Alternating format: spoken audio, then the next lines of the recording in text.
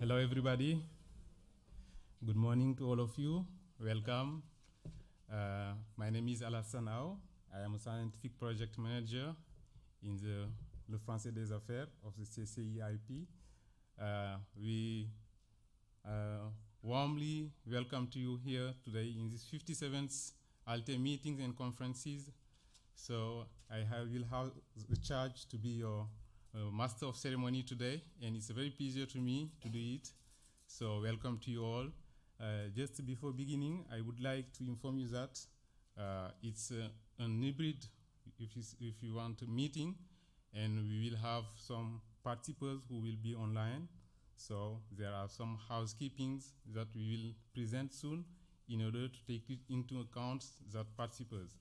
So without losing time, I'm going to present you. As you know, the theme of this meeting and conferences is la place de l'humain dans l'évaluation en langue de demain. In English, the future place of humans in language assessment. So shortly, we will have a presentation of the agenda of this theme. But first, I would like to come back to the housekeeping in order to make the meeting be in good conditions. Yes, as I said soon, I am Alassane Ao and I am in the CCIP. So for the housekeepings, first, we ask you all to respect the schedule. As you know, if we don't respect it, we will maybe have a lack of time. And then we want also to take into account those who are in remote attendees, and we just want you, for example, to respect the schedules. In case of fire alarm, know that there is no simulation here today, so we just have to take the exit, the emergency exit, which is at the top of the stairs on your left and on your right, and down the stairs too, you have an exit emergency in case of an alarm, in case of the alarm goes off. For the toilets, we just have toilets in front of the auditorium, but also up the stairs in the hall, we have other toilets. You have some posters which indicate you where are the toilets, so it may not be problems to recognize them. For the Wi-Fi, if you connect on the Wi-Fi of the CCIP, it's, I think, the private Wi-Fi. Just an observation about it. If you connect on the Wi-Fi, it may happen that after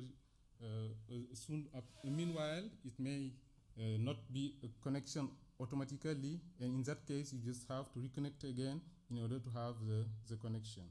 So it's an observation that we had yesterday, so I want to tell you today in order to be careful about that. For the badges, all the attendees have badges. The ALTE participants, they have white badges, as you can see it. But also, we just ask you to keep the badges because in the building we have other occupants of the buildings. We have, I think, 7 or 8 stairs, floors. So in order to recognize that we are here for the ALTE meeting and conferences, we ask you to keep your badges.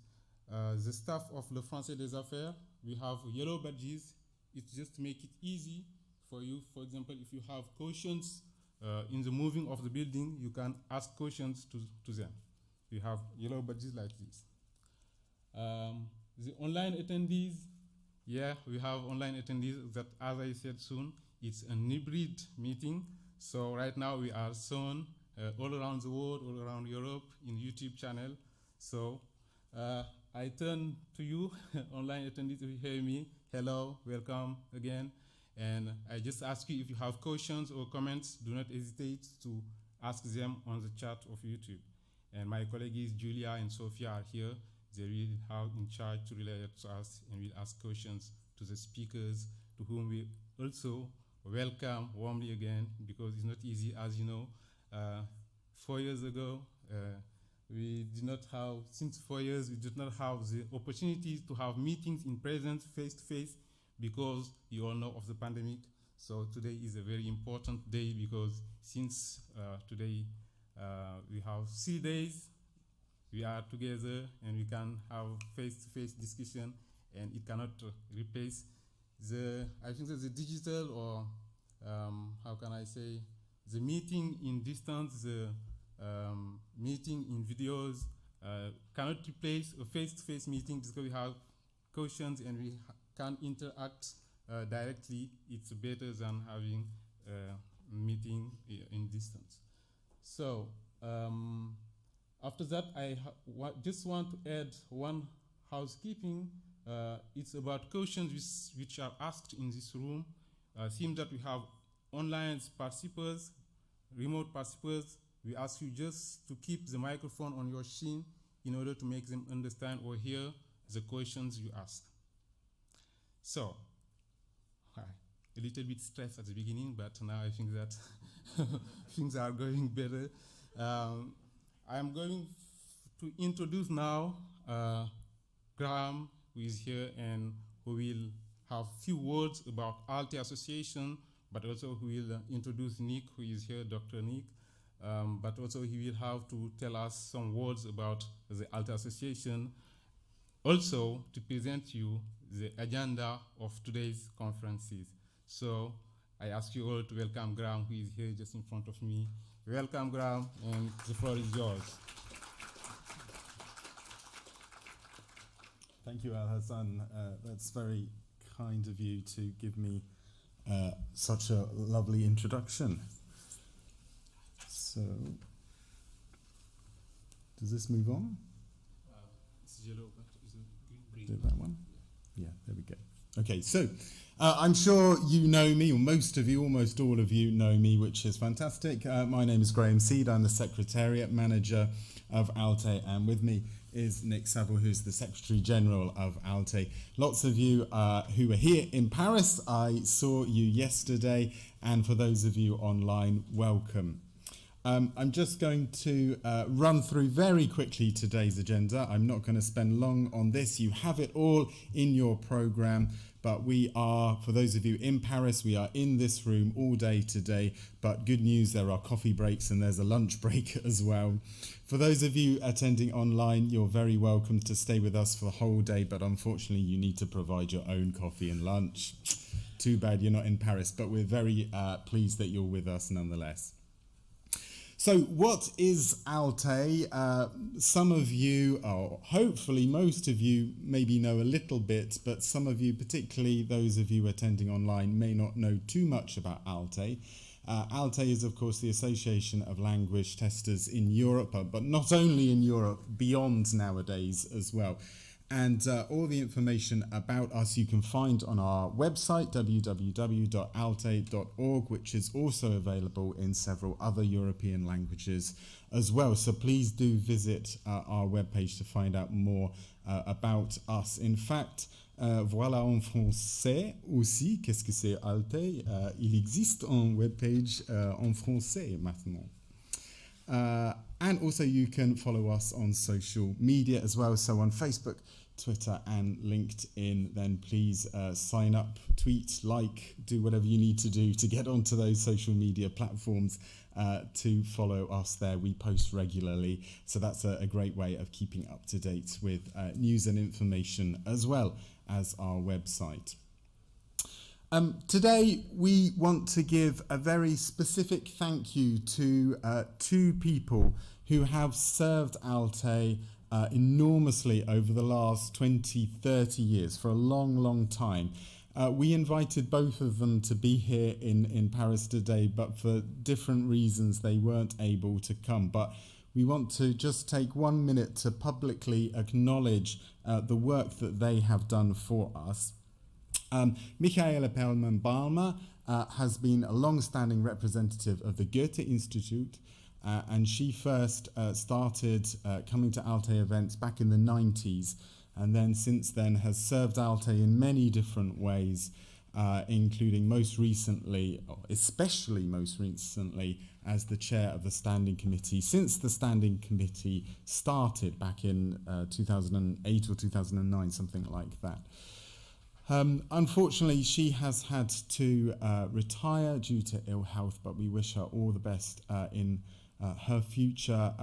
ALTE, the trustees of ALTE have got her a little gift and a little card, and we have privately given that to her via her colleague Stephanie Dengler, who is here from Goethe Institute today. yes, who's here somewhere. There she is, over there.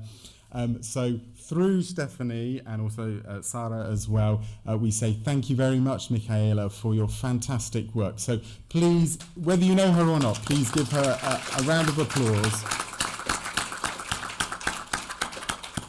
to say thank you for her fantastic work. And we will miss being with her in these conferences, but we will stay in touch with her, of course.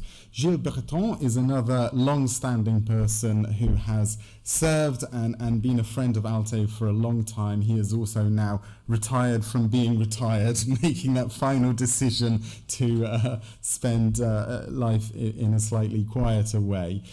He is on holiday with his family, and he actually was wondering whether to cut his holiday short to come back for the ALTE conference, which was very kind of him. But I did say, I think, you know, being on holiday with your family is probably a little bit more important. So hopefully that's okay. Anyway, we also want to acknowledge his contribution over the last, I don't know, however many years, 25 years, thank you, Nick, for all his work, and wish him well in his retirement. So again, whether you know him or not, please thank him for his work. Fantastic. Okay, Nick, if you can just say a quick hello and any quick reflections on the theme, and then we'll get going. Well, hello everybody. Welcome. Nice to see so many people I know and to meet a few new ones this time. This theme is very close to my heart, and we've kind of turned it round, and everyone's talking about technology these days.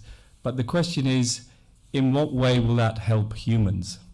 So it's not just a question of finding out about technology, but also designing our systems for learning languages and for assessing languages, which can take best advantage of that. So we've set up the theme to investigate this and to continue a conversation. So I'm looking forward to hearing the talks and to talking to people about that.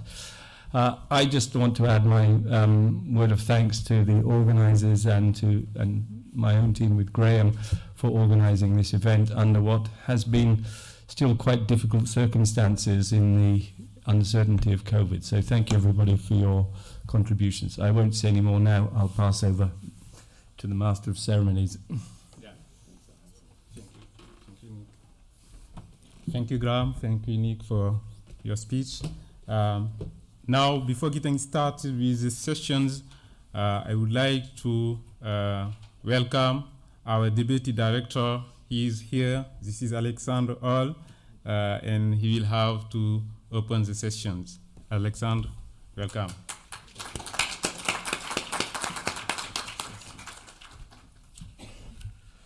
Hello, everybody. How are you feeling? Great. So welcome to the Chamber of Commerce and Industry of Paris. It's a very great pleasure for us to welcome you here today. It's a very great pleasure because it's the first time in 3 years that we can bring together so many people at the same place and online, of course. And it's a pleasure because we are a full member of ALTE Association since 2010, and the very first time we can host that conference. So welcome to all of you.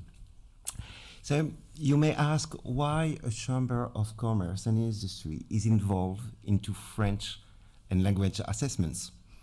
Maybe it sounds strange, doesn't it? So our Chamber of Commerce has some specificities. Of course, we are a public organization, and as most of the Chamber of Commerce in France and all over the world, our mission is to support business managers to each step of our projects. We are supporting some expert information to them, but we are also other missions, other activities. We are representing and defending the interest of the business community, of the economy, to various public authorities. In our region, we are representing more than 800,000 French companies. We are also promoting the Paris region, the attractiveness of the Paris region, managing 10 exhibition and convention centers. When Mr. and Mrs. COVID and all their babies are sleeping, we can organize over 1,000 events a year and welcome over 11 million of visitors in Paris and the region. And our main specificities, we are very involved into education. In the Chamber of Commerce and Industry of Paris, we are leading 15 schools. So you've got some business schools, 3 of the most famous business schools in France. You've got HEC, ESCP business schools, ESSEC. We are managing some engineering schools and specialist schools, like schools of gastronomy, design, movie animation, with a national and international reputation. We are training each year 39,000 students, and 33% of that students are coming from abroad, are international students. So, okay, you see, we have developed an expertise in education and assessments for students. Why French language? The Chamber of Commerce and Industry of Paris created our direction, my direction, the International Attractiveness Direction of the Chamber of Commerce in 1958. So, shortly after the signing of the Treaty of Rome. Maybe it's a coincidence, maybe not. Because in the Chamber of Commerce, we have always been convinced that plurilingualism, speaking more than one language, and speaking French language, or doing part of his studies in France, can be a lever to the companies to improve their performance, and for the individuals could be an asset for students and professionals. Speaking French, for us, is giving access to French-speaking clientele, enables new markets to be developed, and leads to a greater number of exchanges and partnerships. In our direction, we have 2 departments. The first one is Join a School in France.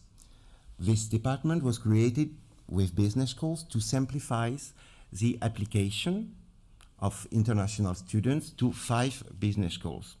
So we allow international students to apply with only one application for 5 business schools. Each year, we are organizing session information, and we are helping these international students and organizing all over the world interviews with the French Education French network, like Campus France, French embassies, Alliance Française, French Institute, Chamber of Commerce. And we support the 15 schools of commerce of the school of our Chamber of Commerce, of our education group in their international development. Now, the other department, Le Français des Affaires, French for Business. So, our main mission is to promote French in the economic area all over the world. And for that, we are offering, designing, distributing, developing, marking high-stakes exams and tests, French exams and French tests. We are providing tools to prepare to these exams and tests. We are training teachers for the CEFR levels and to be able to assess oral expression and writing expression tests.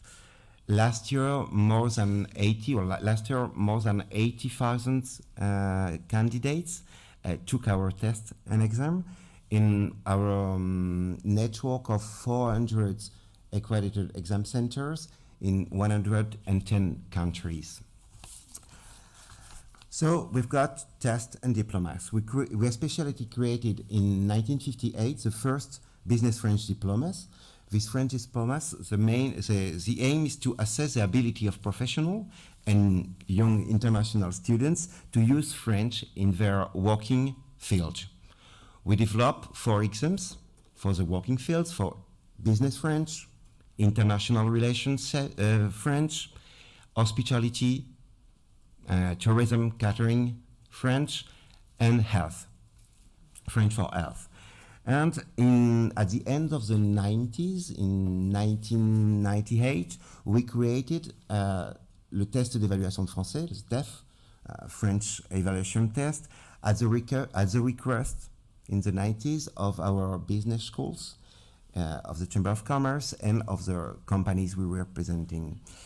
In 2002, the Canadian authorities started to use the test for the entry to their territory.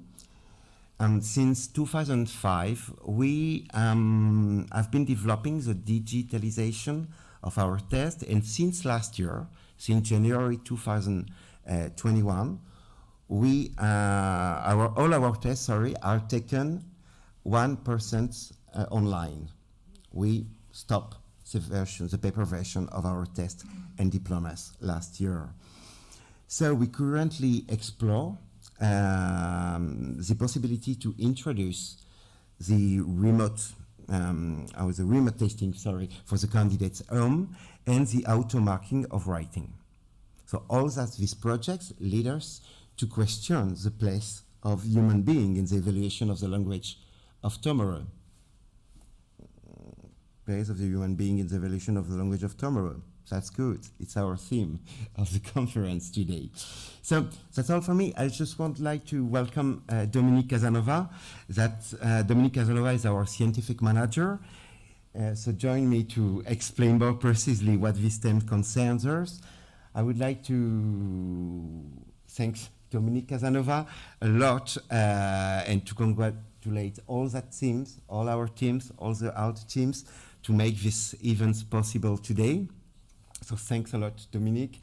I wish you an excellent day. So we are not people who are afraid of change. We are early adopters of digital technology. But I think that today we may have reached a tipping point. The projects we are working on raise new ethical questions that we'll share with you in my next presentation.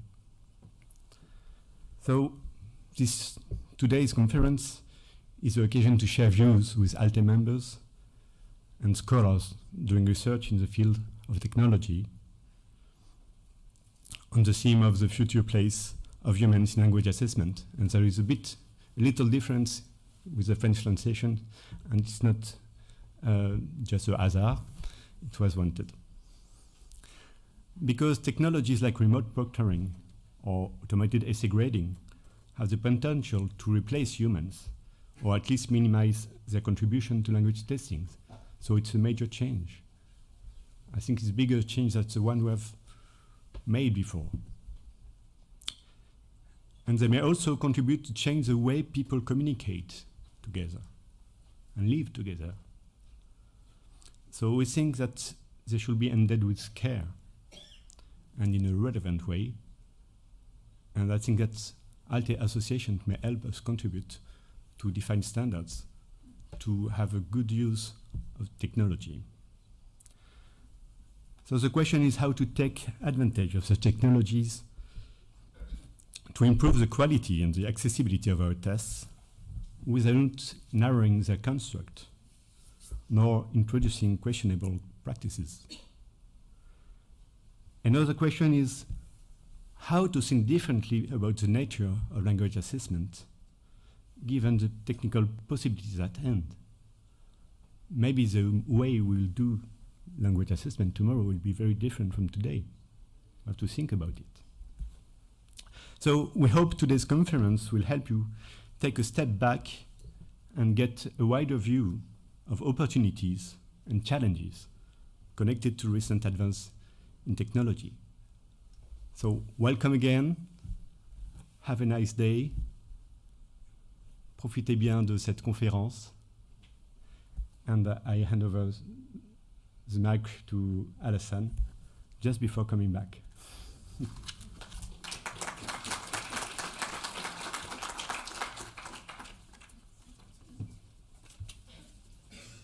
Yeah, thank you, Dominique, for your speech too. It's very interesting, and as you know, it's on the flooring. It's a projection of the theme today, the future of humans in the assessment of language. So, as Dominique said, we now are going to open sessions, and we will start opening sessions with him too. So he will not have enough time to take a rest. So I'm going to introduce Dominique. As he said soon, he is the head of the development of scientific development of the Français des Affaires, which is a part of education division in the CCIP, and he is also he joined the Français des Affaires since 2005 to coordinate, how can I say, the electronic format of the test d'évaluation of Français.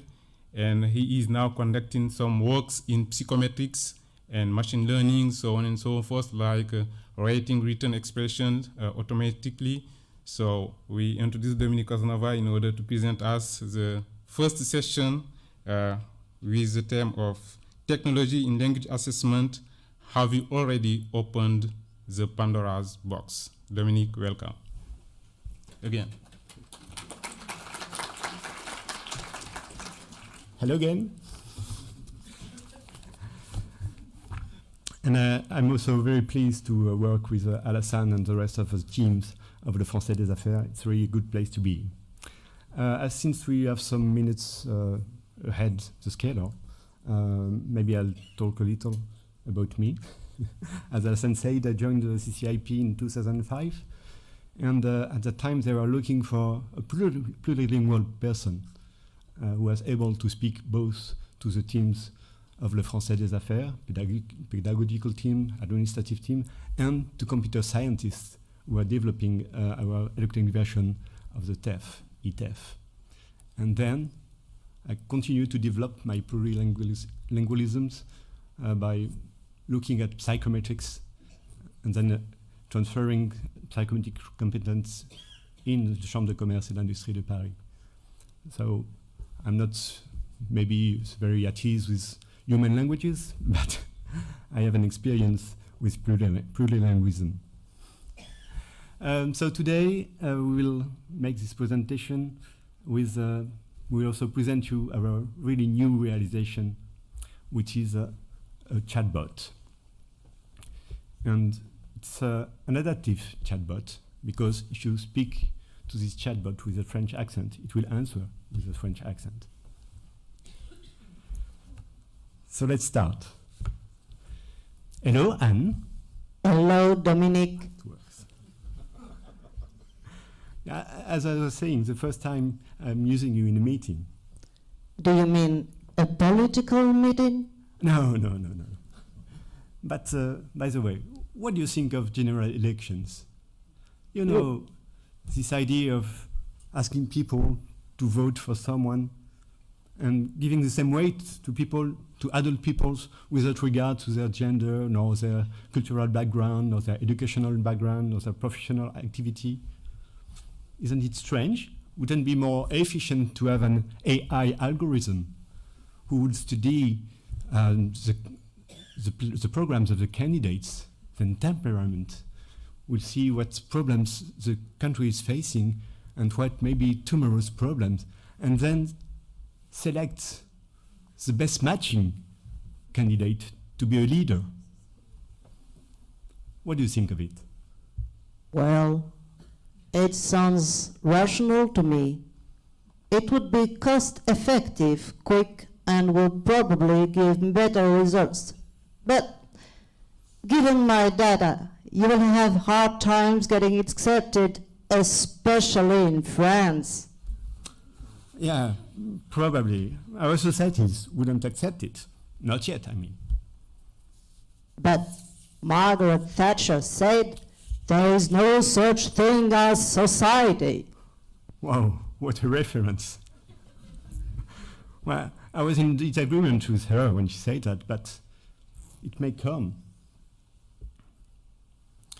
In fact, with the virtualization of our activities, social media, teleworking, video conferencing, I feel we are more and more isolated, and we are loosening the links between humans. So it may have impact on our societies, and they may evolve towards something different. And is it what you want to talk about? Yes, but at the level of language assessment. You know, technology also impacts the way we communicate and the way we do testing. And sometimes I fear that we have already opened the Pandora's box. I don't understand. What is the link between the use of technology and Pandora's box? Oh, it's an image. We call it a metaphor. In fact, I'm afraid that for the sake of efficiency, we introduce technical advances in language testing which may result in unwanted effects, like Pandora, who released curses on the mankind when opening a box. Oh, I see. But what kind of issues might be raised by the use of technology? Well, I think it may contribute to this isolation of people and the reduction of our social experiences. You know, traditional ways of delivering exams are social experience. The candidate needs to contact the test center, to book for a seat, then he goes to take his test in the test center. There is a proctor he can speak with. There are also people in the test center who can answer his questions. He probably has an interlocutor for the speaking part of the test. So it's a social experience, both in the target language but also in the mother tongue of the candidate. So traditional ways of delivering exams are social experiences. But now technology gives us the opportunity to provide a very efficient, timely testing service, where the candidate has no human in front of him. He can stay at his home, go on the website to get informed about the test, register for the test, take the test proctored by an AI system, and having a speaking test but just speaking to his computer, and can be automatically rated, and he can get his result in the same day. So it's very efficient. What do you think of it? It seems great, doesn't it? What about the social experience? Everything from home, avoid social interactions. Don't we like us, humans, as we are? What society will result from this tendency? Look at this conference. All of ALTE members decided to come to Paris to follow this conference. Why? Probably because they think that they will have a richer experience coming to Paris, meeting each other, discussing, not only looking at presentation, but also discussing during coffee breaks, exchange ideas, have following questions. It's definitely not the same thing.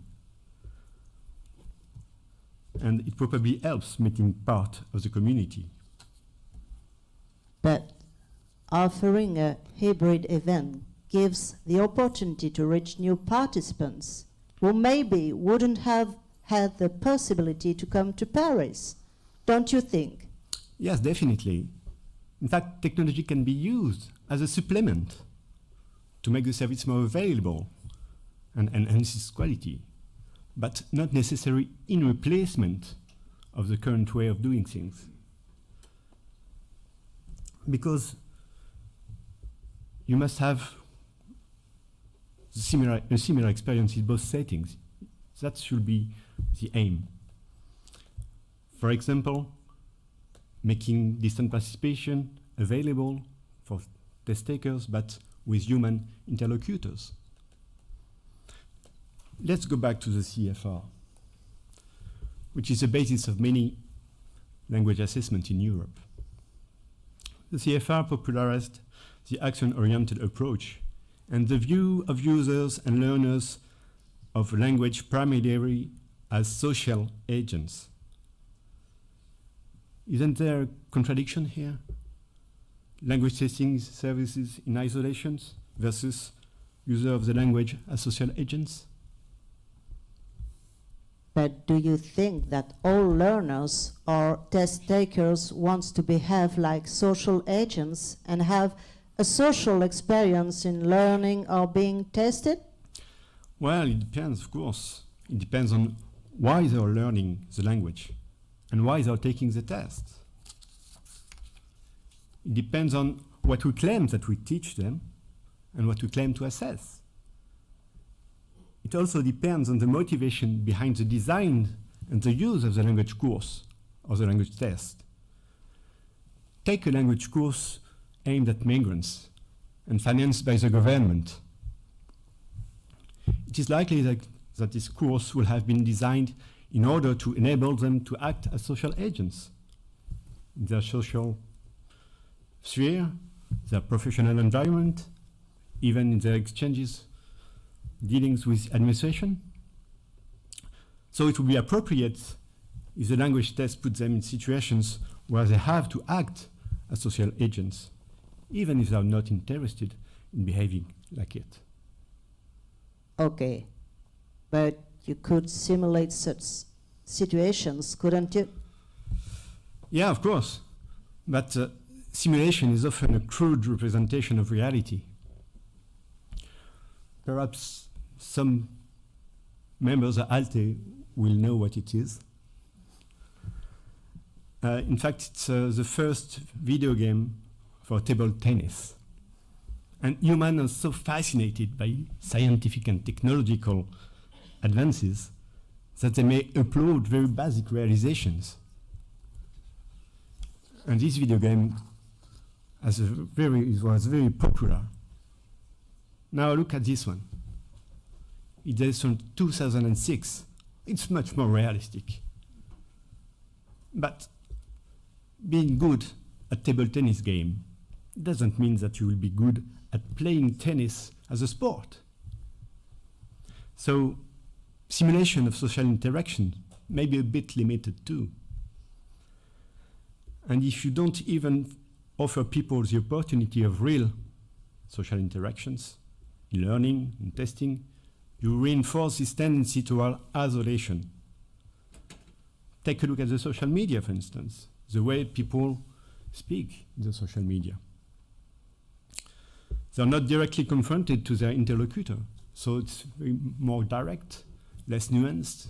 They don't see the impact of what they say on the interlocutor, so they don't negotiate the meaning of what they say. They don't phrase differently in order not to offend the interlocutor, for instance, or to give additional arguments about what they're saying.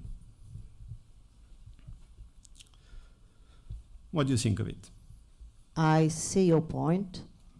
So I imagine that you campaign for interactional situations in language testing?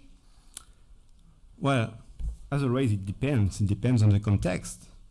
It depends on what you claim you are assessing and on the use that is made of the results of your test. So you should be very clear towards stakeholders. And there should be coherence between what your test is aimed to assess, what it does assess, and how the results are extrapolated and used by external organizations. But generally speaking, yes, I think oral interaction is an important language activity at the heart of communication between humans, because it's a direct and efficient way to socialize. In everyday life, you generally don't ask someone, are you proficient in English? No, usually you rather say, do you speak English? Parlez-vous français? Parlez italiano? Hablas español? Speak du Deutsch? That's right. And according to the companion volume, both the CEFR descriptive scheme and action-oriented approach put the co-construction of meaning through interaction at the center of the learning and teaching process.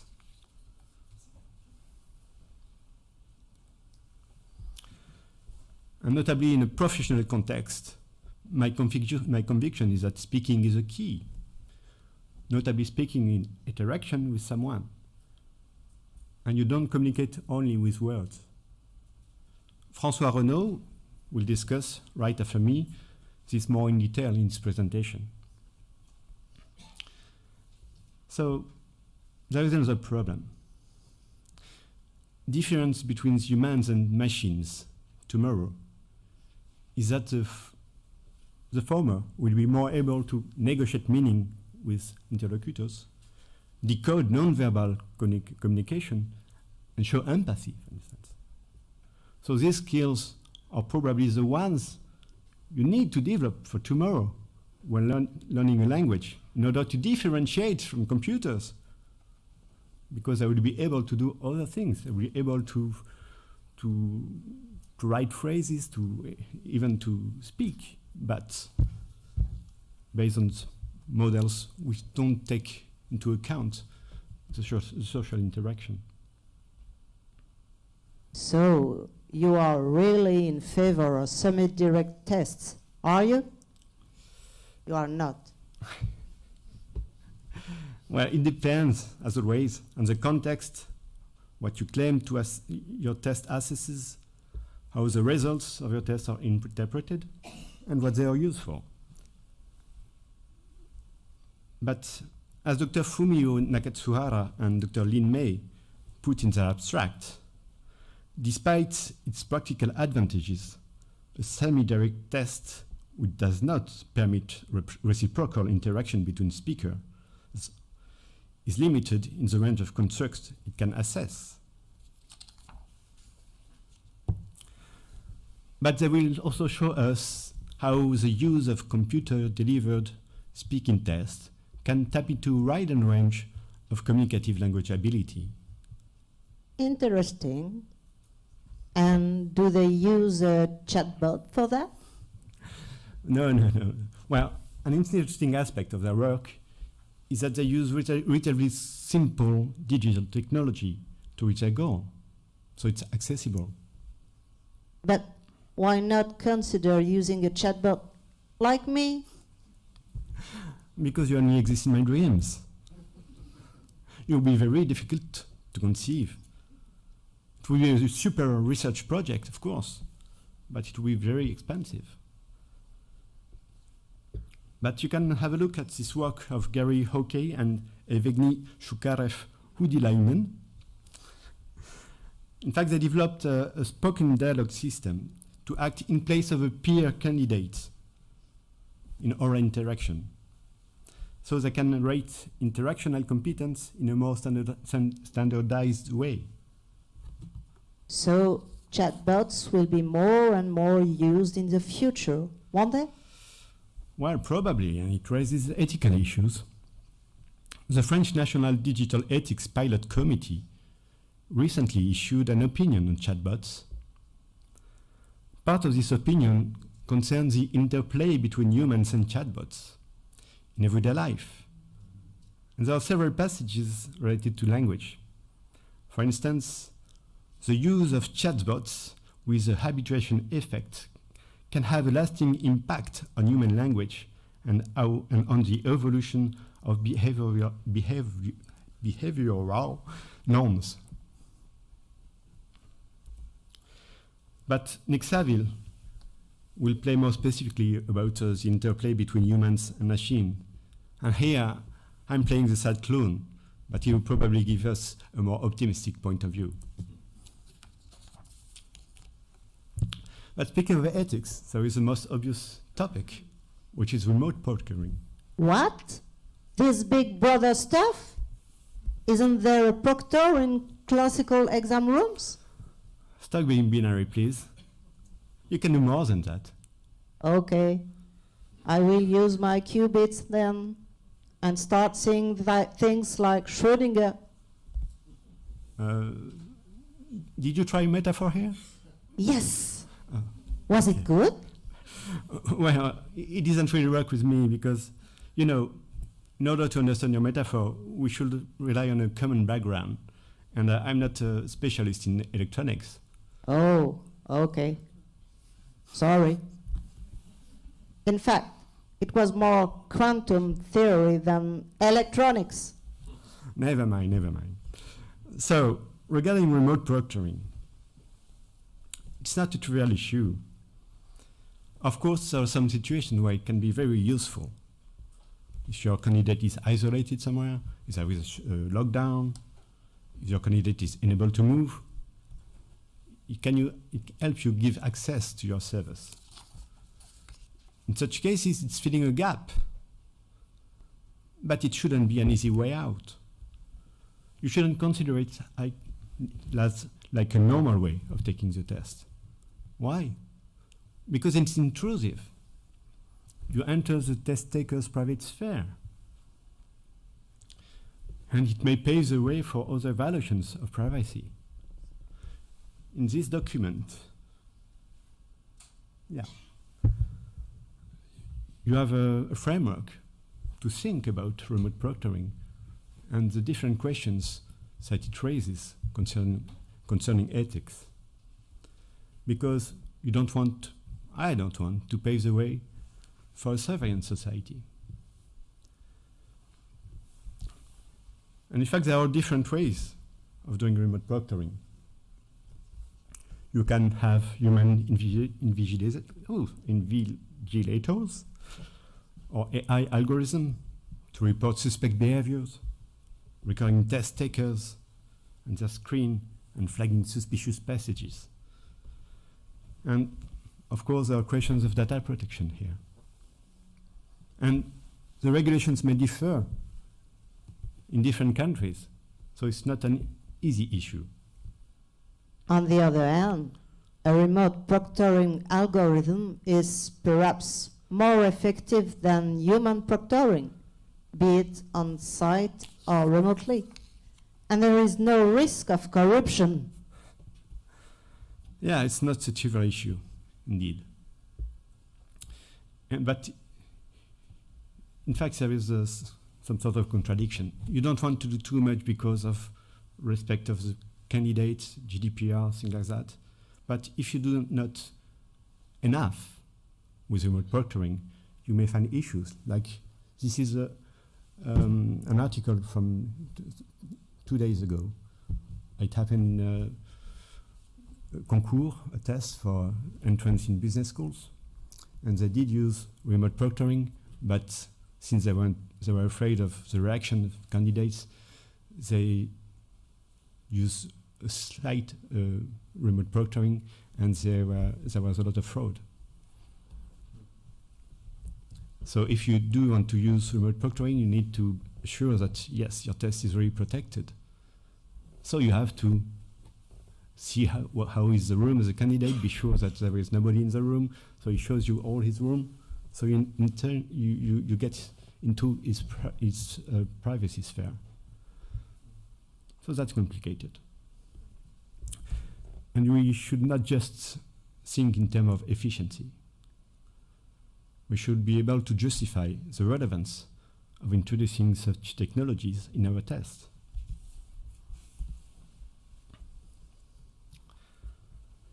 What do you think of it? If I get you well, it's not your technology that is the problem, but rather the use that can be made of it by humans. Yes, indeed. We should be careful when using such technologies.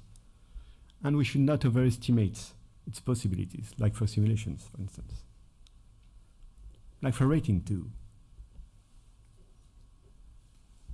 Do you know Marcel Corey? It's a French linguist who worked in the domain of natural language processing. And in his last book, he writes, "Computers do not understand anything about our languages, which does not prevent them from rendering us services, from helping us in the accomplishment of various and varied tasks relating to our language productions." So, how computers could assess the content of an essay if they don't understand what is written, the meaning of what is written? Here are two interesting publications from Education Testing Service. I quote one of the two. The fact that machine cannot really understand a written document, does not read as a human would read, and cannot interpret its meaning, implies that we cannot envisage the replacement of the human by the machine, whose score cannot be interpreted in the same way, since the computer does not have access to the meaning unlike the human evaluator. But automatic essay scoring has been a very dynamic field since the last decade. Yes, indeed, and can play a part in the rating. But it would be unwise to delegate the full responsibility of the scoring to it. It it can be used to collect relevant data, but it will miss some aspects of the writing that humans will consider important and value it. So probably you should combine both. And the responsibility of the decision should stay at the human level, having in mind that it has an impact on the candidate and the society. Like for killer drones? Oh, yes, what an analogy.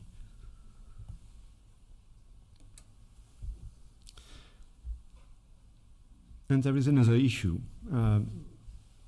When you made, some years ago, not so far, automated essay scoring models, it was uncrafted models. You knew what features you took into account, what you were looking for as an information for scoring. But now you have neural networks and transformers, and it becomes more and more obscure, even to linguists. It's very technical. But Thomas François, who will make a presentation after lunch, entitled Automated Essay Scoring, Where Do You Stand and Where Are We Going, may mitigate my point of view. But humans have long proved to vary in their ratings, haven't they? Yes, indeed. And this is the reason why we cannot ignore the support of technology. But we should not only rely on technology to take decisions. Or if we decide to rate only what the machines can rate, we should be very explicit and tell it clearly claim that, and describe what they rate, if we are able to describe it, so the results can be used properly.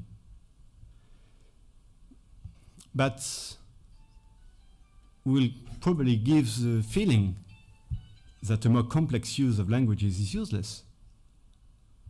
That what matters in language learning is what can be understood or evaluated by the computers. Is it wishable?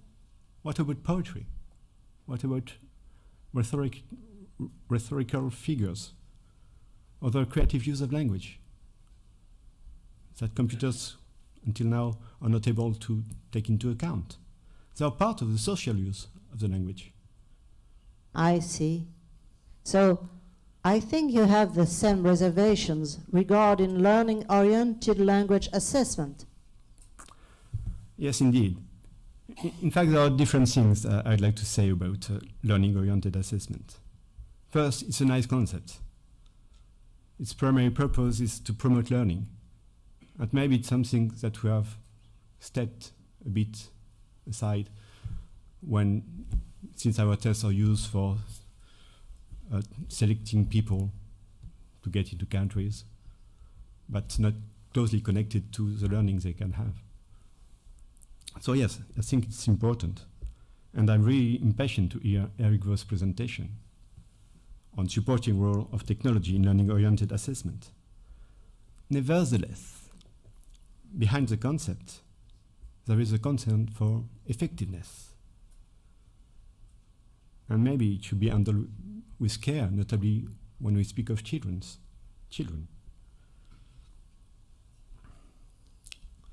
I'm okay to use computers for supporting collaborative and independent tasks and enhancing learner engagement. But maybe more cautious regarding provided and appropriate timely feedback. It depends on what feedback we talk of, the type of feedback. But if it's a judgmental one, it implies an effective reaction of the children. So should we delegate this responsibility to a computer? And learning is also exploration and socialization. We shouldn't prevent learners from stepping aside from time to time and make choices based on social or emotional motivations, not only logical reasons.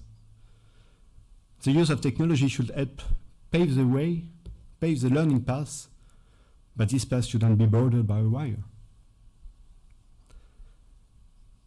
And personalization of learning paths mustn't lead to isolation of the learner, we should keep language learning social.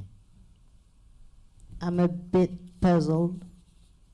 You look reluctant to use new technological possibilities in language testing, but you admit that they may help. So, what is your stand? Well, technology proved to be useful during COVID, for instance, but the COVID crisis should not be the pretext for massive and unreasoned use of technology. We should take advantage of it, of course, but also weigh the immediate and long-term consequences of its use. It probably should be used as a supplement, not necessarily in replacement of our current systems. In fact, I advocate for a critical use of these possibilities, with a reflection on the impacts they may have on society. And not replacing humans by machines, by combining their strengths to offer a better service. Hand in hand, united for better and for worse. Well, for better, I hope. But it was a nice metaphor. Congratulations. I learn quickly, don't I? Yeah, and sometimes it scares me. Anne de Creton.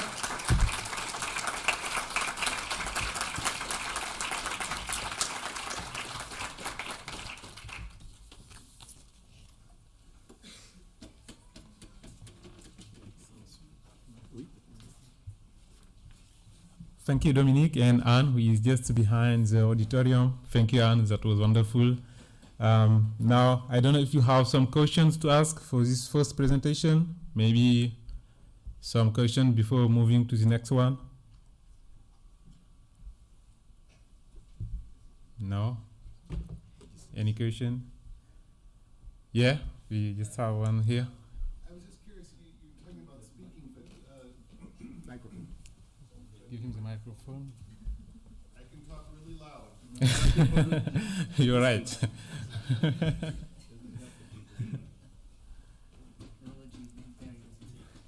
Hi. Does it work? Yeah. Okay, good.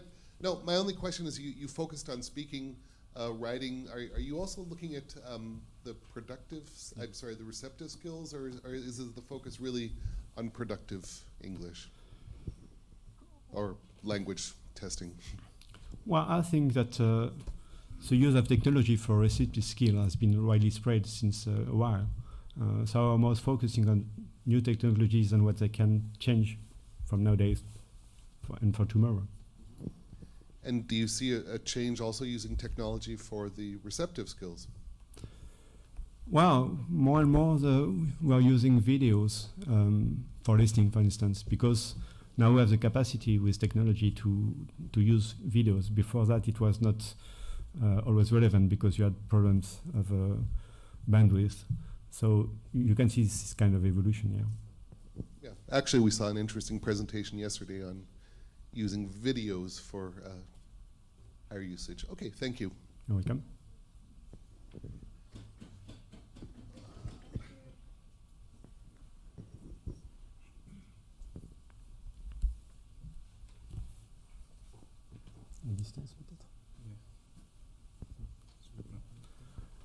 For people who are at distance, don't forget that you can put questions in the chat of YouTube.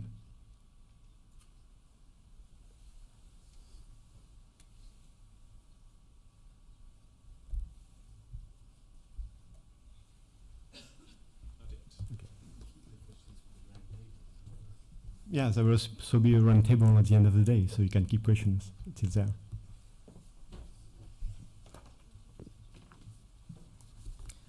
Yeah, thank you for your question. Now we are moving to another colleague who is Mr. François Renaud, who is an education manager in the FDA. By FDA, I hear Le Français des Affaires. It's a contraction of the name. So François Renaud is, as I said soon, an education manager. He is also someone who coordinates the diploma in the FDA. So I let the speech to François Renaud to present us his speech, which is involving in the assessing speaking in a vocational communication. François Renaud, the floor is yours.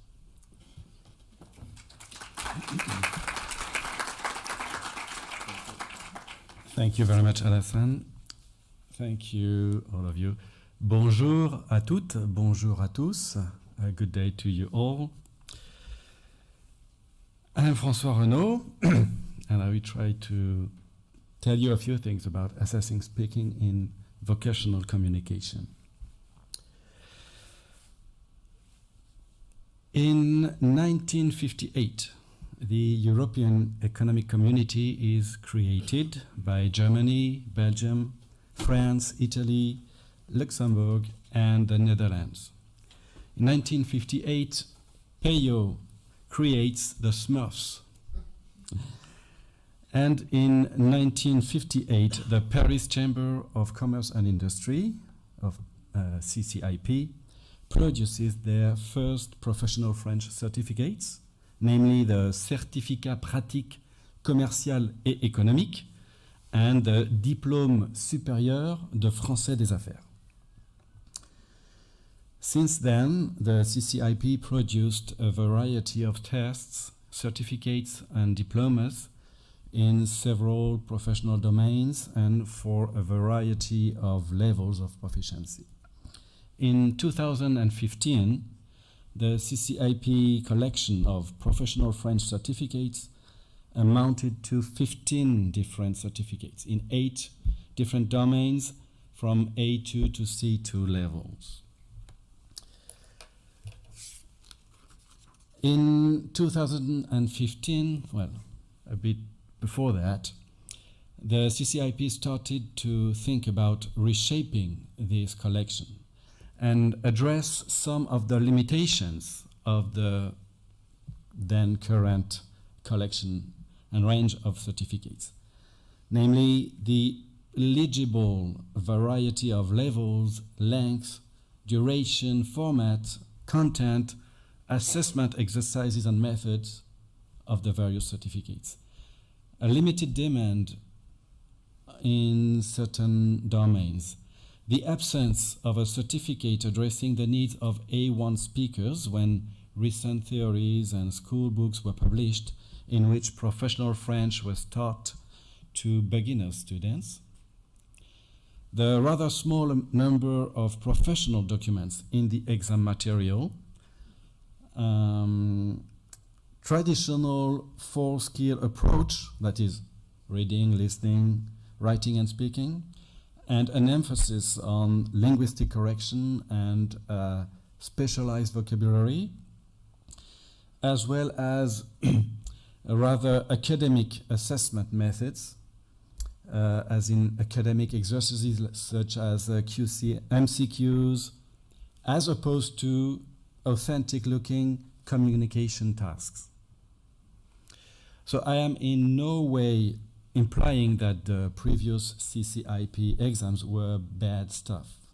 Not in any way. As a matter of fact, all the characteristics of the reshaped exams were already present to an extent in one or the other former exam.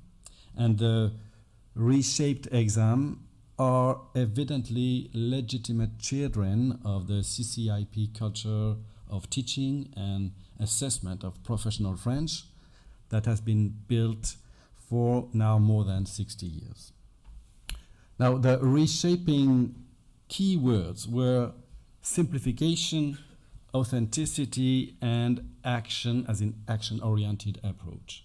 Simplification of test administration via a computer-assisted test, entirely produced and assessed by the CCIP, as well as harmonization of the exam structure, format, and duration throughout domains and levels.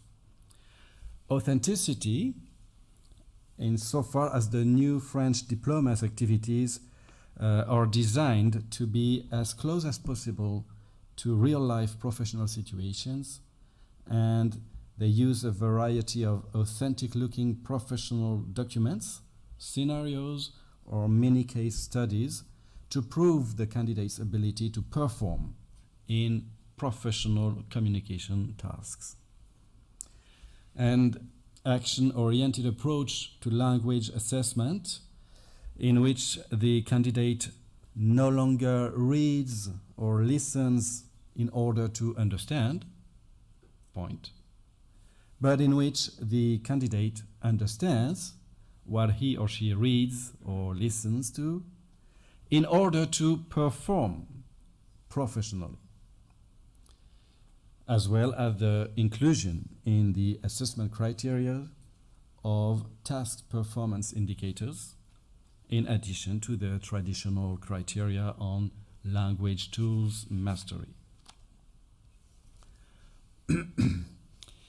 The steps of the reshaping process started in 2010, 11, and mostly 2014 and 15. The CCRP started with a preparation phase that included data collecting, field collecting, analyzing and editing of various référentiels de compétences langagières in various domains such as business, tourism, health, etc.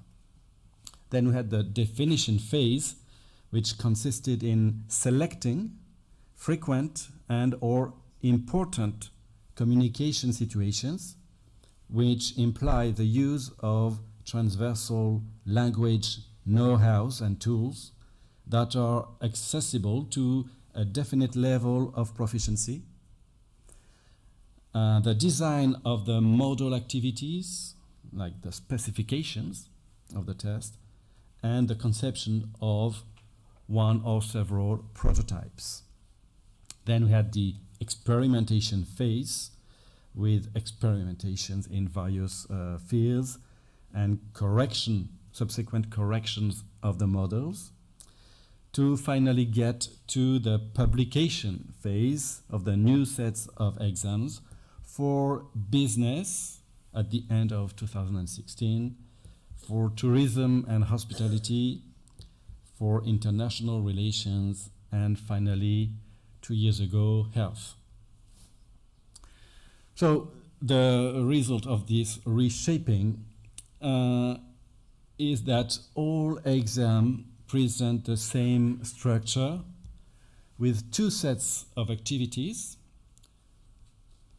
One set that is called understanding and processing information. That's a computer-assisted test in which the candidates will process written information, will process oral information, and will interact in writing. And the second set of activities is called interacting orally, interagir à l'oral, with two role-play activities.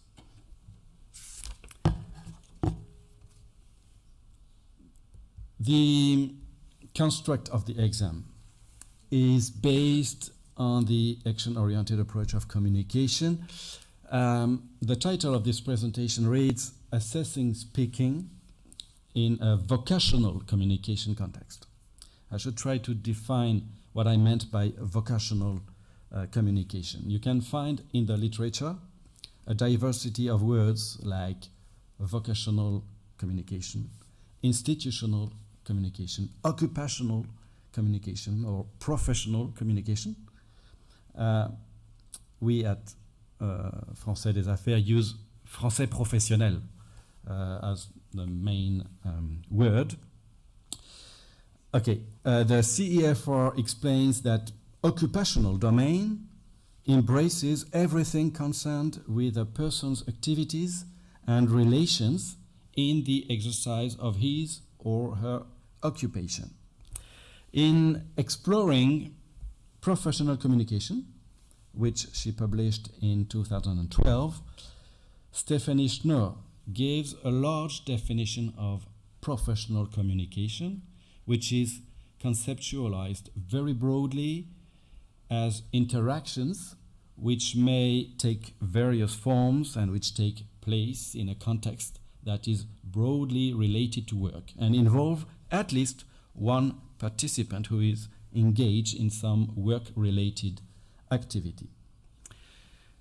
She also very interestingly refers to the transactional and relational aspects of professional communication, where transactional aspects in an encounter refer to those behaviors that more or less explicitly aim at getting things done and achieving outcomes, while relationally oriented aspects describe behaviors that aim at enhancing interpersonal relationships and creating a positive working atmosphere. That's what she says.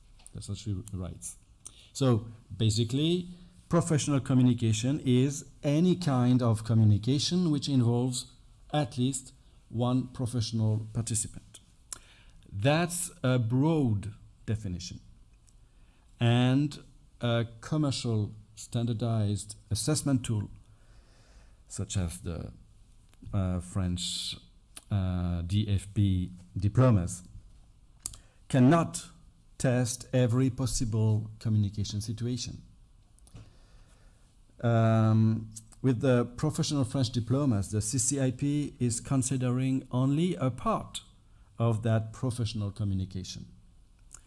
As I said before, each DFP exam offers a selected number of usual, frequent, transversal, that is to say somewhat archetypical professional communication situations, with a strong focus on transactional aspects. That is to say, a focus on the communication task that is to be achieved in this situation. To paraphrase the CEFR in its chapter 2.1.5, Task, Strategies and Texts, by communication task, we mean the part of a professional task which involves language activities and make demands upon the individual's communicative competency. The relational aspects that aim at enhancing interpersonal relationships and creating a positive working atmosphere, that is small talk and chit-chat, they are not considered as such in the CCIP's diplomas, as they can be likened to a conversational use of everyday language with topics such as family, hobbies, culture, etc. That is the subject of general French learning and assessing rather than professional French. Professional language is always short of time, so we have to concentrate on what is typically professional, I would say. But of course, relational aspects are an important dimension of professional communication tasks, because they must be taken into account to achieve the transactional aim of the interaction.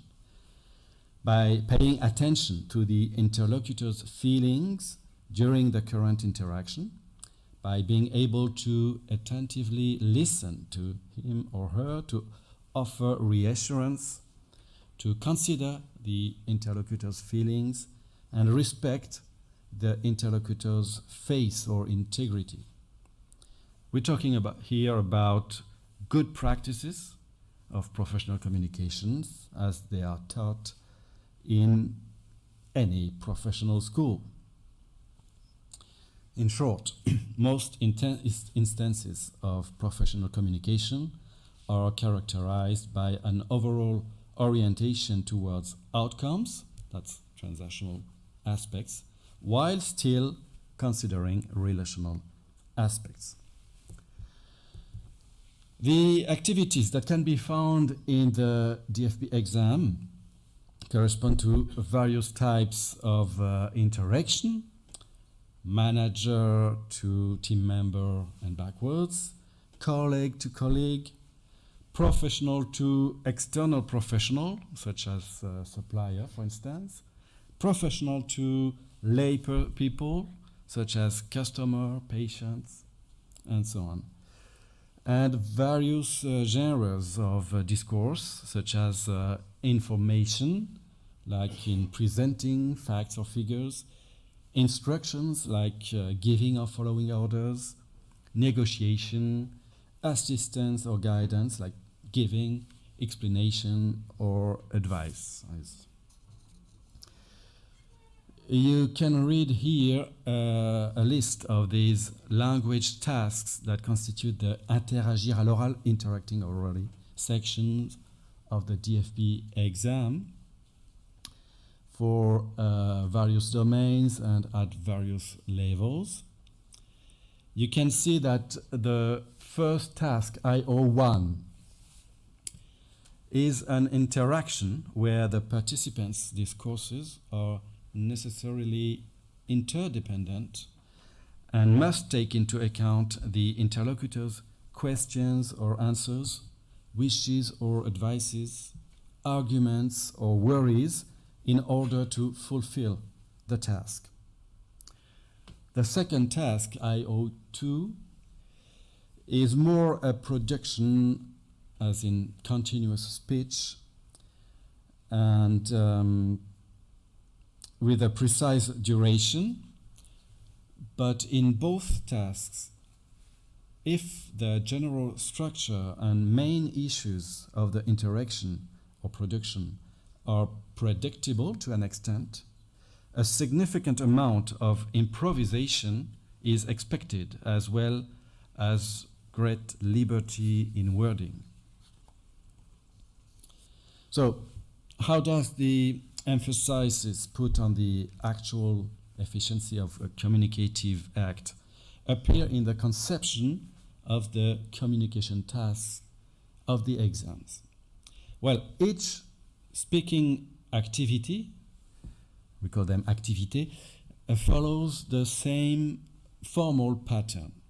You have a situation that is a short presentation of the context of the action, like a theater set, and the attributed role, the assigned role of the candidate.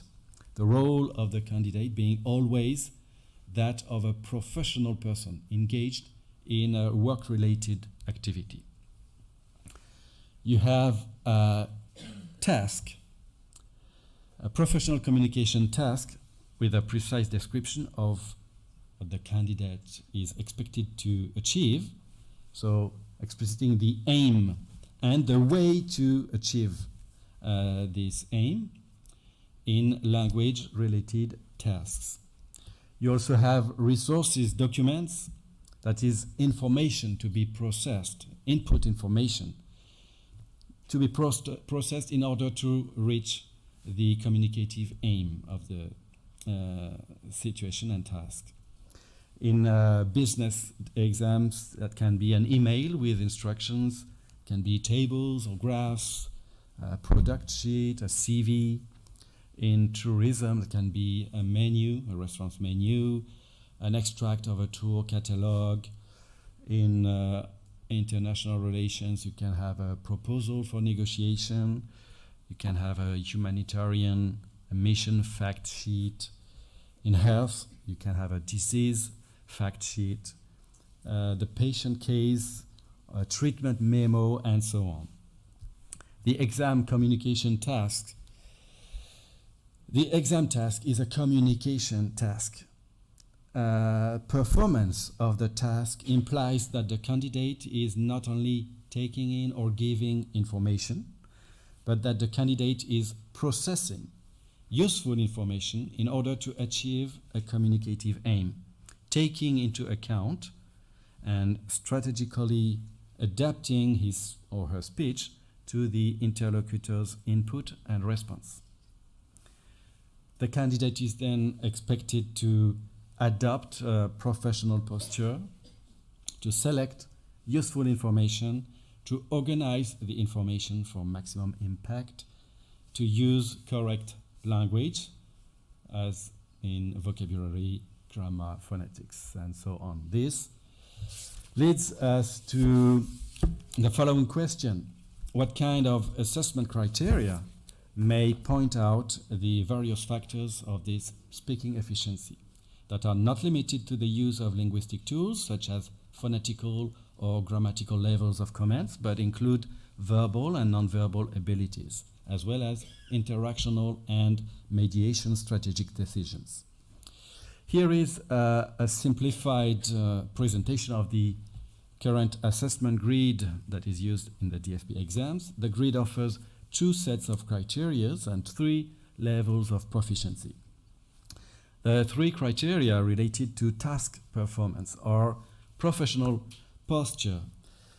Assessment of these criteria is about social linguistic competency, paralinguistic and nonverbal aspects such as body posture, facial expression, eye contact, and so on, verbal markers of social relationship, of politeness, of register, level of formality, all these being markers of the expected attitude in a professional situation. Second criterion is text organization. The assessor will observe the use and the relevance of connectors and cohesive devices, the respect of the interaction schema, that's the pattern of social interaction that is presented in the CEF4 as part of the functional competency, in order to assess the ability to structure and manage discourse in terms of plan, coherence, and cohesions, and in correspondence with a given professional situation. The third criteria is pertinence or relevance and completeness of transmitted information. We're talking about essential information that is mentioned or omitted by the candidate. We're talking about level of detail and accuracy. Assessment of these criteria regards the transmitting of essential information, which is necessary to a sufficient performance of the task, and or additional information which correspond to a complete performance of the task. We're talking only about information that is included in the candidate's document. The second set of criteria correspond to the control of linguistic tools such as lexical, phonological, syntactical knowledge and skills, with range and accuracy of vocabulary, command of specialized terms, approximations, etc., range and accuracy of syntax and grammar and conjugation. Assessment of these skills is made with regard to what can be expected from a speaker of this CEF4 level. Phonological competency is fluency, pronunciation, and this is assessed in view of what can be expected from a speaker of this CEF4 level. Both second and third criteria, text organization and pertinence of information, also include a dimension of mediation strategy, inasmuch as the processing of the input information requires that the speaker has to choose when and how and which information is to be transmitted to the interlocutor in order to achieve its communicative goal with the maximum efficiency and the minimum use of resources. For instance, when during a meeting a commercial manager comments on a table of figures or quantitative data on the company's sale, well, she's not expected to express orally all the data which appear on the table, but rather to summarize the main tendencies, a rise, a drop, a stagnation, to give a few enlightening examples and cite pertinent figures, to spell out data that differ from the general tendency in order to inform participants and allow them to make pertinent commercial or marketing decisions. Another example with a doctor who presents the results of a radiography The doctor will select essential information from the radiologist report, that is, the information which justifies the therapeutic actions that the doctor will prescribe, and rephrase this information in a way that is understandable by the patient, who is a non-specialist, and that is acceptable by the patient, in the meaning that the doctor has to reassure and appease the patient in response to perceived signs of worries, for instance, that may not be verbal. So, what are the various... that's wrong button. What are the various roles and functions of a human interlocutor in this assessment situation? What does the human interlocutor do in the examination room? As we have seen previously, the exam subjects describe a situation and assigns a role and a task to the candidate. On the other hand, the examiner will be in the same time, successively a proctor who welcomes the candidate in the examination room, tells him or her where to sit, puts him or her at ease, checks the candidate's identity, quickly reminds the candidate of the format and duration of each activity, starts and stops the audio recording, signals the start and the end of the activity. The examiner is also an actor who plays his or her assigned role as defined in the examiner's supporting documents with name, job function, position and personal aim in the interaction, with additional information possibly unknown to the candidate, with a loose script of the expected interaction, what we call canevas d'interaction, possible questions and remarks, possible counter-arguments.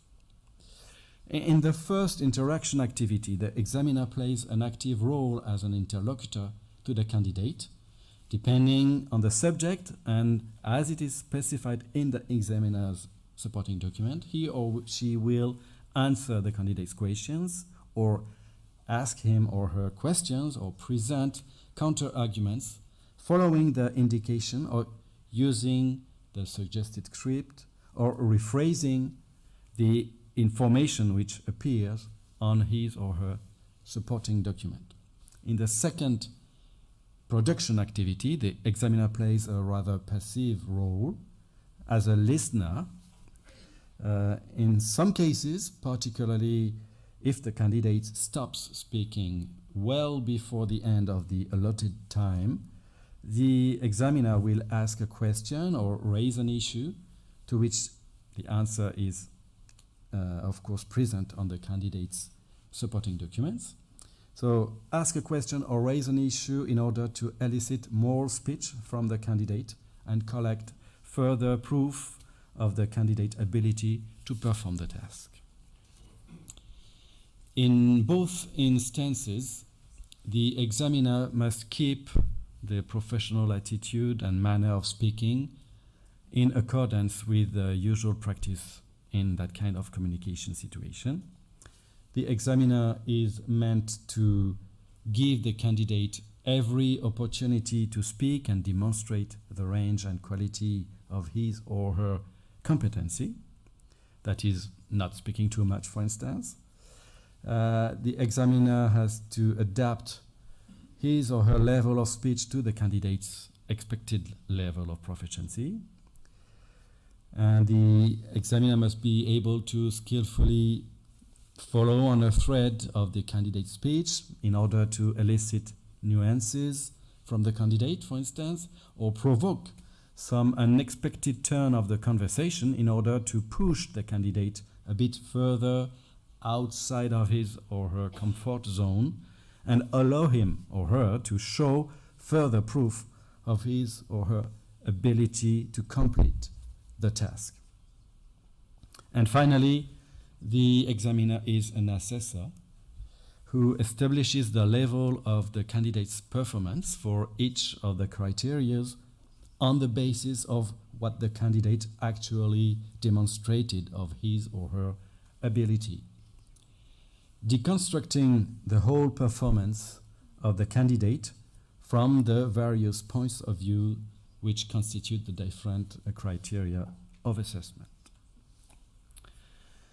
Now, in view of the complex entanglement of verbal, non-verbal, and strategic dimensions that constitute the candidate's performance, in view of the active role of the examiner in eliciting such performance as a co-builder of the candidate's speech, in view of his or her role in the analytic assessment of the candidate's multidimensional ability to perform a given task, in comparison with what a machine can produce in terms of interactive speech or process in terms of assessment, we find that for the time being, the human examiner remains probably the best tool for assessing speaking in a professional communication context. I thank you very much for your attention.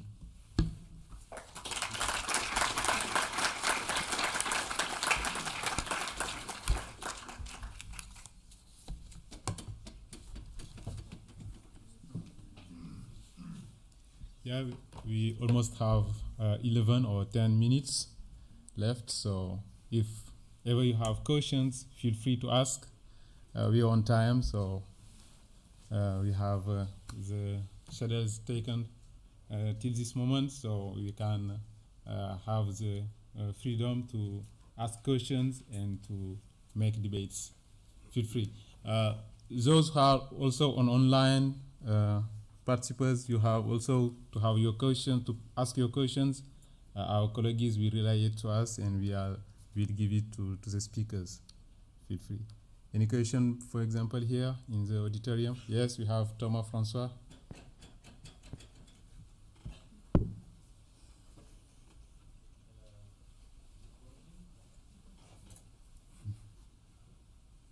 Yeah, it's better. Okay. So thank you very much for the presentation. I have a very specific question, maybe about the evaluation grid. Would you mind just going back, if it's possible?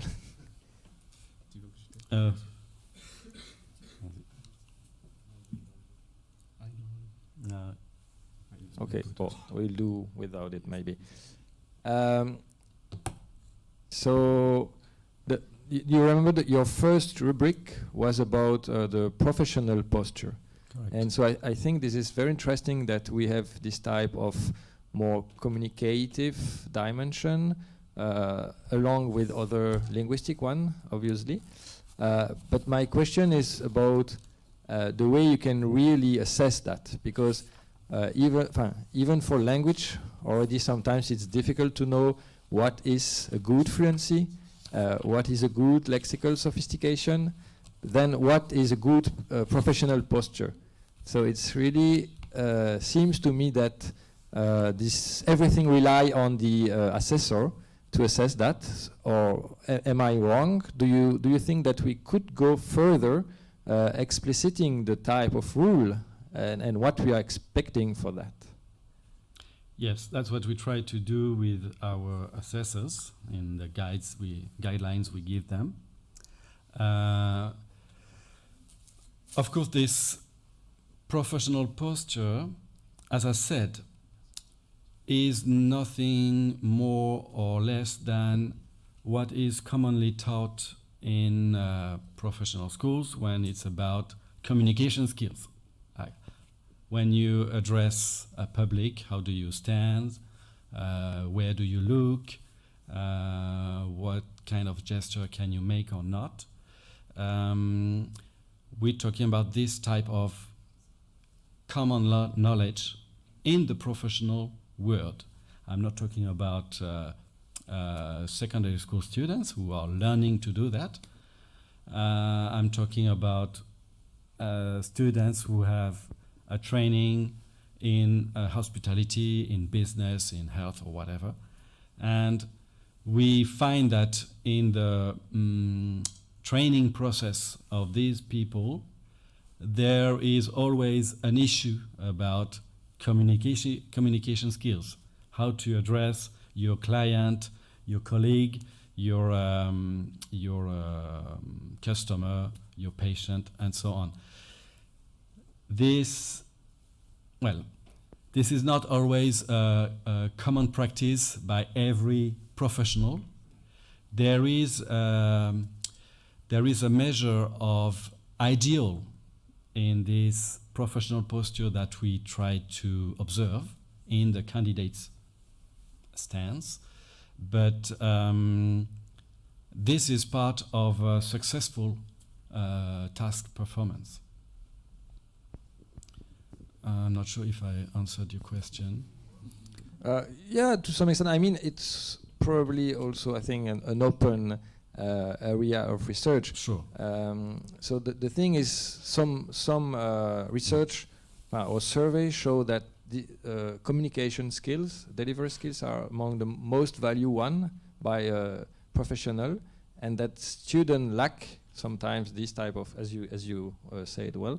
But on the same time, I'm teaching this type of skills to students, and I'm really having the trouble to find good reference about, as you say, what is the good pattern of eyes, what is the good way of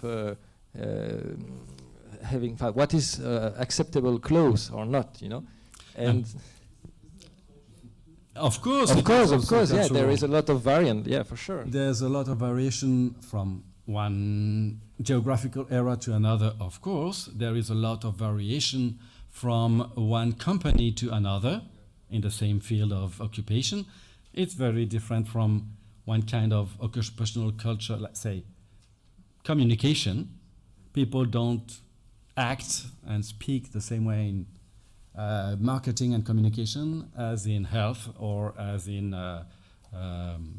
law, for instance. So it's a complex aspect, and it's always moving, of course.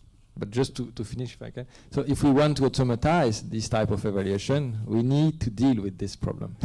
Sure. Okay, thank you very much.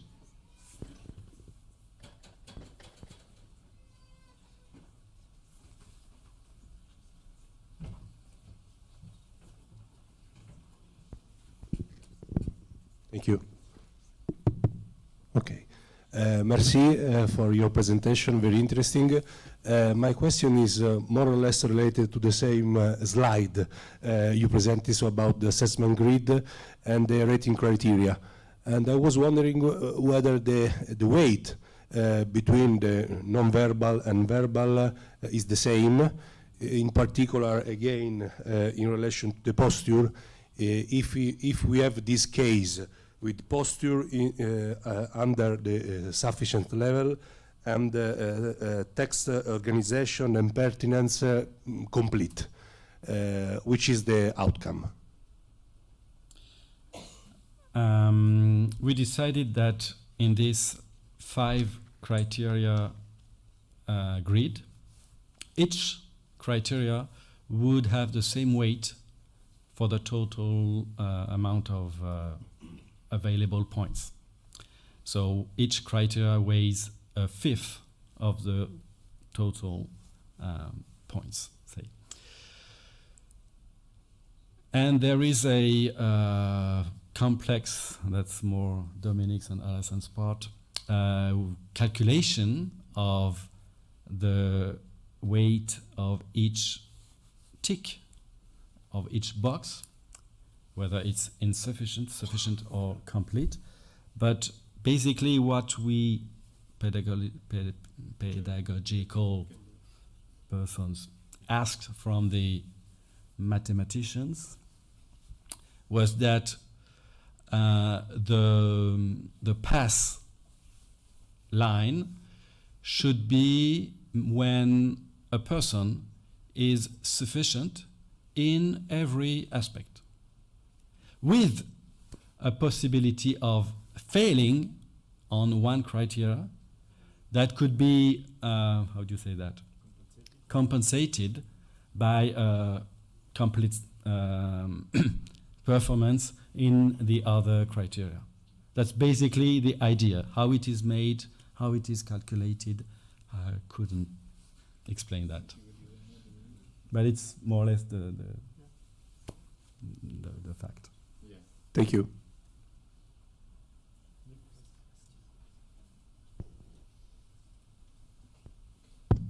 Yeah, we have Nick here for another question.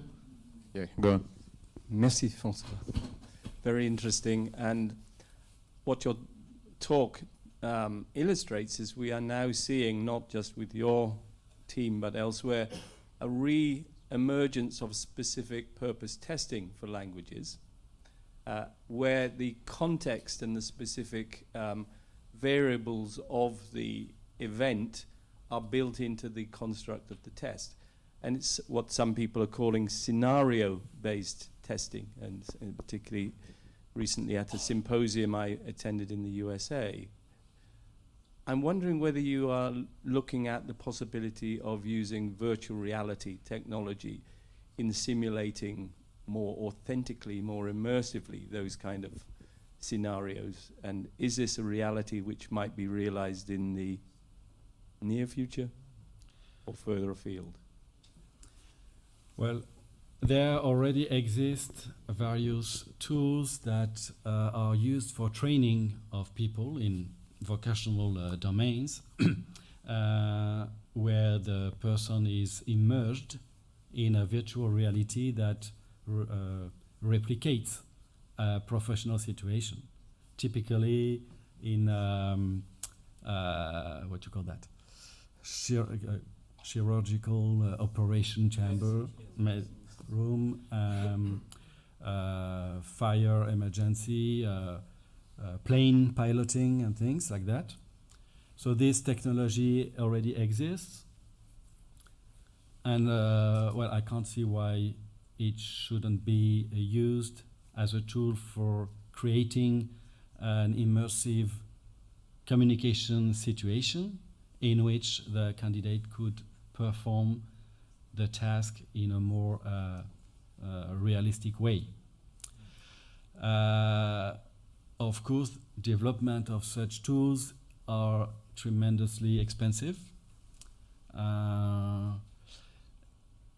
and that's a big obstacle to its use, well, in our DFP for the time being, at least.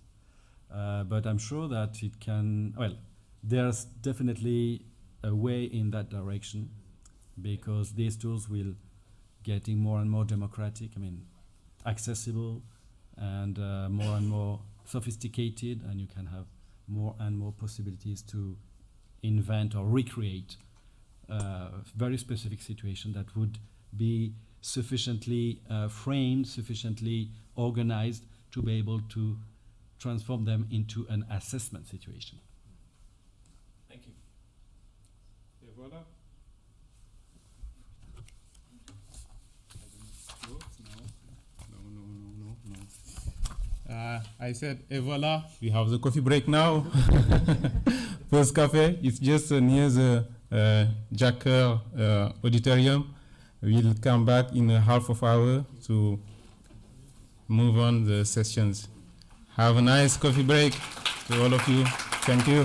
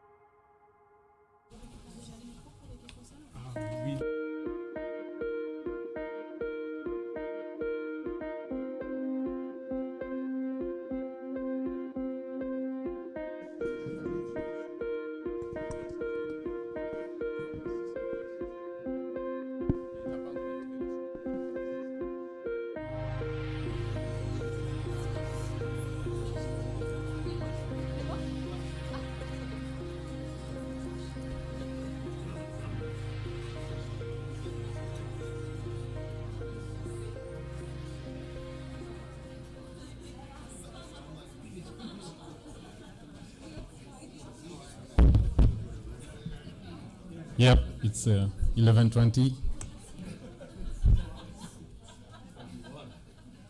We can start again the sessions.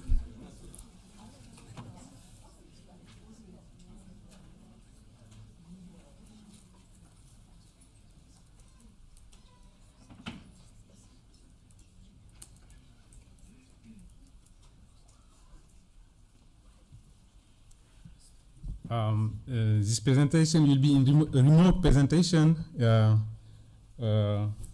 which will be presented by Dr. Famio Natasuhara from Kerala and Dr. Lin May from the Queensland University of Technology in Australia, and Dr. Famio is from the University of Bedfordshire in UK. So they will present us the theme of eliciting programmatic and interactional competence in semi-direct speaking test. So I remind again that this presentation will be in parallel between our two speakers. We thank them a lot, by the saying goes. I don't know if they are ready. For example, if they can say some word in order to ensure us that they are all ready. Yeah. Thank you very much, and welcome again. We thank you a lot for this speech you will give us. So I let you the floor. Thank you. Thanks. We are very honored to be part of this conference, sharing our research and thoughts with you all, and thanks for inviting us. Thank you. How can I move my slide? Okay.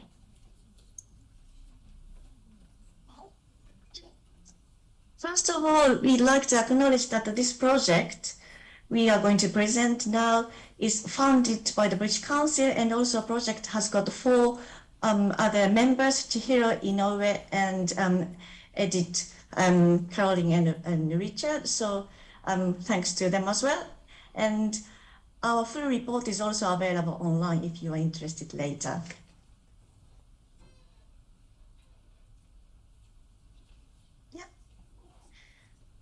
So, what motivated us to embark on this project is the well-known difficulty in operationalizing communicative construct in computer-delivered speaking tests, and a lack of authenticity in communicatively oriented tasks delivered via computer. I have some quotes here, but since these observations were made like 4 years ago, and since then, the field has moved on considerably. Okay. Oops, sorry. Yeah. In particular, the state of the art of the spoken dialogue systems a few years ago is completely different from what it is now. And if you're interested, we highly recommend watching these videos. The first one here, I hope you can see where I'm pointing, is the new speaking test developed by Waseda University, Japan. And this second one here is on the new language model GPT-3, generating responses not only relevant to the previous utterance locally, but also to some extent in light of the flow of the conversation so far, with some global relevance. And then, of course, VR and AR would be very good ways to enhance the authenticity of test tasks. And we have also seen very a fantastic presentation from Dominic this morning as well. Yeah. But having said that, not everyone can afford to invest in such systems or have resources, although they may still wish to benefit from computer-delivered tests, which is usually practical and more convenient than traditional face-to-face speaking test. So our aim was to explore how we could possibly expand the construct that we can assess in computer-delivered semi-direct speaking tests by carefully designing test tasks. Okay. Here are our questions, research questions. Number 1, Can a computer-based semi-direct speaking test elicit features of pragmatic competence at different levels?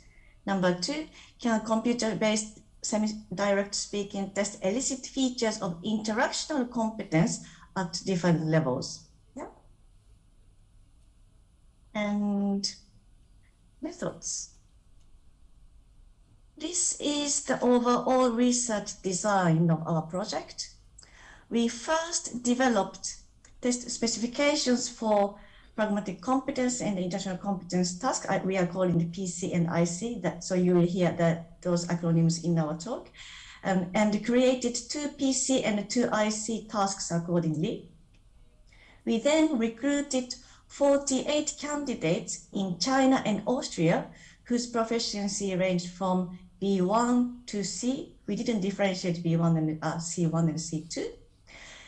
They firstly took a benchmarking task, which was ALTE task 4, followed by 2 PC tasks and 2 IC tasks in the counterbalanced order. All performances were audio recorded. The test takers then completed a feedback questionnaire about their test-taking experience, and 12 of them were interviewed to give further insights. Yeah.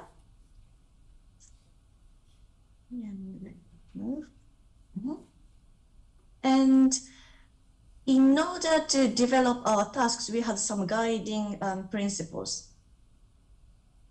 To enhance authenticity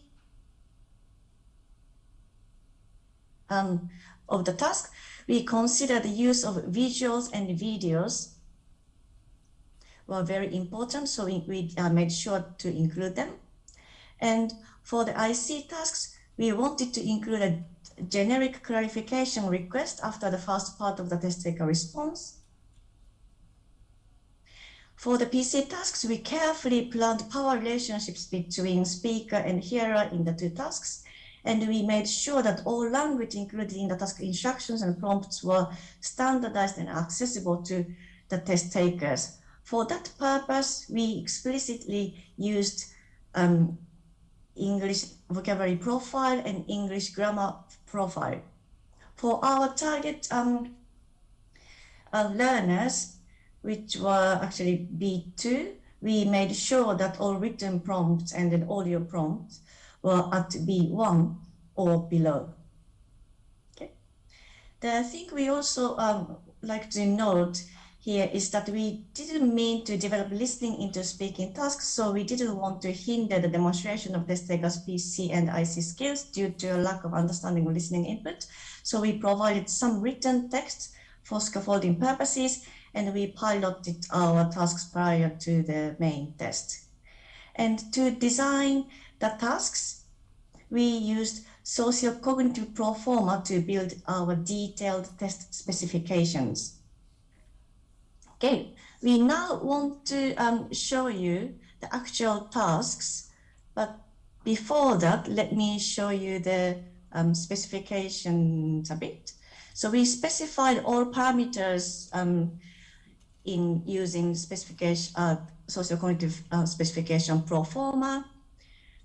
And let me enlarge this part, okay? Skills focus. What we wanted to focus in the PC task was to measure candidates' pragmatic competence in making requests with relatively high level of imposition. And the task targeted the candidate's ability to structure coherent sequence, including logical pre-expansion features such as projecting the upcoming request, etc., to achieve the communicative goal of requesting, okay?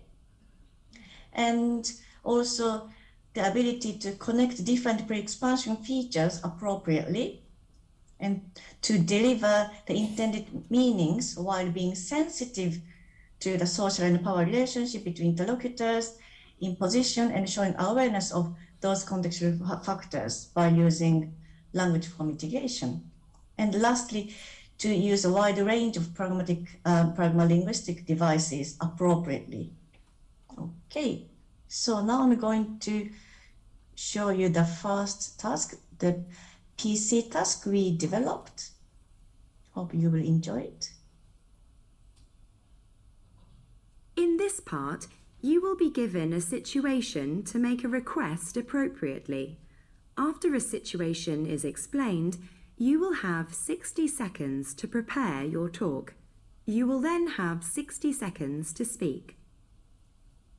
You were selected for the school basketball team and played your first game last week. You've practiced hard to prepare, but on the day of the game you had a bad headache. You didn't tell anyone because you didn't want to let the team down. As a result, you didn't play well, and the coach has now dropped you from the team. You decide to ask your coach, Mr. Swift, to give you another chance, but you know that this might be unfair to other teammates. You knock on Mr. Swift's office door and you're asked to enter. He says, "Hello, how can I help you?" Please ask Mr. Swift to consider putting you back in the team. Remember to explain your situation and consider Mr. Swift's situation. You have 60 seconds to prepare your answer and 60 seconds to speak. Please start to prepare your answer after the beep. Okay, so this was our PC task. And now I'd like to show you our IC task. So we did the same, we use the same specification pro forma and specified all the contextual parameters that we wanted to set. And here are skills focus. So we designed a task to tap into 4 specific features: responding to a partner, negotiating towards a joint outcome, interactive listening, negotiating meaning, and more specifically, ability to disagree and put forward a different point of view effectively and provide justification, and effectively link their own contribution to the partners, work towards decision by trying to persuade the partner, acknowledge partner's view, demonstrate that they have been listening carefully and attentively, and lastly, to be able to clarify and rephrase their points. So there are a lot of things. Let's see how we've operationalized these constructs. Okay.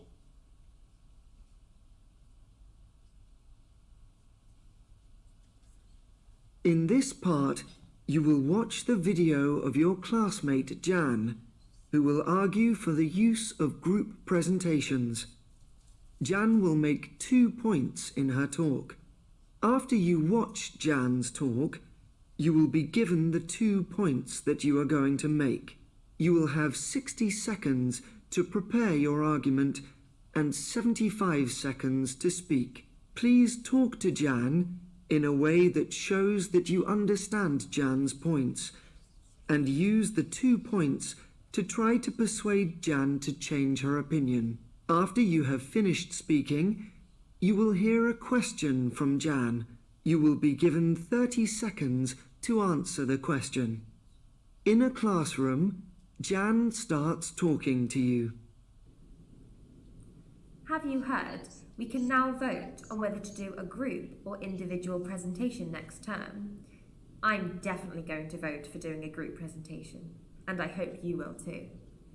I think group presentations are really great, and they are so much better than individual presentations. In my experience, working together with friends develops our teamwork skills. You know, I'm so pleased that I learned how to become a good team member during the last group project, and it was wonderful that we all worked hard for the team. And I also believe that working in groups is more similar to our real-life activities in the future. When we start working, we'll need to work together with our colleagues. So, to me, it makes more sense to start doing group presentations now to practice what we'll be doing in the future. What do you think? In your talk, use the 2 points on the screen to persuade Jan to change her opinion. The 2 points that you're going to make are: group presentations only work if all team members work hard, and it is probably unfair if all team members receive the same score. Key words from Jan's points are also provided. Remember to first show your understanding of her points. You now have 60 seconds to think about your answer to Jan. Okay, so let's skip the preparation time. You now have 75 seconds to talk to Jan, making 2 points to persuade her to change her opinion. Remember to show your understanding of her points. Please start speaking after the beep.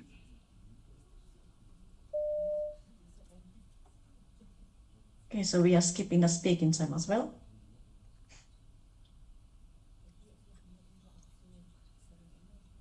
Now Jan has a question for you. You have 30 seconds to answer after the beep. Sorry, I didn't quite get that last point. Can you say that again? Perhaps using different words or using an example? Yeah. So this was the second task. Let me go back to our original slides. Yeah, yes.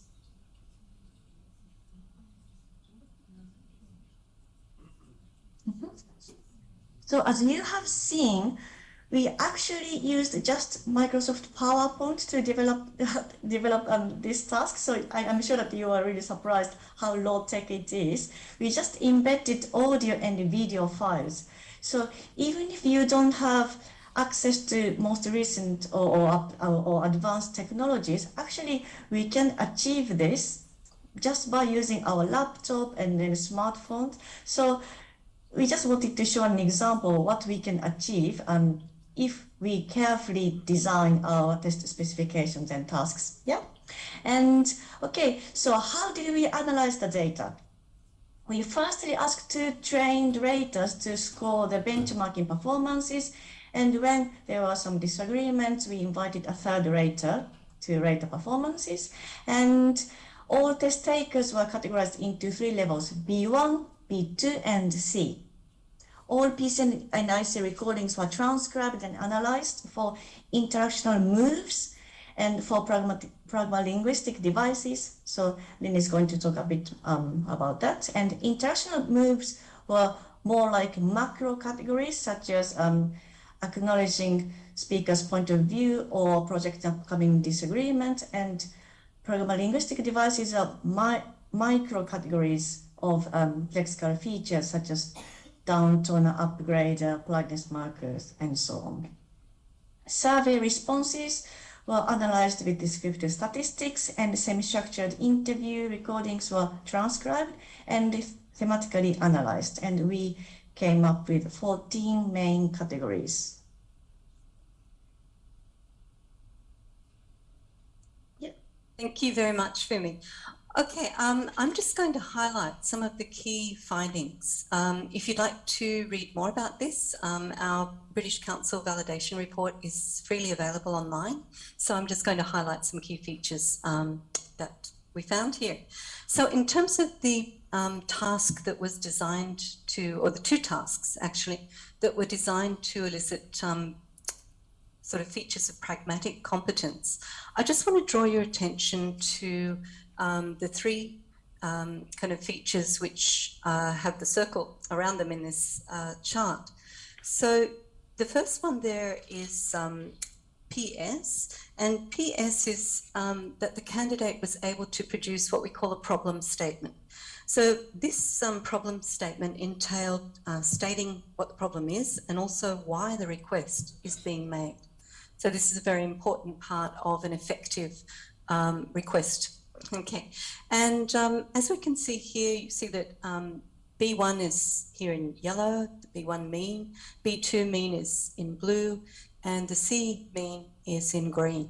So what we can see here is that that test takers at B1 level were far less likely to be able to produce this problem statement, whereas test takers at the B2 and C level, did this much more frequently. The next feature I just want to focus on here is the next one that's circled.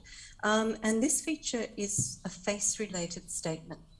So this is the kind of statement that is meant to perhaps elicit empathy, sympathy, or perhaps to save your own face in the interaction.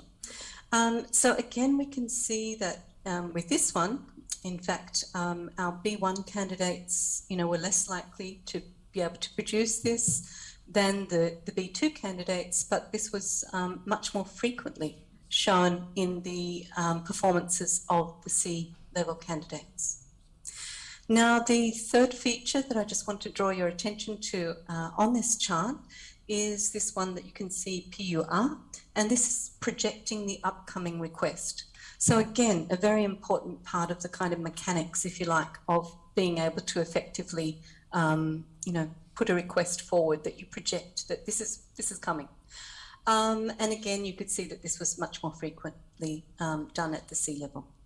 Okay, so what I'm going to do now is just briefly, we're going to show you a B1 sample performance from the PC task, and then we'll be looking at a C level performance.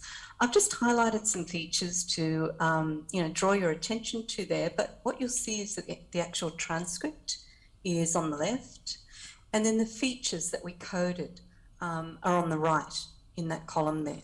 So what we can see here from this B1 sample performance, where this person is performing the task that Fumi's just shown you, which is trying to request that Mr. Smith put him or her back on the basketball team. And we can see here, yes, there's a greeting, but it's not hello, Mr. Smith, Swift rather, it's just hello. And we can see that this candidate goes straight into the main request. There's nothing that's kind of leading the listener up to understanding what's going to happen here. It's just a very abrupt sort of main request that happens there. So there's no preliminary moves. The request itself remains incomplete. So it's not very successful in any measure there. However, this candidate is able to begin to acknowledge the situation, and they can give an account and begin to elaborate on that. Okay. However, this sequence is unfinished, and as we can see with the transcription, many sort of pauses and sort of false starts in it as well. Okay. The next sample that we're going to be looking at is the C sample. So you can see immediately that this is a longer response, but it's also a response where the sort of architecture of talk is quite different in a sense. So what we've got here is a greeting that includes the interlocutor's name, so it personalizes it. There's a face-related statement that comes first.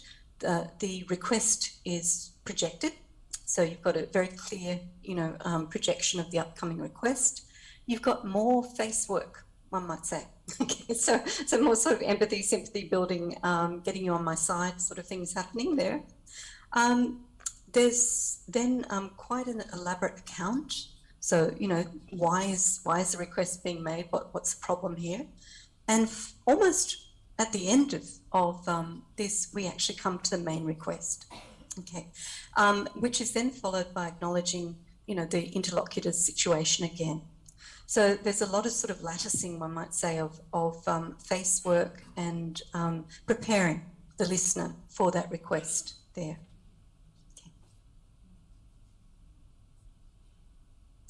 All right, now I'll have a very brief look at the IC, the interactional competence findings. Again, I just want to draw your attention to a few features. So we coded many features, but we just want to highlight a few of these features here in this talk. So the first feature that's circled there is ED, which is explicit disagreement. So this is quite abrupt, I don't agree with you. So that's, and as you can see, that really only occurred at the B1 level. There was, very little of it that occurred at any other level. The next feature that's circled there is projecting upcoming disagreement. So again, you know, in terms of coherence, cohesion, preparing your listener for the fact that you're going to be disagreeing with them. And actually, you know, there were many instances of this, but we can see that it happened more frequently at the higher level. The next feature is sort of an intriguing one I want to draw your attention to, and you can see it's coded as APVC. So what this is actually a concurring concession. And what I mean by this is that the speaker appears to acknowledge and concur with sort of the interlocutor's point of view, but in fact this is simply preparing the ground for the disagreement. So it's quite a sophisticated move in terms of persuading, and we can see here that it occurred much more frequently at the C level. Okay, so all levels were doing it to some extent, but the C level, happening at the C level much more frequently. This isn't circled, but if you have a look at the three columns before that APVC, you can see that this is simply acknowledging a point of view. And, you know, all candidates were doing that pretty frequently. But it's the actually being able to sort of appear to concur that was happening more at the higher level. Okay, the other feature that I want to draw your attention to is agreeing. Now, the reason that we think that this is an important feature is because this is in relation to the final question. So remember that the candidate was asked, you know, I'm sorry, I didn't, something like, I'm sorry, I didn't understand your last point. Could you please rephrase it or, you know, clarify it in some way? So this was sort of explicitly agreeing to that request, which we took to be evidence, you know, very limited evidence, but still evidence of interactive listening, as this was not put in front of the candidate. So again, you can see that this is more likely to occur at the B2 and C levels. So those were just some features that we wanted to draw your attention to, some findings as well. Okay, so let's have a look again at two samples, so two candidate performances. The first one's at the B1 level, and again you can see that the transcript, the performance is on the left, the features that were coded is on the column on the right. So I've just again highlighted some features of this performance for us to have a look at. And you can see that, yes, there's immediately in the second turn highlighted a very explicit disagreement. And that's what starts, you know, this performance off. I don't agree with you. There is the ability to acknowledge point of view. There is a projection of upcoming disagreement, a very basic one with a but you know, still it's there. And you can see that this candidate sort of follows. They follow the point one that's given, and then they follow the point two that's given there. They're able to elaborate on the second point, not the first one, but only the second point. And they don't actually give an explicit agreement to the request to rephrase or clarify what's been, what their second point was. They simply go straight into it with in fact. Okay. So we can see there that from that B1 sample that, you know, quite a few features of interactional competence are elicited through this task. But there's sort of very abrupt beginning and a limited range, I would say. Okay, so let's have a look at the C sample. So what we can see here is a very clear orientation towards the listener. So we thought that this was very interesting. In the higher level performances, it did appear that the candidate was tailoring their speech towards a listener, even though this was, you know, a monologue in nature, and the listener is only there in the video. That was definitely a very, I think, very appealing finding, a very good finding for us there. And we can see that here immediately. You know, that's a really difficult situation you've got there, Dan. And appearing to concur, you know, I totally understand that you don't know what to do. So a lot of acknowledging of Dan's point of view there. And this one was about traveling solo. So you didn't get to see this one, but essentially, you know, Dan wants to travel solo, and you're going to persuade him it's better to travel with friends. So, as I said, a lot of acknowledging and a lot of orienting to you. You know, it's your plans in that second turn You can probably do that better when you're alone in the third term. You can see that there's a projection of upcoming disagreement with however, and then, elaborating points, weaving sort of effortlessly in counter views. And we can see, if we go down here, an actual invitation to Dan to change his opinion. So why not? Why not change your opinion? So it's really eliciting some quite interesting language, and language that we'd hoped to elicit there. And again, I've just highlighted, when the orientation is towards you, that you're actually kind of speaking to someone there. We can see towards the end there that there's an explicit agreement to clarify their final point. Yes, of course. And then again, orients straight to the interlocutor. You know that, and off they go. So I think we can say that the architecture of talk there is quite different. The way that that response has been organised, and the orientation towards the interlocutor is very clear there, as well as a much wider range of interactional functions. Okay, the other sort of source of data that we collected was we designed a survey, and we also interviewed, as Fumi mentioned earlier, quite a few students. So what really interested us and what we're really delighted with, I've highlighted in this chart here. So from the survey, I knew who I had to communicate with in these tasks, and almost 94% of candidates agreed that they did. So we really felt that that this was a strength of these tasks, because in the past, trials that we've read from other sorts of semi-direct tests, there really wasn't that sort of, feeling that you knew who you were actually speaking to. And we felt that this was related to the second point that I've highlighted there, which was to understand Jan and Dan's points.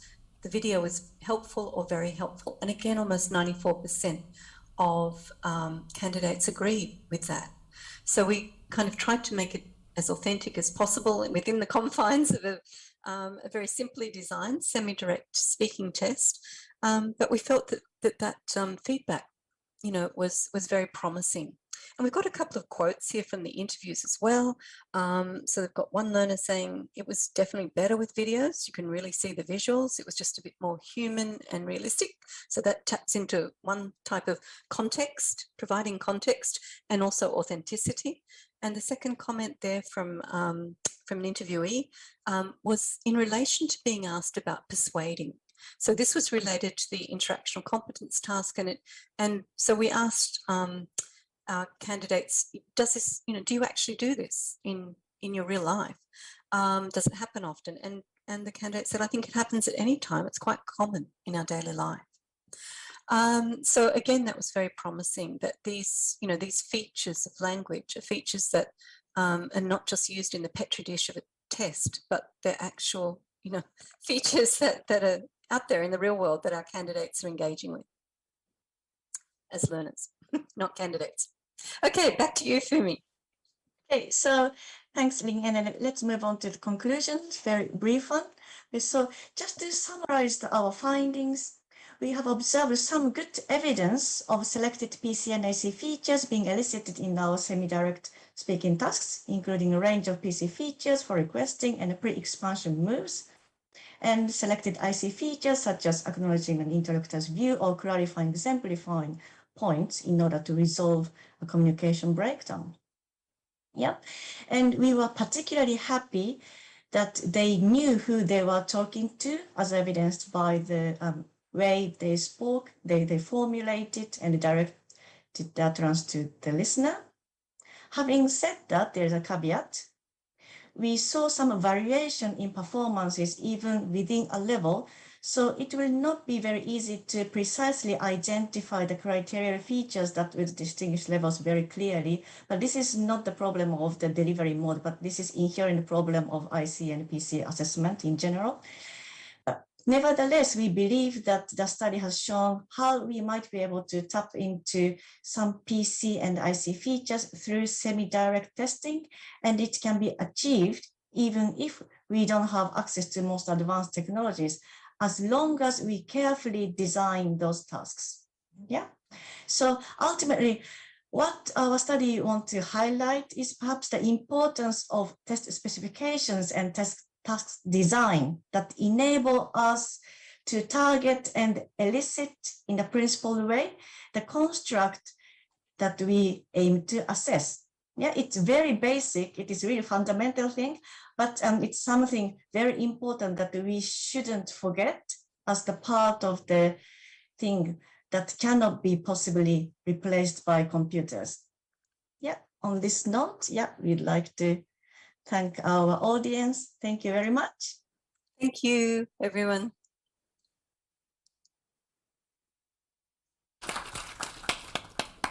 Many thanks, Dr. Lin and Dr. Fumio. We have 3 minutes left. If you have any question, maybe if they allow, we can ask, for example, 1 or 2 questions. Is there someone who wants to ask, for example, one? Yeah, we have one question over there.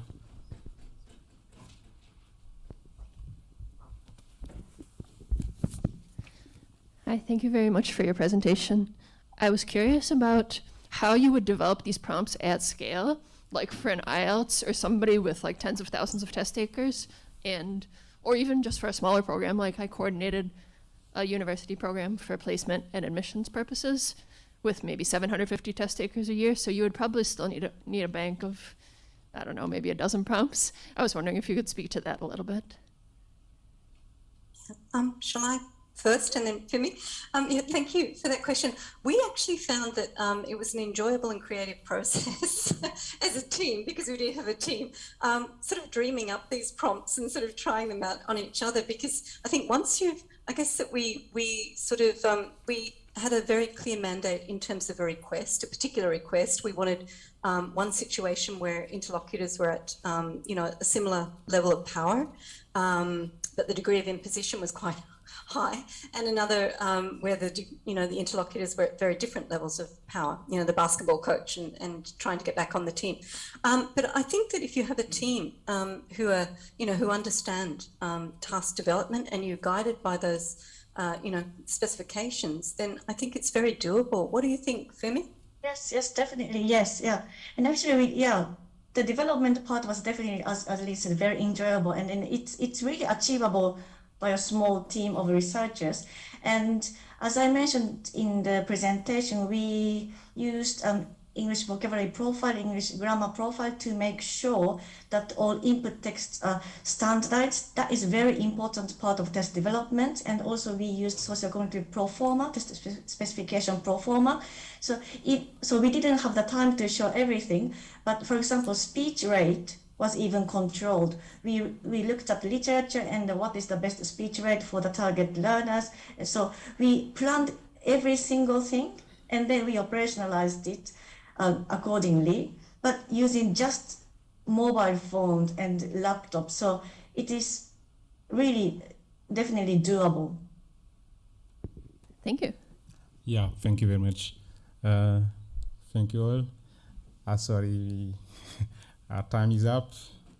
Maybe a quick question, maybe, if you allow. The last question? Yeah, of course. Yeah. Hi. Yeah, it works. Hi. I was just wondering about what I liked about the tasks that you present is that they are easy to implement. So for tasks that have limited resources, this is, you know, a possible way forward. I'm just wondering about the construct of interactional competence, because the way I see it, I think you measured interactional competence through monological tasks, in a way, right? And also I observed in your table that just 54% of the respondents felt that the videos elicited communicative behavior. So I was wondering if you can envision future steps to take to make the test more construct relevant, to elicit communicative interaction in a more construct relevant way. But again, I really like the tests, but I'm just struggling a bit with the construct relevance. Yeah, shall I start and then Femi can Yeah. nice little jazz riff we've got going here.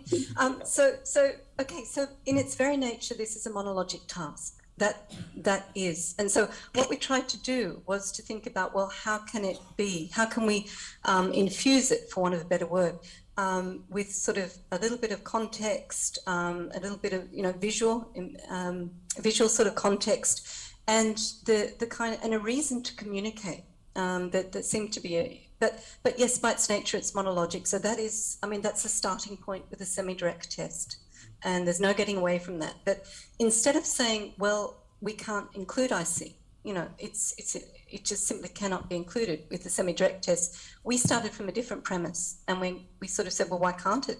So let's see what we can do with it. So I guess that sort of your sense of disquiet and dissonance is the fact that, yes, by its nature, it has to be monologic. That's why it is a semi-direct test. But I think that we can see from the examples of candidate kind of, the performance, that there were quite a few features that were elicited. Fumi? Yes, yeah, I agree. And actually, yeah, I was looking at the chart that you are referring to. So to understand Jan and Dan's point, the video was helpful or very helpful. Sorry, no, this one.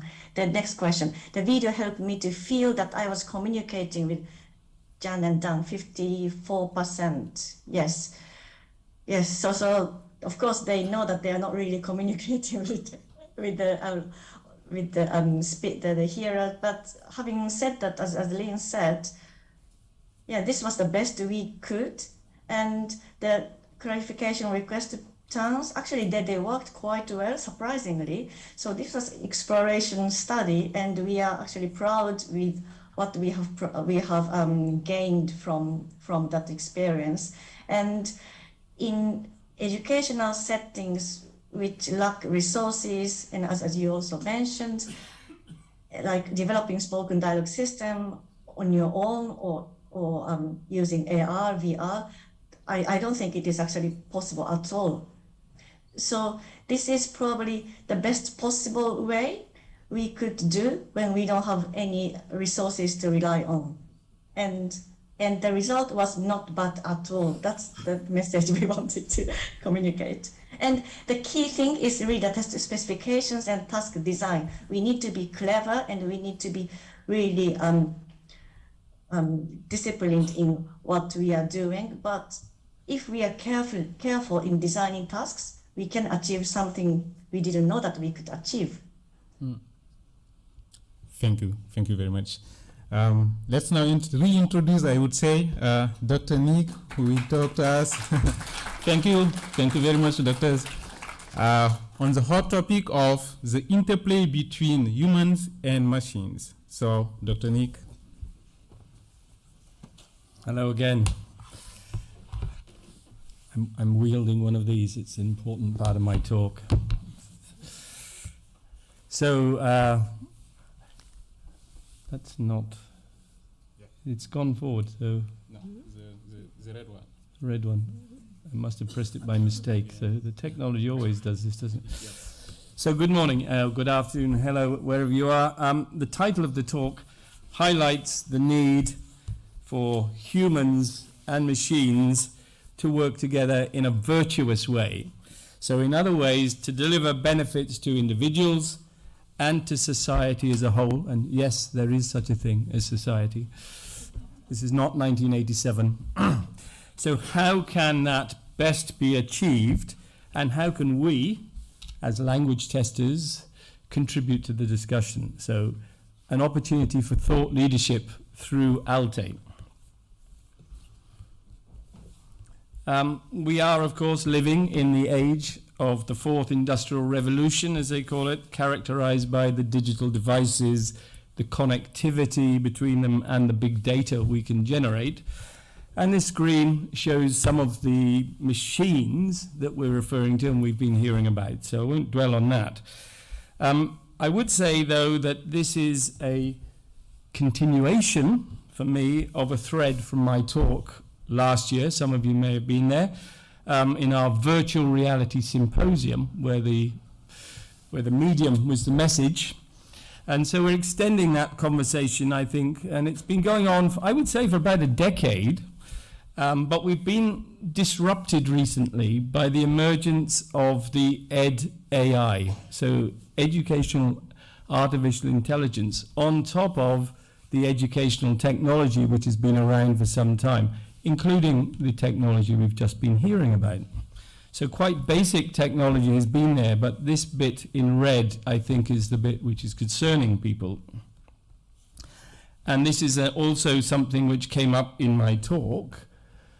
And I highlighted the work of the philosopher J.H. Moore, who's a philosopher in the field of computer science, who raised this issue about how technology, as it emerges, also sees the emergence of new ethical issues, which I will be picking up later in this talk.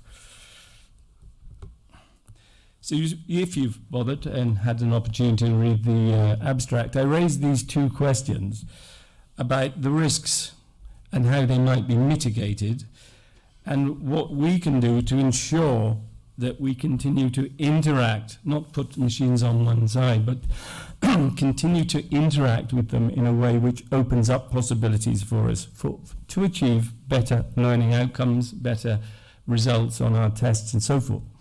And I'm particularly concerned, as we are ALTE, to put this into the context of multilingualism and the issues of multilingualism as a whole, not just multilingual tests. So, in the testing context, we can ask ourselves which aspects of our assessment cycle, which aspects are impacted by AI, and we've already seen some. And if you think about it, you will know what they are, and you may think whether you've got opportunities yourself. But we are also asking ourselves, well, is it just technology for its technology's sake? Are there potential benefits?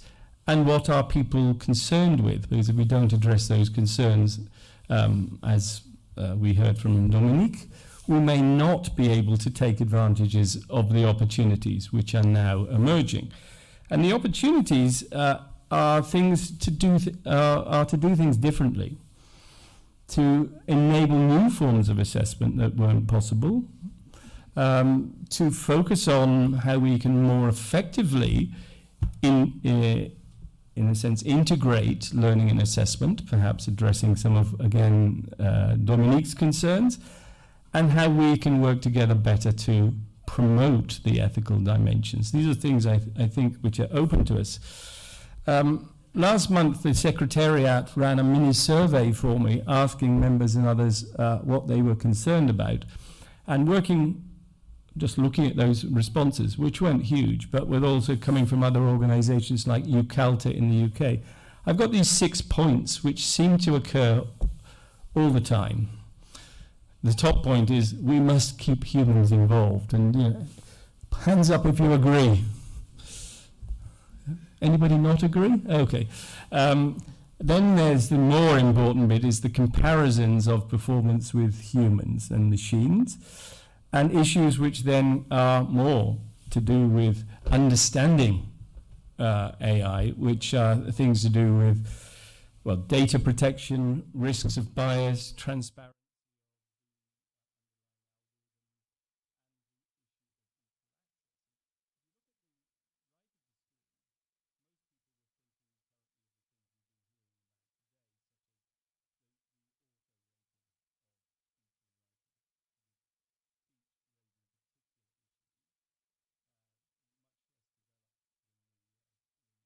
Writing ones, but there's this issue of an uneven spread of expertise, and when we're thinking about multilingualism, it's quite clear that many organizations don't have the resources, expertise, or indeed data to even begin to contemplate the AI bit of the EdTech.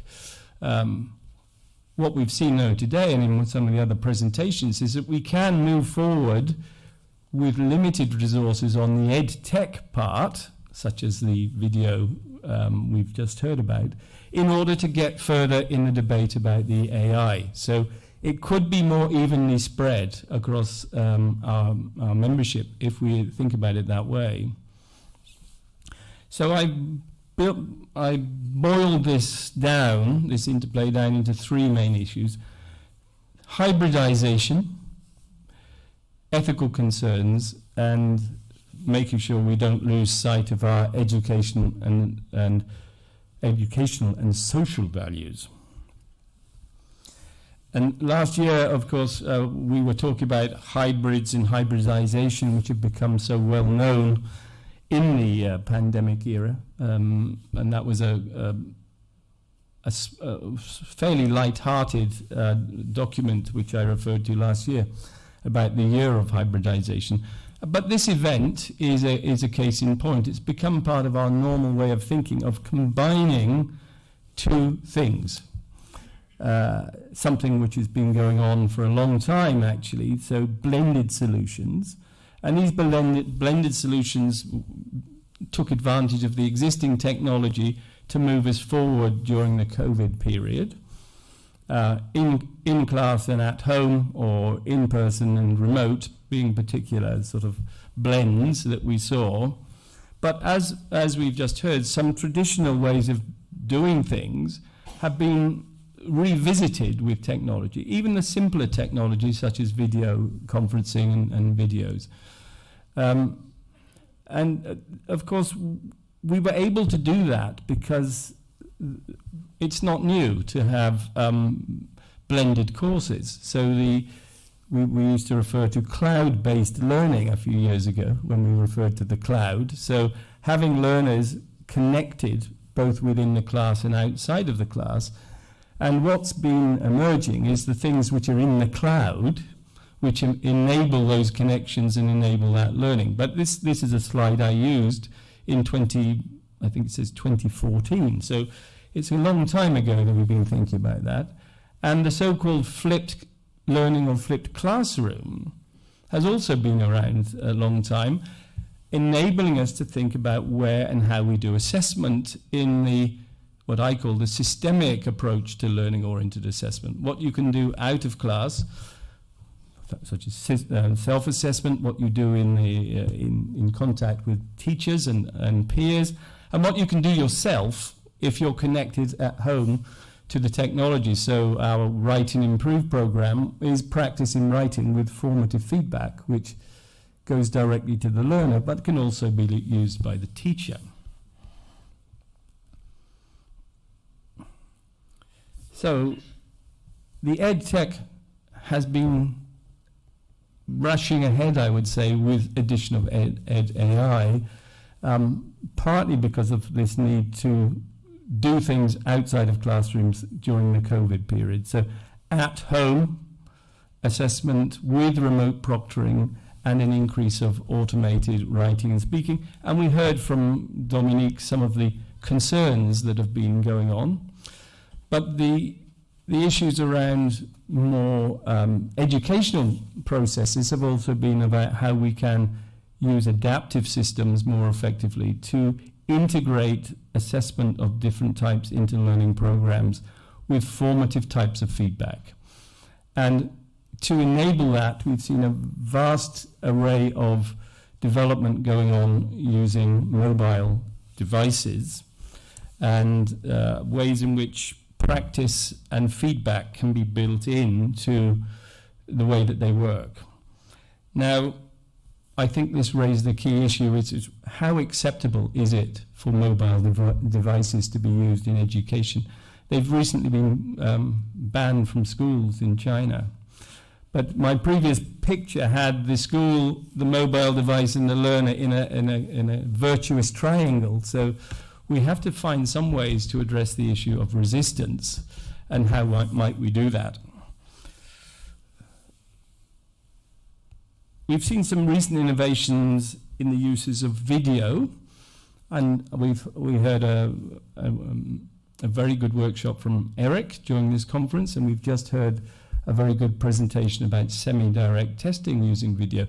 And this is a technology which is already there, which is extending how we can develop our constructs using a form of hybridization, really, which is different than we had in the past. So this is a way of conducting your current speaking test, which is normally having a teacher and an interlocutor in the room with the candidates, but where they are zoomed in the world of Zoom, and going through a very similar process with the human and the other humans, the teacher, if you like, and the learners, mediated by the technology. But in this case, it's got no AI, but you can think perhaps of how AI could help facilitate doing it better.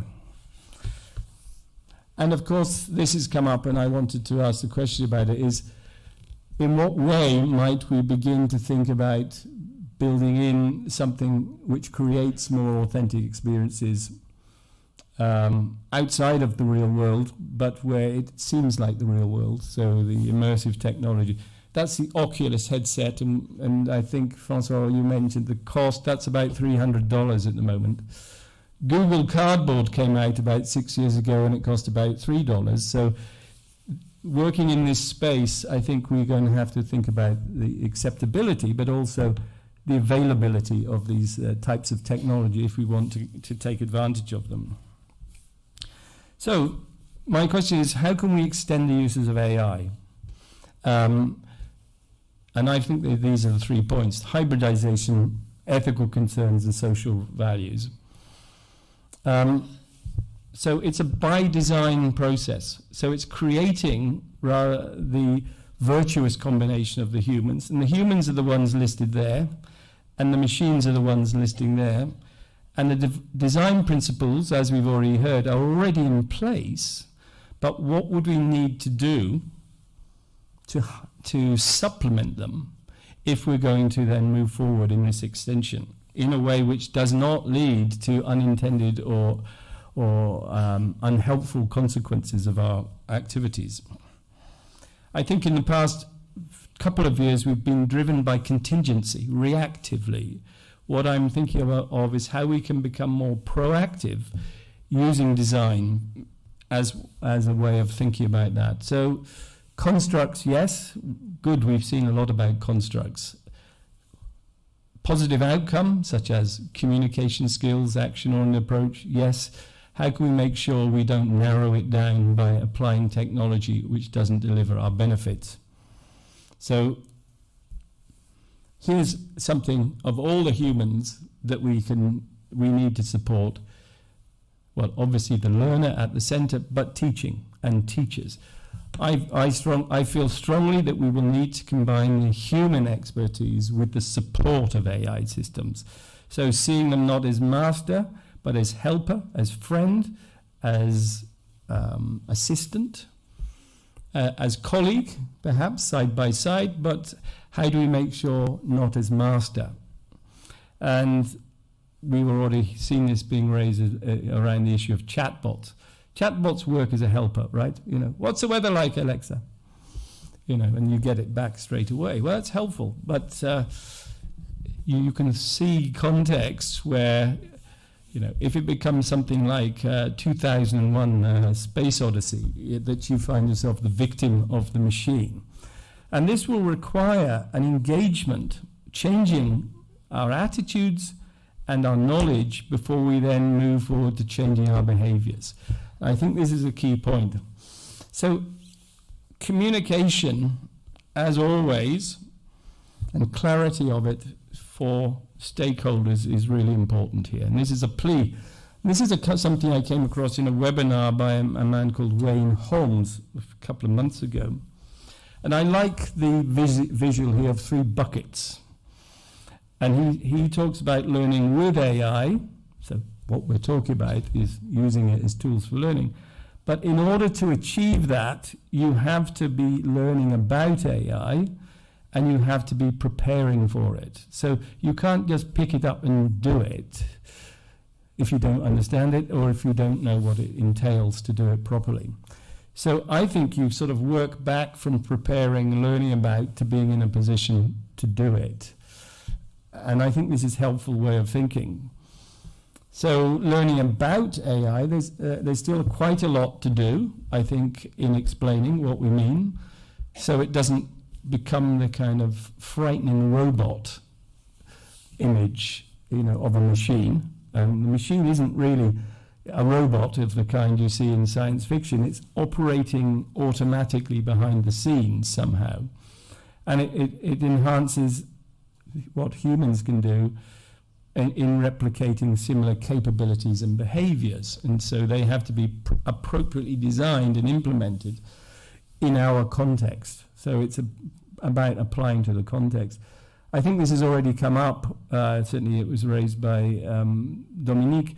The subset of AI we're interested in is machine learning, and as it evolves, it's becoming more and more complicated, even for if you like, computational linguists. And so natural language processing with these deep learning neural networks and transformers, it's very difficult to explain what they do, which in education is not really acceptable. You can't say to just trust me. So accountability and explainability are now emerging as one of the things in learning about AI. And we have to be obviously prepared to think about balancing. If there weren't any cars on the road, you wouldn't kill anyone in road accidents. But if you didn't have vehicles, you wouldn't be able to get to A to B. So you have to put in place ways in which you manage the use of vehicles so you don't kill people on the road all the time. So you have safe cars, you have driving licenses, you have annual revision, you change the tires and so forth. So we have to understand the risks when we're thinking about the implementation. But if we don't understand the risks, we won't be able to move forward, and therefore we won't get the benefits, and we won't be able to do some things which I think need to be done, which is changing the way we help people learn. Hands up if you think having 40 children in a classroom, 3 times a week is a good way to teach them a language. Oh, no hands go up, you see. So that's the way it's done. How might we take advantage of technology to change that? So these sort of things, particularly that black box problem, worries a lot of people because they don't understand what goes on. So we have work to do, and this is what I call, picking up from that idea, the preparing for AI in our field, so generally speaking.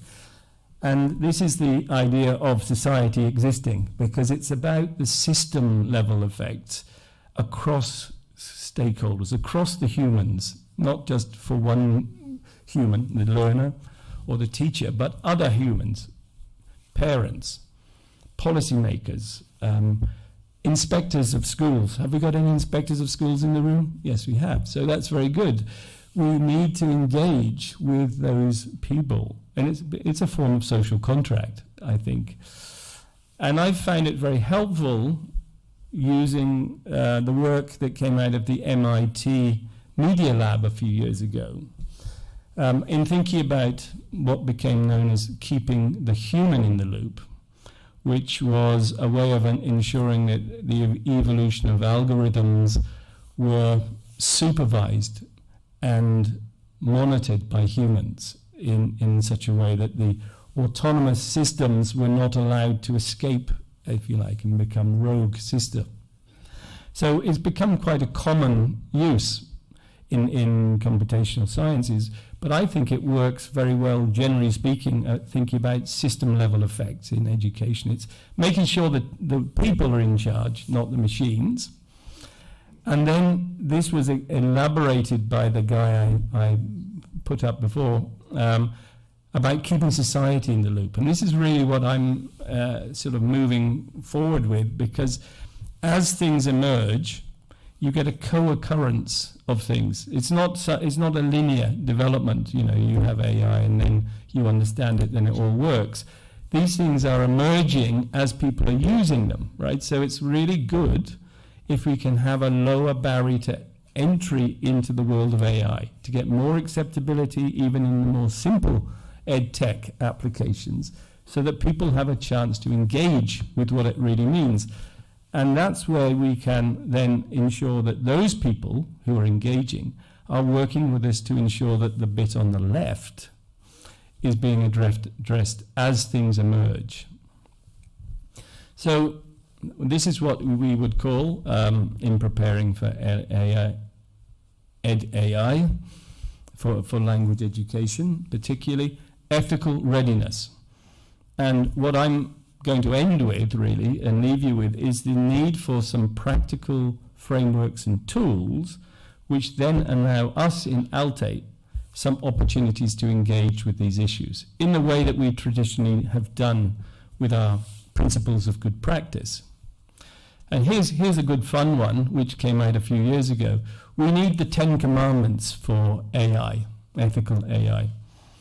I won't leave it up there for you to study, because like the 10 commandments, in the Bible, they're very helpful to know they exist, but they don't really tell you what you have to do. They sort of tell you what you mustn't do, but that doesn't solve the problem of life. So you have to get on with things.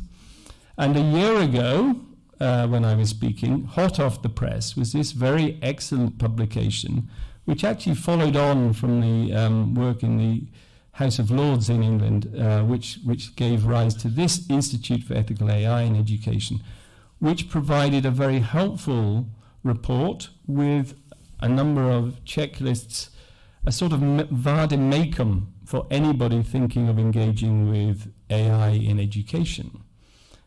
But again, it's a bit too general for us. It's a sort of a wider set of principles, a bit like engaging with a Hippocratic oath as a doctor. You begin to see what it means, but you still have to train as a doctor in order to not to kill people.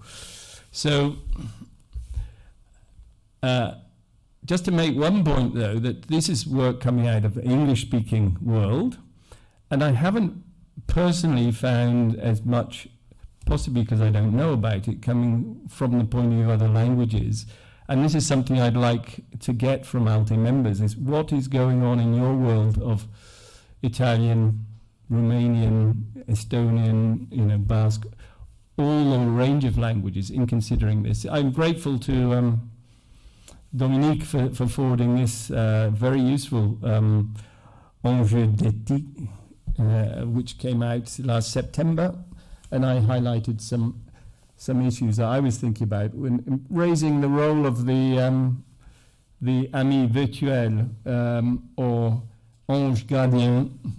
So thinking about how what is a chatbot? Is it a friend or master? Yeah, let's see how we need to think about these things. So that's just a plea to you. Can you let me know if you have any of these things about? But this is hot off the press this year, and this is a fantastic document. And it's very much getting at what I'm trying to communicate today. The need for ways to communicate with the humans in order to get them to understand how we can create the combination, the hybrids that we need. It's called the Artificial Intelligence for Children Toolkit, and it's less than a month old. And so I changed my presentation last week to integrate it. So what we need are actionable frameworks and real-world guidance and ways in which we can take the general and incorporate it into our specific world. So I like the idea of an AI toolkit for kids, because it's actually for kids, to protect kids, but the idea of making the understanding of it, as it were, available to children, so that even children could understand it, seems to be a kind of nice metaphor, shall we say, of what we need to do.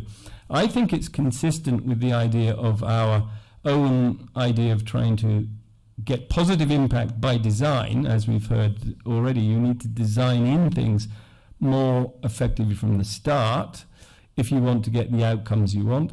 And it's consistent with extending our already very good principles of good practice across the whole of the ALTE membership.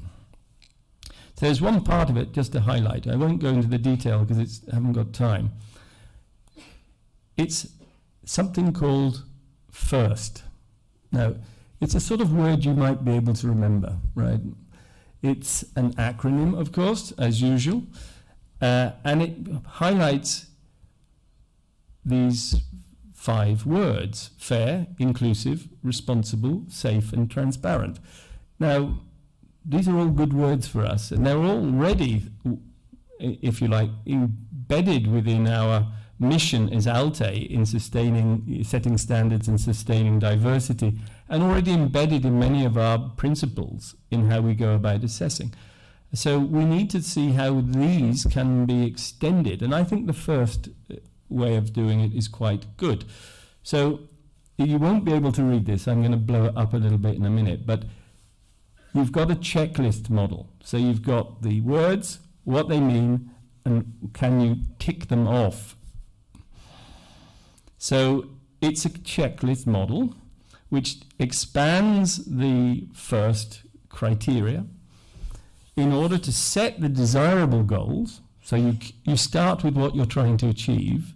You identify at the beginning, or if you're evaluating it when it comes to you, but I think you could build this in ab initio, the potential for harm, and you work out how you're going to mitigate the risks, the known risks, or have a mechanism for discovering them as you validate your system. So it's a very practical way to engage the humans, the participants, with the issues of AI, so that then they can learn with them when they implement them. So my question is, can we adapt this approach within ALTE's quality management system? It looks like this. So you take FAIR, and it sets out in 3 columns the goals, the potential for harm, and the mitigation. I don't know, can you read that at the back? No. I suggest you download the document. It's available free. It's a PDF. I think I gave you the URL on the first slide, did I? There it is. So if you wanted to do it now, you could, but if you want to do it afterwards, I'm not really interested today to go through the details. I'm trying to emphasize the approach, including the typography. The actual quality of this document as a piece of communication is excellent. And I think you can easily understand what they're trying to get at, those who wrote this. And that's fair, that's inclusive, that's responsible, that's safe, and that's transparent. So go away and think about that and see what you think. It also, I think the way that it's set out with what they call AI labeling, how they assign the different important features that they're looking at here. So the age issue, age appropriacy, the data and data use, the sensors, these are things like, are you being watched, the surveillance society, the uses and the networks, these, who gets to know, how do they use it, and so forth. And this is set out in a way which, although it's focusing on kids, AI for kids, parents, of course, and teachers are probably the 2 main participants they're really targeting in the first instance. So the extension of the SAFE is to create these kind of highly targeted communication tools, which then gives you the opportunity as a thought leader to interact with people who are finding it difficult to sort of come to terms with it, because they have a framework. This is the first framework in which to embed the conversation. So to conclude, I would say, how can we build on this approach for engagement? Could we adapt the first checklists for language learning and assessment with the different humans in mind that we work with? Or could we, if that's not possible, come up with our own version of that, which would be memorable and usable? And should we now be developing more guidelines for our members and those who we work with on the issue of EdTech plus AI in test development? So understanding AI for language assessment, designing integrated learning and assessment systems using EdTech plus AI, plus EdAI, and building AI systems for languages other than English in the widely spoken languages. So this is an invitation to ALTE to engage with these thoughts in order to extend our ALTE resources.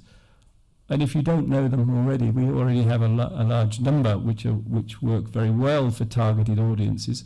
So can we do more and better in this going forward? I'll leave you with that. Thank you very much.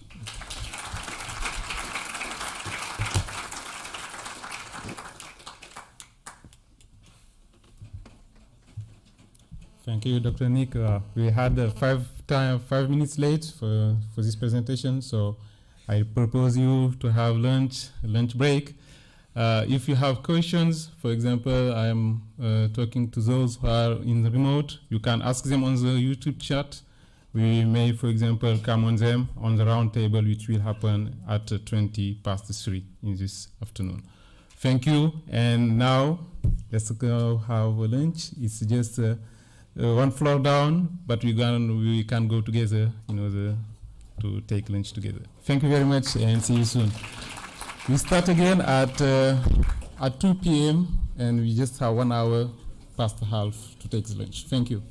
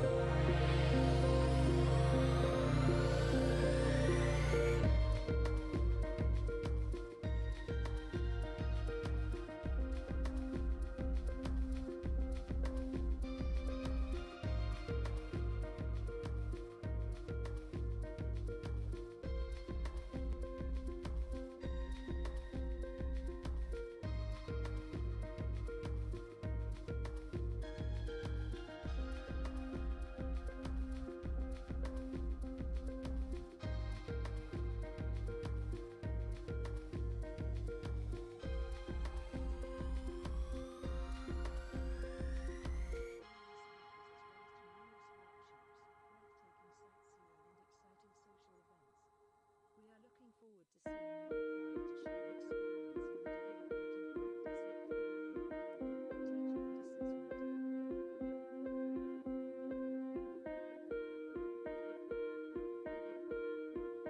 to Prague. ALTE member Charles University in Prague. The Institute for Language and Preparatory Studies is pleased to invite you to the ALTE 58th meeting and conference on the less widely spoken languages from the perspective of plurilingualism. The event will take place this year between 9th and 11th November. Please visit ALTE homepage to see further details, including the important deadlines and registration form. The participants may look forward to renowned plenary speakers as well as to numerous workshops, breathtaking sightseeing and exciting social events. We are looking forward to seeing you in Prague to share experience in the development and practice of plurilingual learning, teaching and assessment.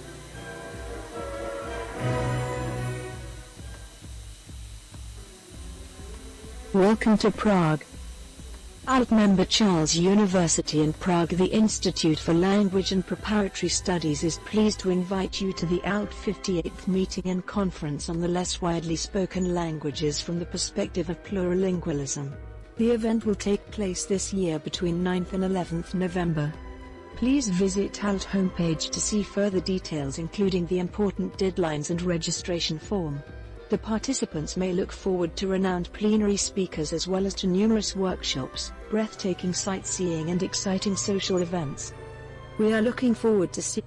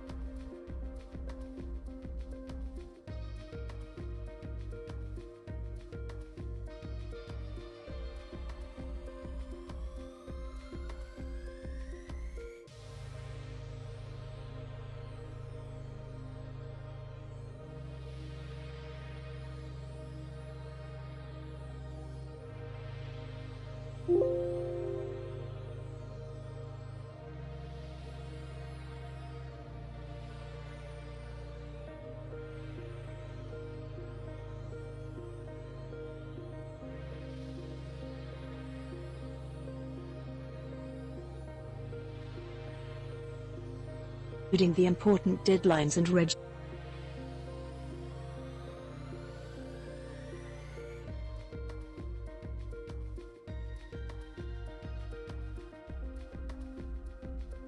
and Prague to share it.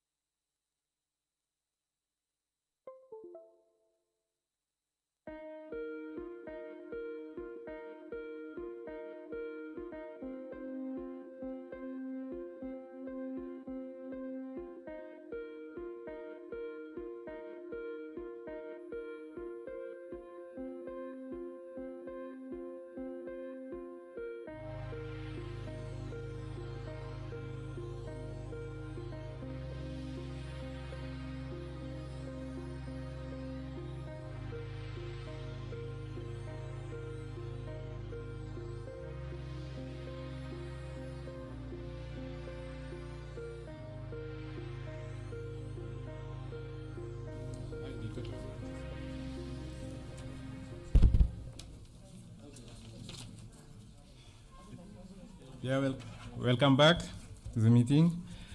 Hope that you all have a very good lunch. We are going to resume the sessions. I don't know if everybody is here. All right, we can go. Yeah. So I'm going to introduce Professor Thomas François. He is in the University of Catholic de Louvain, and he will present us a topic named Automated Essay Scoring, Where Do You Stand and Where We Are Going. So Thomas François is a professor, as I said soon, in the University Catholic de Louvain. He is currently leading a team whose research focuses on the automatic evaluation of language complexity and automatic text simplification and the automatic assessment of the writing proficiency of learners of French as a French language. Just to sum up his role at the university. Maybe he will have to answer other questions on that topics, but now I'm just going to let him the speech in order to present you the topic. Thomas François, welcome, and I let you the floor.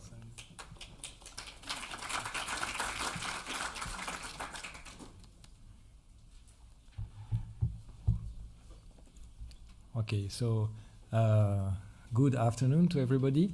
I would like first to thank ALTE for inviting me. It's really great to be here and meet all those very interesting people and to see a bit what you are doing. As Alassane said, I will discuss a bit where we are now as regards automated essay scoring, and I will also more briefly discuss where we are going and what are the opportunities. So you see, I will introduce. So maybe my task is a bit difficult because if you work in the field, you will find most of what I will say as well known. And if you don't know at all, you might sometimes be lost. I hope not. But so I will try to do my best to satisfy both profiles. So I will first introduce a bit what is automated essay scoring, then discuss the principal methods that you can use and explain you the recipe. And then I will discuss the obviously now very pervasive revolution of neural network and especially deep learning that Nick has already discussed before. And I will conclude my talk by opportunities and challenge. Okay, sorry. So you know maybe that the first attempt of building an automated essay scoring was done already a long time ago by Page in 1966. And interestingly, he had already foresee a lot of the challenge and the difficulty that we have been facing or that we are still facing. Another interesting aspect is that the field is maybe not completely structured. As you can see, there is a lot of different names that can be used to refer more or less to the same field, like automated essay grading, automated essay evaluation, automated writing evaluation, analytic writing assessment, etc. Maybe if we can highlight one important difference within the field, it is that some methods try to assess mostly the content. Okay, so they want to check whether the student is able to provide a good answer and have good idea compared to a good answer. And some other are interested more in the writing skills, so in really the language performance. And I guess that's probably most your case. So that's why I will discuss a bit more this part of the field, but they are really both objective in the field. So what is AES? It's simply trying to evaluate and scoring prose through computer program based on one definition here. Now I'll discuss a bit why we should or why we can do AES. Okay, so here I have brought to you 4 argument. There are probably more, and maybe you want to discuss that later, but they are generally the most important, probably. The first one is that obviously it saves times. Okay, so that was already a point by Page that Nick said already this morning that who is happy with a classroom of 40 people learning a language? Okay, probably not much people, but ideally we could imagine having one teacher that can really adapt the learning, give personalized feedback, etc. Okay, but that's not the case. Teachers don't have the time to do that. And so the idea of Page was to provide, to score, but also to provide feedback to learners so they could really improve much more quickly and more efficiently. Another advantage of AES is it saves money. And I guess as a test maker, you are well aware of that. You don't need, if you replace one human evaluator by a system, then it's obviously cost effective. Another reason is that computer can do it. You know probably that computers are now sometimes better than human for some task. I will develop all 4 points later. And then the last advantage, which is very important also, is that a system will always be consistent. So even he rate in the morning, in the afternoon, it doesn't have a hangover from yesterday. So, I mean, it will be consistent and use always the same criteria. So saving time, it's, I think, rather obvious that you can have a system that can score nearly directly the essay. So in my team, we are now developing a system for French, and we are able to assess a written production in less than 10 seconds. Okay, we don't use deep learning. If you use deep learning like BERT, it will probably take more time, maybe 1 minute, but still it's rather quick. It's rather quick compared to the time that human can need to do the same task. Save money. So there is an interesting study by McNamara and Lynch that show that if you assess reliability, maybe some of you know already that, if you have only one rater and you assess, I don't know how, I don't remember how they did, but you assess reliability. If you have two evaluator, then your reliability increased by 14%. Okay, so it's really necessary to get two evaluator, and that's why I guess most of you have two evaluator. And if you have a third one, then you can also gain 5 extra %. Okay, so it's very important to have 2, even maybe 3 evaluator, but that's costly. Okay, and so if you can have one system instead of one of the evaluator, we hope that the reliability gain effect will remain and the cost is decreased. That's why, as I show here, there are several main institutions that already adopted automatic essay scoring, such as Pearson, where they don't have any human involved, which is maybe a bit dangerous. But also GRE and TOEFL, where they have one human and one machine. I guess probably you know most of that. Another rationale that you might be a bit less used to it is the fact that now a lot of tasks can be done better by the machine than by humans. A very famous example is the AlphaGo. Probably you heard that this system was able to beat one of the Go champion several times. Okay, Go was known to be a very difficult task for AI. Okay, for long. Chess was already solved long time, several years ago, but Go was really more complicated. So it's rather impressive. And more generally, you see this framework that we use to assess machine learning model. And you see that we try to improve the performance of the model with time and more data, okay? And generally, there is here the human error on the same task. And if you have enough time and data, you can reach what is called the bias error, which is the minimal error that we can reach, okay?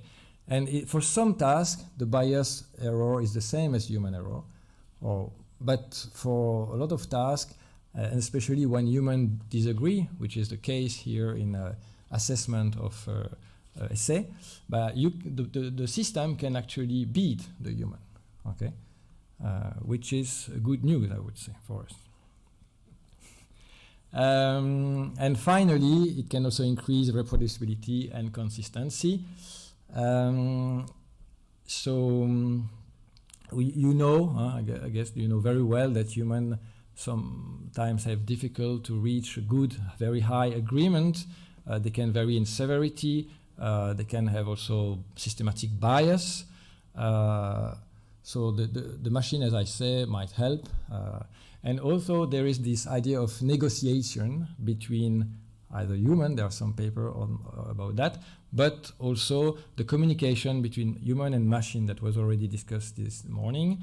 And here is an interesting paper where Williamson and colleague had human and machine produce holistic score on the same candidate performance, and the human were asked to reconsider the case where there were discrepancy, and after that, about half of the score discrepancy were reduced.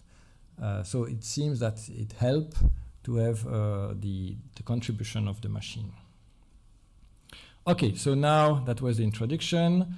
Now what's the recipe to do automated essay scoring? You see it's the same as any machine learning model. You just need, and that's the most difficult part generally, you need good data, okay? So data that are annotated regarding the answer, the things that you want to model.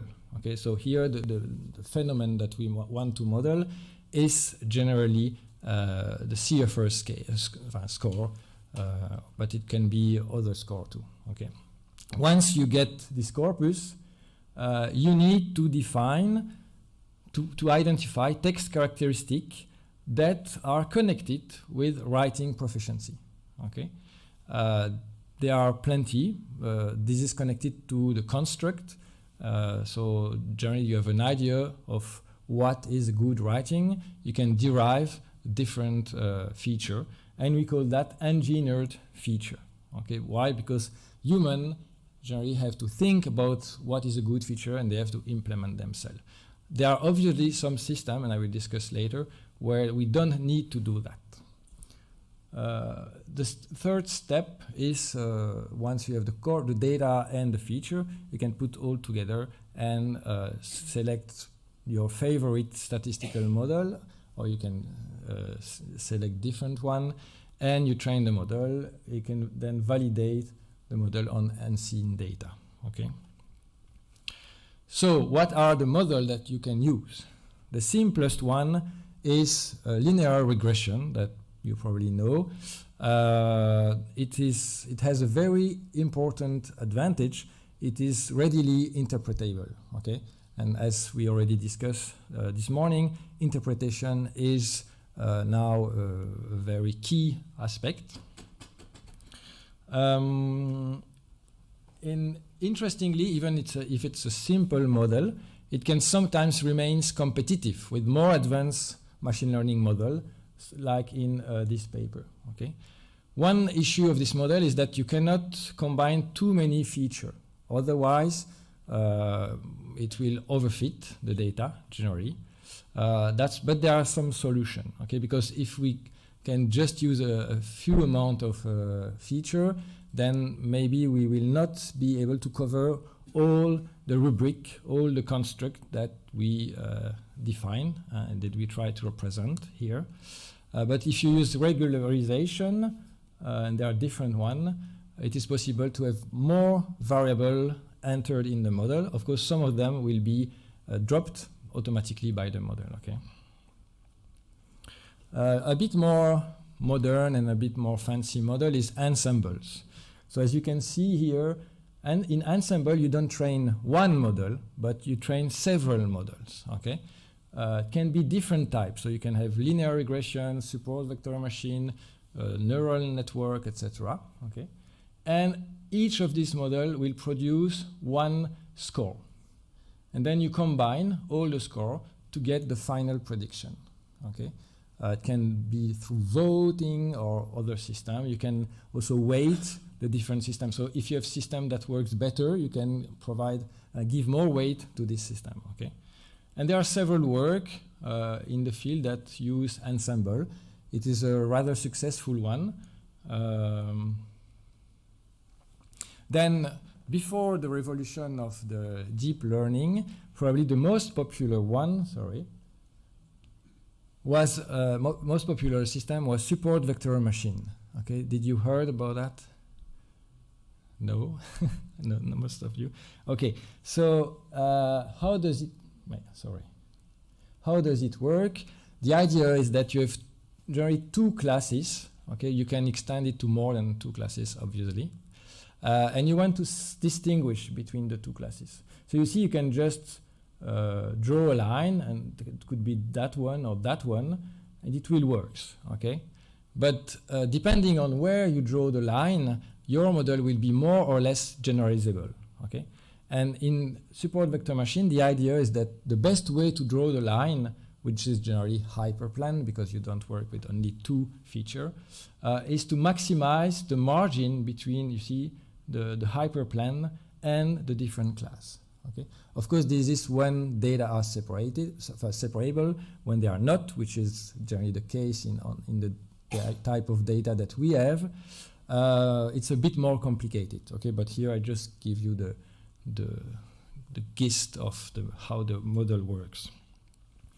So you see that there are also different work that use support vector machine, and also some work by Yannakoudakis and Chen. They not only use SVM, but they also try to rank essay. So you can either try to predict directly CFR score or any score, and you can also just rank essay, okay? Which is also good, especially if after you have some anchor and you say, okay, all those essay I can probably connect to A2 because I have a few prototypical essay, okay? Probably this model is the most popular one, latent semantic analysis and other dimensional reduction. How does it work? So the idea is that you have all the essay, and you have also either the good answer or instructional text that you use, and that also contains normally good answer or good thinking about. So it's more when you assess the content. And what you will do is you will project all those texts in a very high dimension space, vector space, okay? How can you do that? For instance, you can have, every dimension is a word, okay? And you just check whether the word is in the essay or not. And of course, there are a lot of dimensions. Here, it's only 3 dimensions, but in this type of model, you have plenty of dimensions, sometimes 20,000, because it's a standard size for the vocabulary. And then you represent each essay as a point in this very big space, okay? But the space is too big, so it doesn't work very well to use this mathematical space and compute things in it, okay? So that's why we want to reduce. And for this, there is SVD that can be used. It's a mathematical technique that will combine linearly the different axes and create kind of semantic field, okay? And once you have, so you will reduce the space, and you can project the document in this type of semantic space, and then you can compute similarity between both between the essay and the correct answer. And the closer you are to the correct answer, the best the best is the essay, normally, if everything went correctly. Okay, so for all those recipes, you need ingredients, okay? What are the ingredients? They are the feature. They are a text characteristic that you need to extract. There are plenty of characteristics. Okay, the most common one are surface feature like word length, sentence length, number of commas, etc.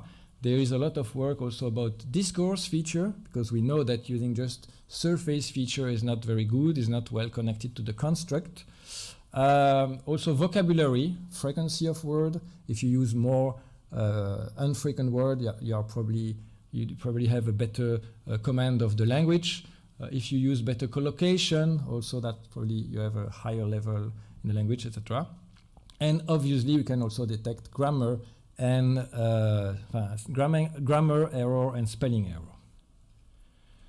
So in my lab recently we did a kind of systematic review of the feature that were used by type. You have the type, you have the type here, and also by family of language. So it's English, French, German, I think it's the other Romance language. There's Chinese and assimilated language, Japanese, for Semitic, and the Slavic language, and Finnish, probably. Okay. What you can see is that there is a lot of surface and lexical feature, as I described before. And for English, we are rather well equipped. Okay, there is a lot of work that investigated this feature.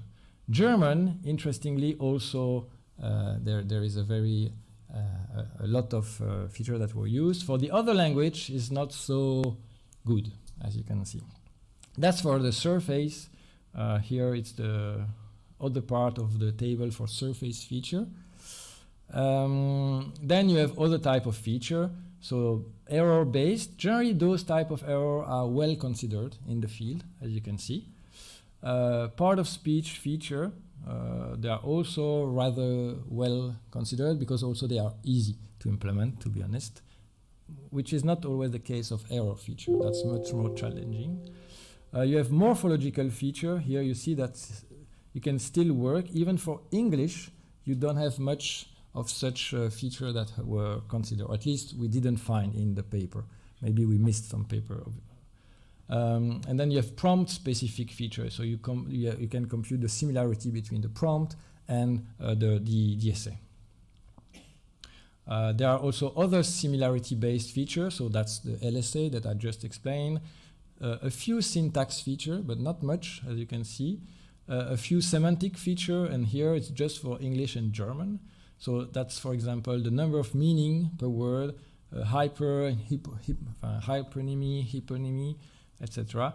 And some people also use a readability formula, which personally I don't find a very good idea, but that's a choice.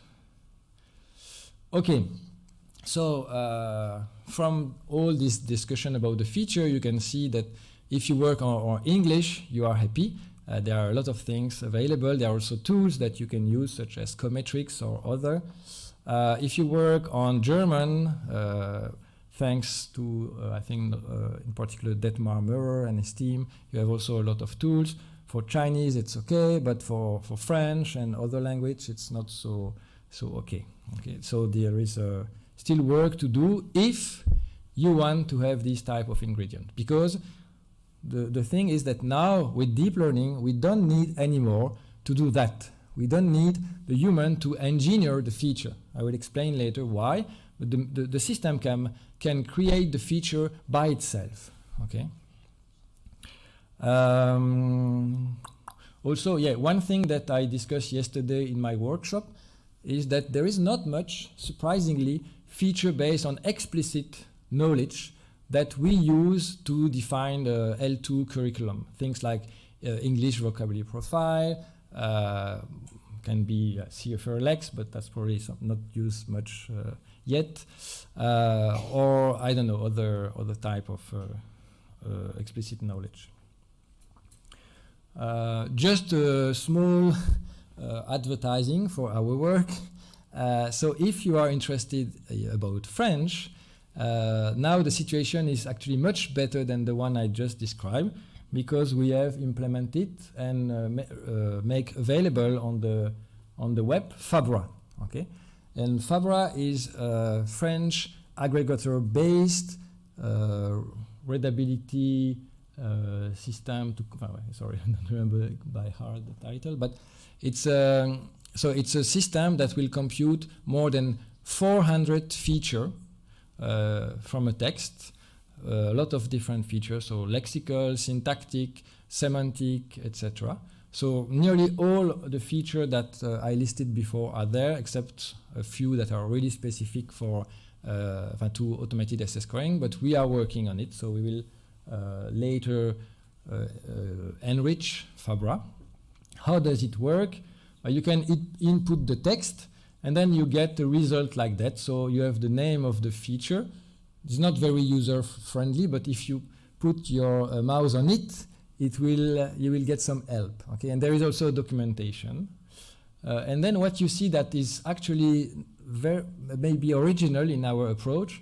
In most work, they use just the average of the feature. So, for instance, the average lexical frequency, the average word length. Okay, but here we use a lot of statistical aggregator, like first quartile, third quartile, median, mode, 80 percentile, etc. Okay, and this is something that is not much used in the field, so it's probably interesting also to experiment a bit with that.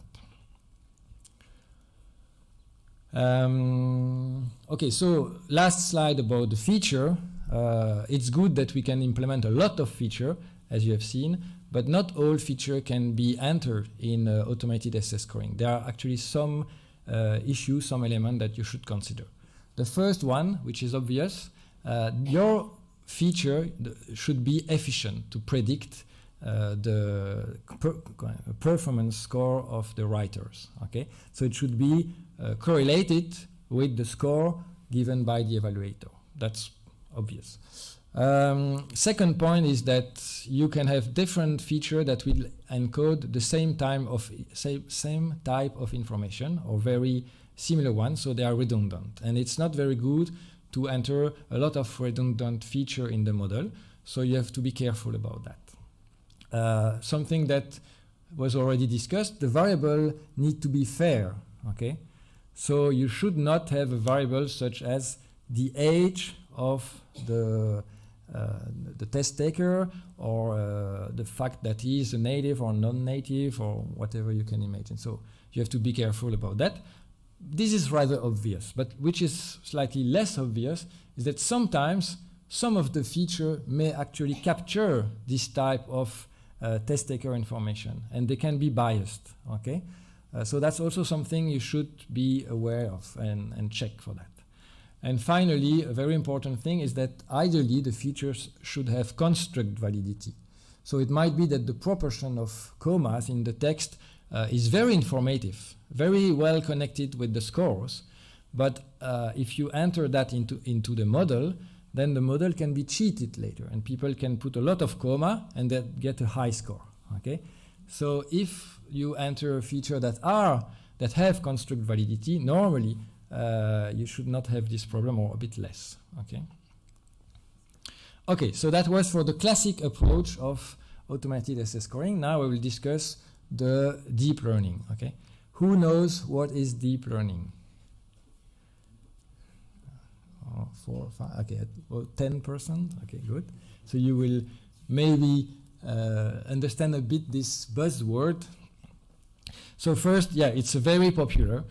Here it is graphics that show the proportion of paper using deep learning in all the main NLP conference since 2012, and you see that it was about 40% already at that time, and now we are much over 70, but it was already 4 years ago. I tried to find a more modern figure, but I didn't succeed, but I guess it's about probably 90% now.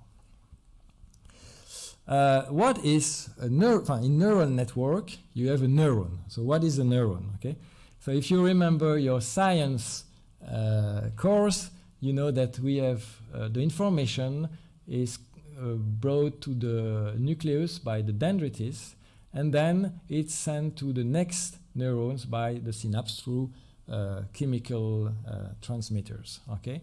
And there is this artificial neurons that is doing the same thing. So you get the feature here, can be word or it can be the engineered feature that I presented before. They all, you can have weight, so you can give different importance to the different feature. And then you collect all the activation here, okay?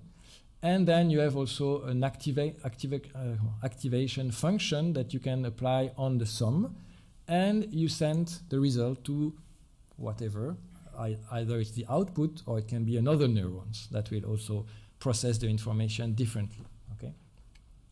Please note that if you have here a function which is identity function, this is similar to linear regression, okay? And if you have the logistic activation function, it is equivalent to logistic regression. Okay, so, but what can you achieve with one neuron? As I said, linear regression, logistic regression are already interesting models, but we want more generally.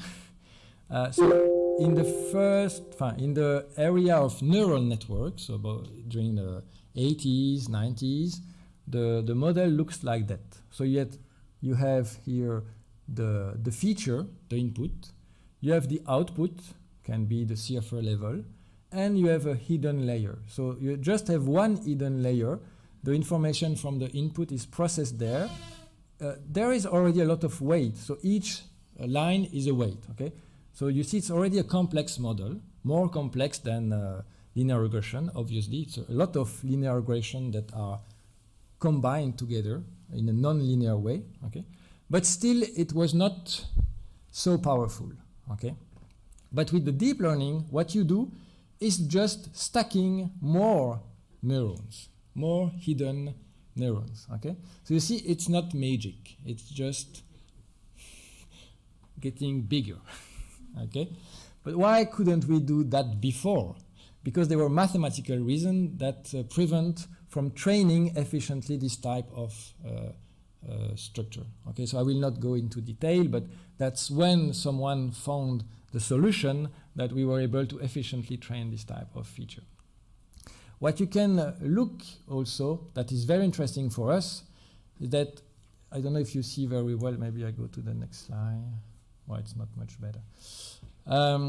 So there is a very nice properties of deep learning, which is it can encode itself the feature. So you don't need, as I said before, to tell him, okay, look at connectors, look at lexical frequency, look at etc. Okay, he will be able to decide by itself what is interesting in the text.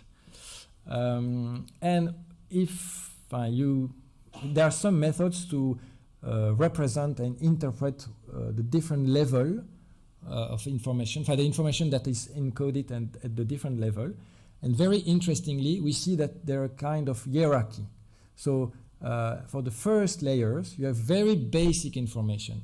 So for an image, it will identify edges, okay, lines, contrast in colors, things like that. Then at the intermediate layer, it will identify a combination of edges, okay, a bit more complex things.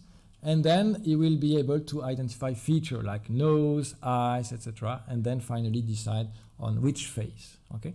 So that's really great because it can auto-encode the feature, but there is also a kind of logic in the way that it is encoded. And that's part of the success of the deep learning, because designing the feature, as I explained, is actually costly. You need to read a lot of scientific paper to decide what you will implement. You need to implement, you need to test, etc. Here, we don't have to do anything, and the model is just doing it by itself. Okay, so it's actually great in terms of learning capability. Another very interesting properties of deep learning is the transfer learning. Okay, so you can train a model, a big model with a lot of layers, okay, on a very simple task, such as, for instance, predict the next word. Okay, for this we have plenty of data. Okay, so it's very easy to train such model. And then what you can do is just keep the lower layer that have encoded some information about the language, and you can use for another problem where you don't have a lot of data. So you could, for instance, train a model for, I don't know, Estonian on a lot of data, and then keep the model that represent Estonian languages, more or less, and then with only a few amount of essay, try to predict automatically. Okay, so that's rather nice, isn't it? And this, among these lower layer that we can keep, one particular type of layer is called embedding. Okay, and the embedding, they are semantic model, a bit like latent semantic analysis that I presented before. That's also actually just a representation, a semantic representation of the language in a high dimensional space. Okay, and what you can do is you can say, okay, word computer is very close to word mouse. Okay, maybe. Or software is close to another word, etc. And other words are very far away. So you can more or less automatically interpret a lot of semantic information, and it also encodes some syntactic morphological information. So obviously deep learning has been used a lot for AES. I didn't here report everything. So you have one of the first work by Ali Kanyotis et al. They train embedding to include also the score within the embedding. So it's a bit more original than the basic approach. And you have also Dong and Zhang that did consider a text as different levels. So you will have an essay is a set of sentence, and a sentence is a set of word, which is obvious, okay, but the deep learning model basically doesn't have this information. It's just a sequence of word, okay. So that helps to have this type of architecture. And Dong et al. They introduced the mechanism of attention, okay, and this is a really big thing now, attention. So if you heard about BERT and transformer, that is the big fuss today in NLP, it is based on attention. Okay, so I will try to explain you very basically what is attention. Let's imagine you want to translate how was your day into comment se passe la journée. Okay, so classic system will just take feature from the four words and try to predict comment, ce, etc. Okay, but with attention, you can say the model can by itself decide that, okay, I have to focus more on how for comment, okay? But for se passe, I should still here, you see, focus on how, but mostly on was. And your day is not relevant to translate was into se passe, okay? You see? So the model can by itself decide which part of the input is relevant to look at, and that really helps, okay? That's why BERT is so efficient. And of course, there are a lot of work based on BERT, also in automated SS scoring, but I hadn't the time to include that. Now I will conclude with the opportunities and challenge. I don't know, I think I'm nearly done. Okay. So very briefly, one challenge, as we already discussed, is assessing speech. Okay. So there is a rich tradition already. If you're interested, this is a book that offer a synthesis of the work. The difficulty that we have with the speech is that first there is always this issue of the error that learners can do. Already for the written case, this is a problem, not solved issue. But in the speech is even worse because the automatic speech recognition system will not be able to tackle error very well. Okay. And also we need to define specific feature to speech such as pronunciation, error, or variety, fluency, etc. Another big issue is cheating. Okay, so there are different strategies that have been discussed by Klebanov and Matnani in another very interesting synthesis on the field.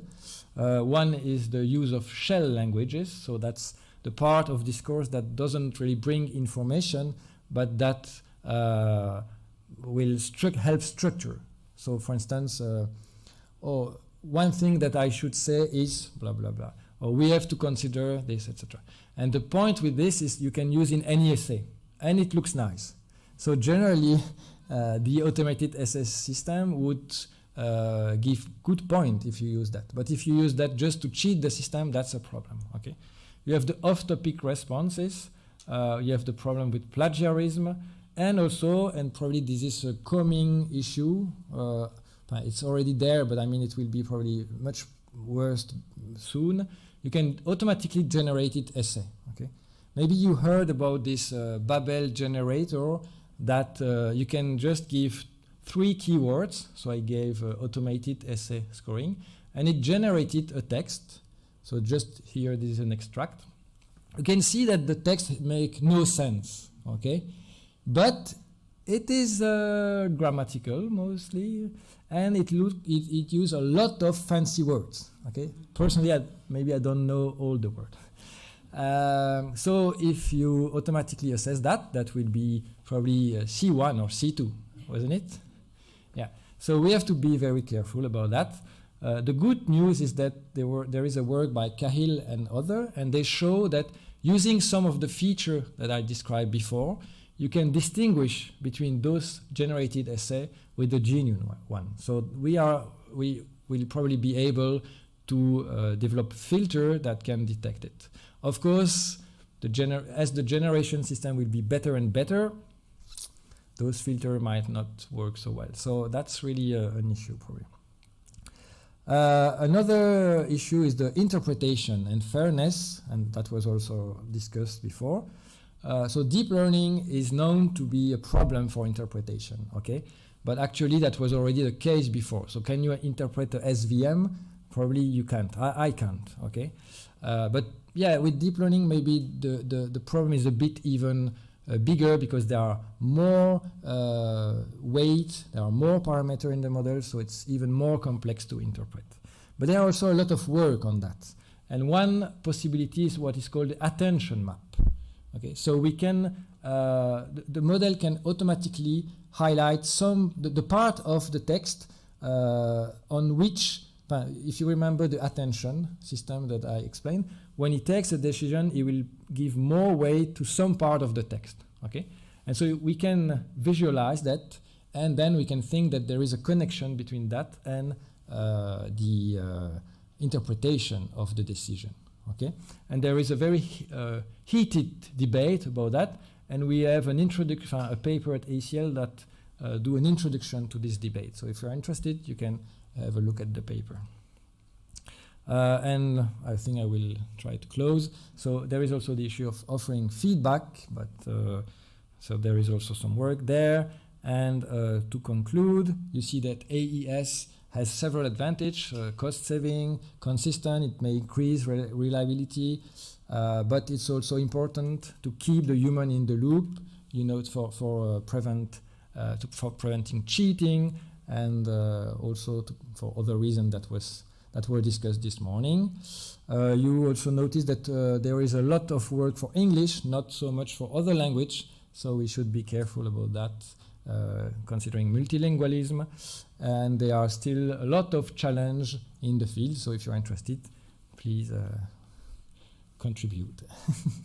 Okay, so thank you very much for your attention. I hope that it was interesting for you, and I will stop.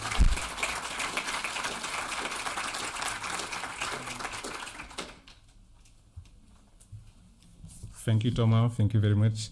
I think that we will have opportunity to ask him questions at the time of the round table. We just have to move on to the next presentation. So let's welcome and listen Dr. Eric Voss. He is a PhD in Lecture and Applied Linguistics at TESOL program in Teachers College at the Columbia University in New York City. Welcome, Dr. Eric.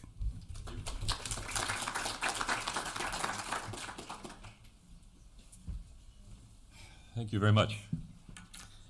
Thank you to ALTE and to the organizers for this year's conference. Dominique, merci. So thank you very much. I'm going to get started, and hopefully my PowerPoint will be coming up. And may I have, there it is.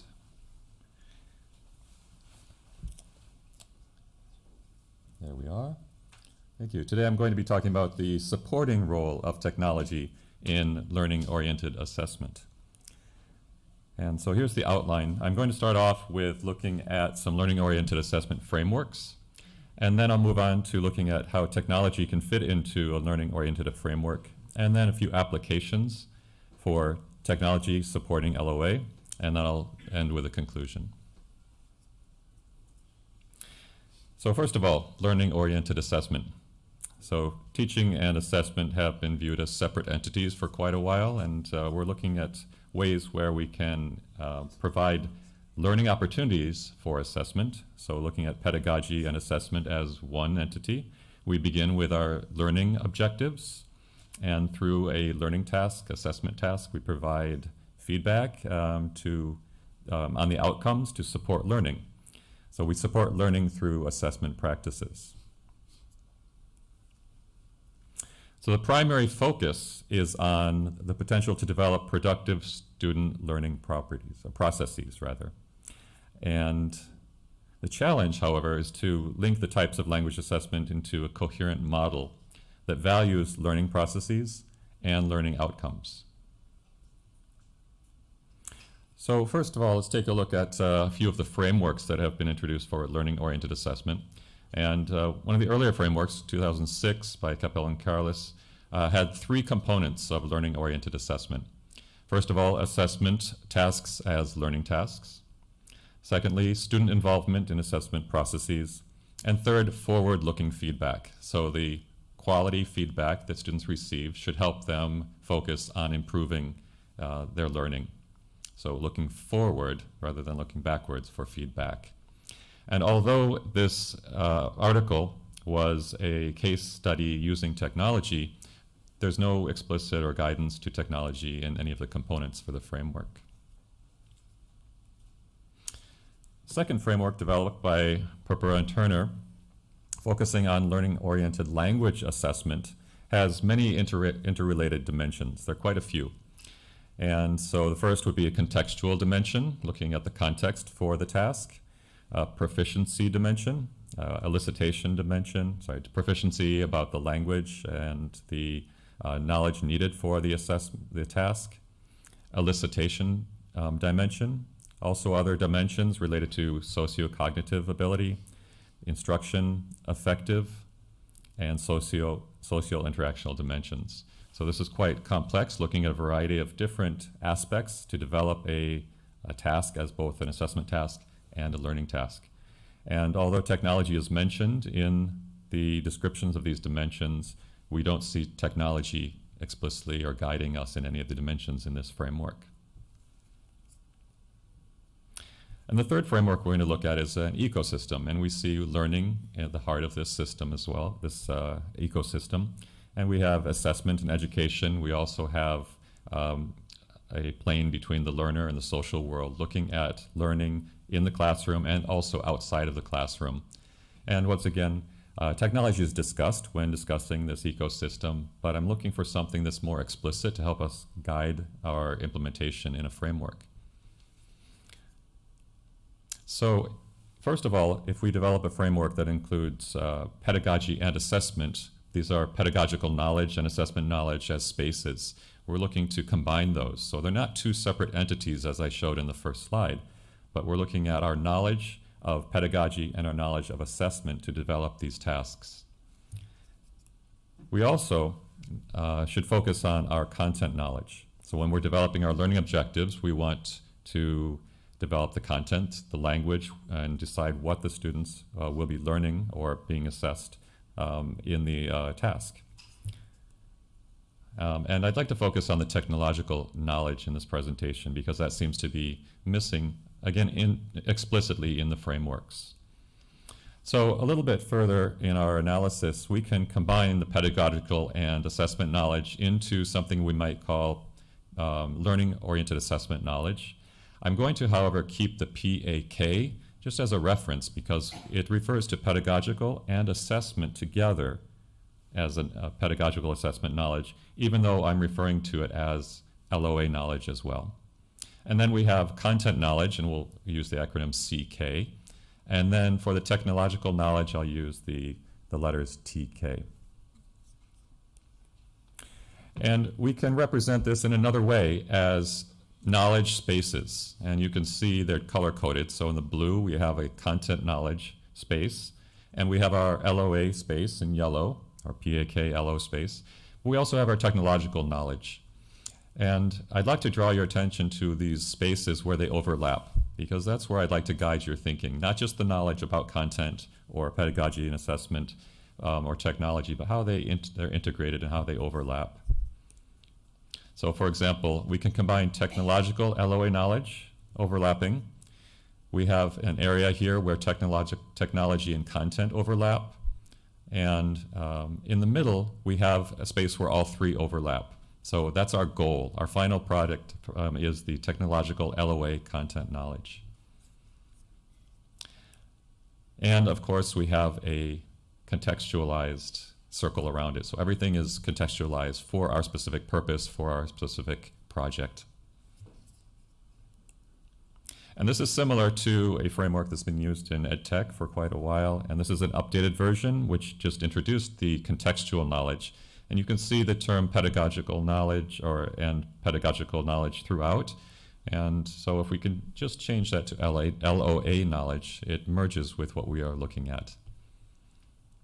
So how can digital technology support teachers' implementation of learning-oriented assessment? So it's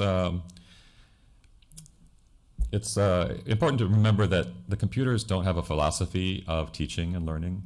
The computers don't think. It's the researchers and the teachers who develop computer-assisted language learning applications and conduct research that have the theory and principles of assessment and pedagogy. And pedagogy should always drive technology, never the other way around. So, bottom line, technology supports content and pedagogy or assessment, PAK. So let's see how we can apply this TPAC framework. And so I've tried with TLOACK, but I couldn't pronounce it very well, so we'll stick with TPAC. So we can start off with step one. You begin with your learning objectives, your purpose for the assessment, what you want the students to learn, how you're going to assess them. And then secondly, you select the content. So these are both related to the content knowledge space. And then we have the LOA space, deciding how the content will be taught and assessed. And then the fourth step is selecting the appropriate technology to support pedagogy and assessment. So that's the technological knowledge. And when we put it all together, we find that spot in the middle where they all overlap. And that's where we implement and evaluate our plan. So if we take a look at this and how these are realized, and you can see the red arrow on the left, it's a process. We start with our pedagogical knowledge and our content knowledge, and then we move on to our technological knowledge. And at the bottom, you can see where they start to overlap until we get to the bottom, where we end up with the teacher has the sufficient knowledge to design, deliver, and evaluate tasks through technology with appropriate content from the target domain that provides feedback and promotes learning. And when we get to this point, we're implementing, but we're also evaluating. So we might come up with questions through our development of an assessment through technology, where we might think about how technology changes the construct and how our score is interpreted when we use different technologies for our assessments. So let's go through a few examples in implementing this TPAC framework. First of all, a listening comprehension assignment. We start off with our content knowledge, and here students are asked to watch a video about a topic at an appropriate proficiency level related to the learning objectives. And then we think about our technological knowledge. How do we deliver that content?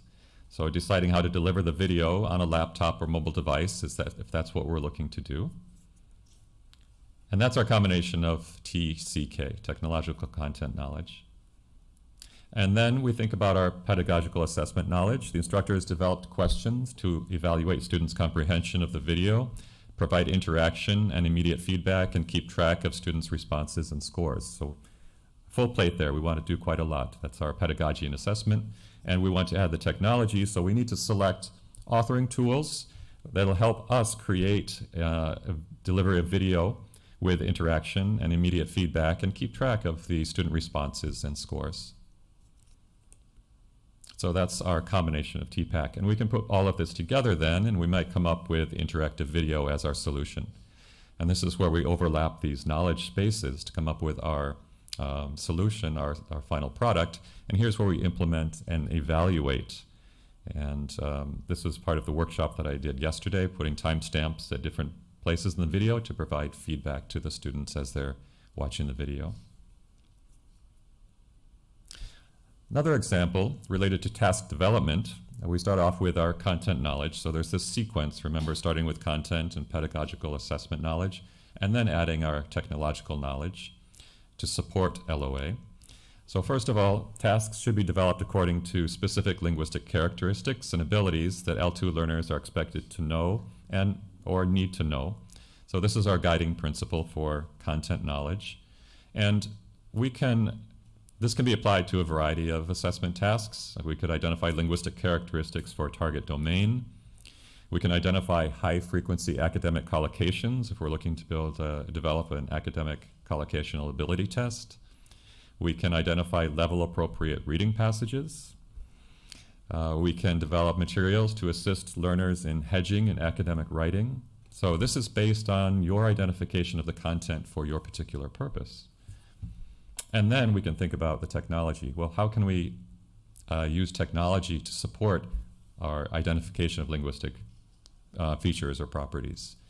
And so you might decide to use corpus tools, and this is a combination of technology and content, such as a vocabulary profiler to identify the frequency of particular lexical items, or and then we come to the conclusion that the teacher has the technological knowledge to identify the frequency of vocabulary in a text using a vocabulary profiler. So this is an intermediate step because it's a combination of technological and content knowledge. We haven't reached the center of the framework yet. Or you might use concordance tools for appropriate reference corpus. So for languages that don't have as many resources, this could be a project to collect a corpus first. Collect the language that's the target language for your test takers. What are we measuring? What type of language should they be reaching? And we can use corpus tools to explore that reference corpus and identify different language patterns or lexical items in that reference corpus. So our conclusion for this combination, overlapping spaces of technological and content knowledge, would be that the teacher has the technological knowledge to, number one, identify language patterns, and number two, the distribution of lexical items in a reference corpus. And you can see this is an example of different patterns or distributions in different registers on the top left.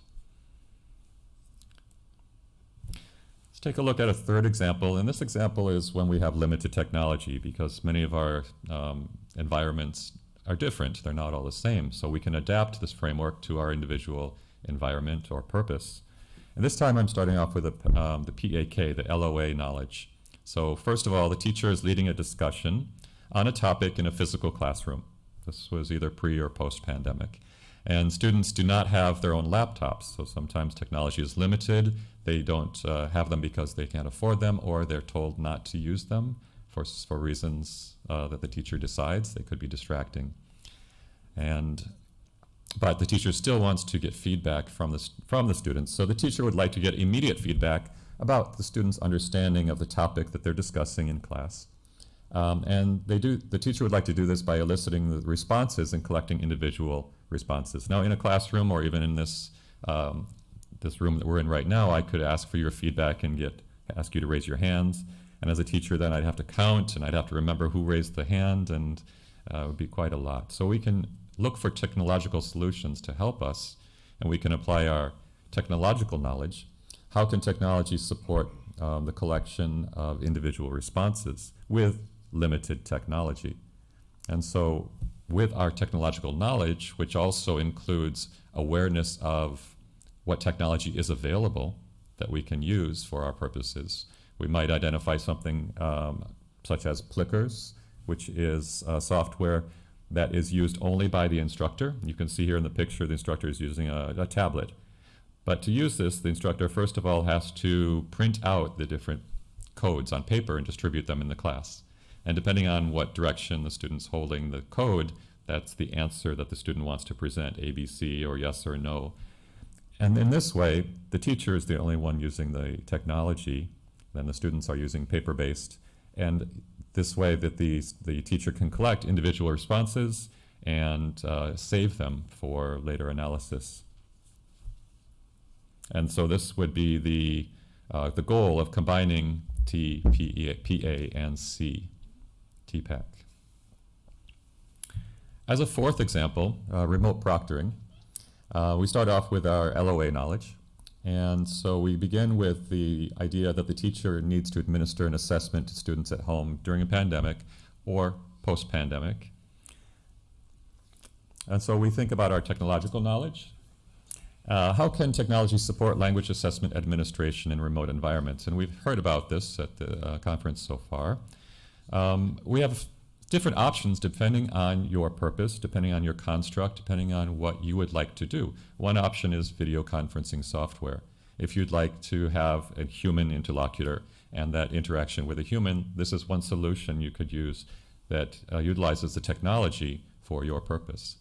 However, if you'd like the interaction just to be human-computer, you could adapt an IA-based proctoring software, for example. So you have choices in the technology that you use, and the choices of technology should support your ideas of learning-oriented assessment, your PAK knowledge, and your TK, technical knowledge. So if you went with the AI-based software, there's additional considerations because this is more advanced software, so there's more knowledge that is necessary. With the different choices that you select, the different technological choices, you have to weigh the amount of knowledge that you'll need. So, for example, the knowledge that you'll need is the teacher needs to have the technological knowledge to implement and evaluate this type of remote proctoring. But it's not only the teacher we need to think about, but the test taker. And the student has to have the technological knowledge to interact with the software as well. So we need to think about the technological knowledge of our test takers as well as our own technological knowledge when we're selecting the appropriate technology for our purpose. So if we think about what technological knowledge is, we can break it down into a few different aspects. So knowing what is available technologically, but also the technological knowledge of the teacher, also the technological knowledge of the student, also technological knowledge that's related to the construct, so being able to type on a computer so that they can write an essay is not technological knowledge that they need to complete the task.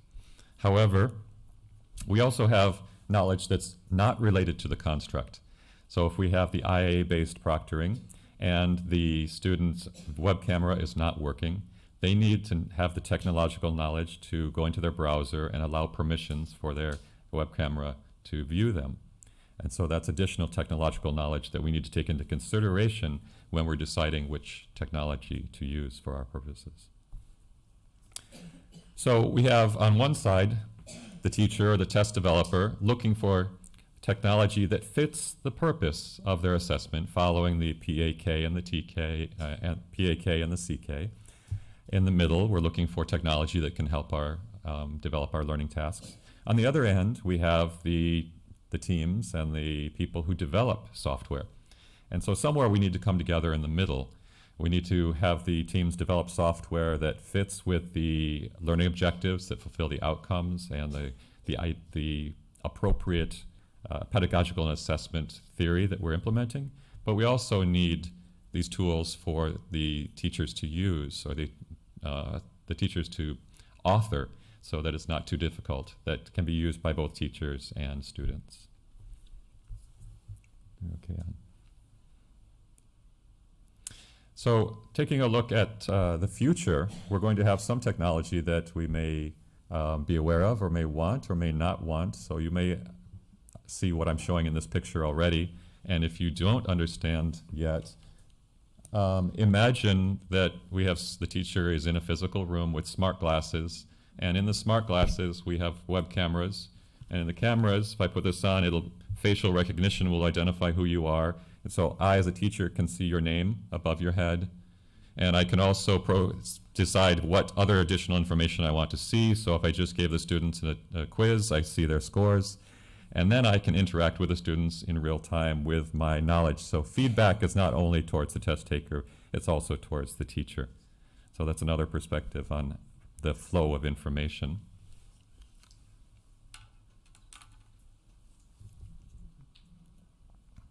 So if we are looking at expanding our frameworks for learning-oriented assessment, I suggest that in addition to our pedagogical and assessment knowledge, and in addition to our content knowledge, and in addition to our contextual knowledge, we add another component to make it more explicit and guide our selection and support through technological knowledge. And so whichever framework you are developing or using, you can add a technological component, technological literacy, which includes reference to teacher knowledge, student knowledge, and knowledge related to both construct-related and unrelated knowledge.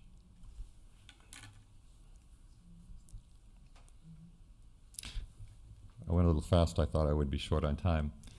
So I'm going to stop here and thank you. If you have any questions, I'd be happy to take them.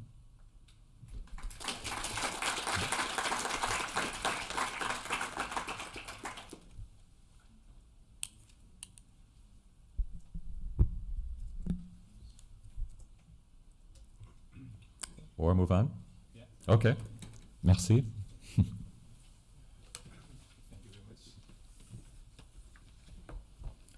Thank you, Dr. Eric. So now we have time for questions now.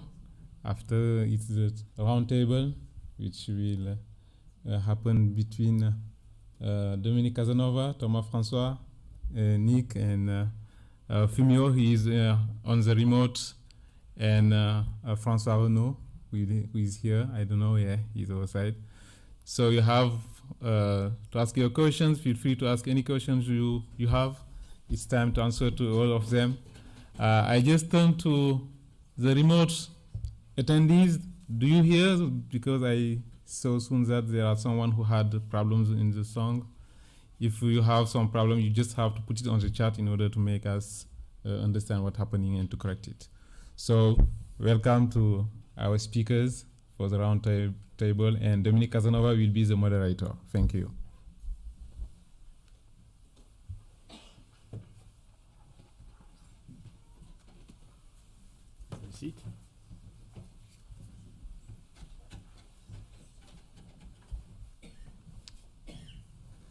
So Fumio is going to join us with Zoom.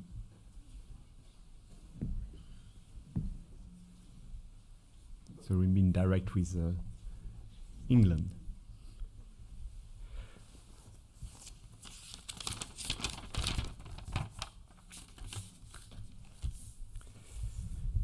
Mes chers compatriotes, oh, wrong document. This one is for the result of the elections on Sunday. Yeah, I have an AI algorithm who give me the results.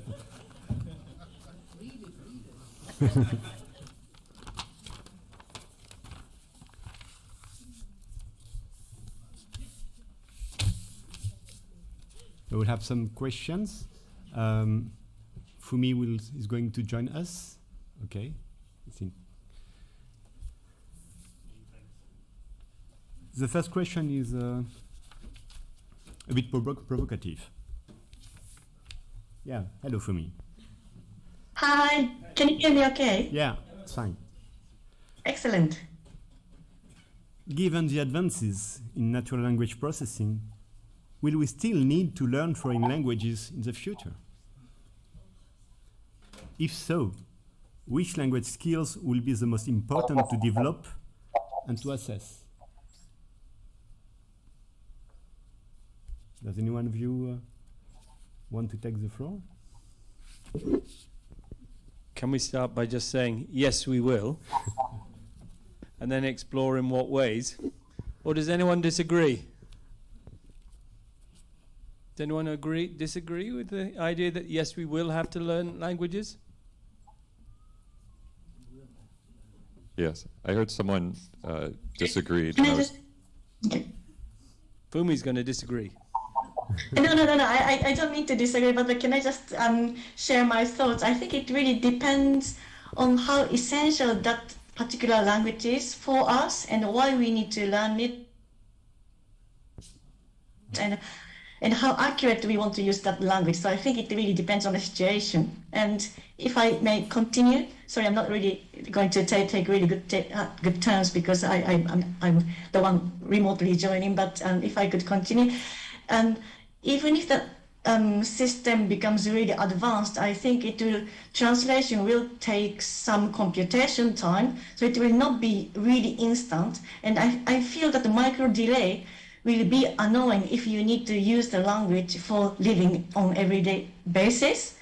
And of course, there are prediction models guessing what we might say next, so the delay will be shorter and shorter, but still, I'm really not sure if the translation will be really quick to the extent that we don't mind using it on everyday basis. Like if it is between Japanese and English, for example, Japanese is the language to negate sentence at the end of the sentence. So I think we don't want to wait until the sentence finishes to understand if the question, if the sentence is positive or negative. And my thought is, if we are learning language for traveling purposes, like for traveling for vacation, maybe we may not need to be bothered as much. But if we want to use the language on everyday basis, and if we want to use it for our particular profession, that is definitely necessary. If you're health professionals or lawyers who need language very, very accurately, we can't really rely on approximation. So one way, maybe ESP is going to be more important, I think. LSP. Yes, sorry, LSP, language for specific purpose, not only English, sorry. Thank you, Fumi. Thomas, you want to take the floor?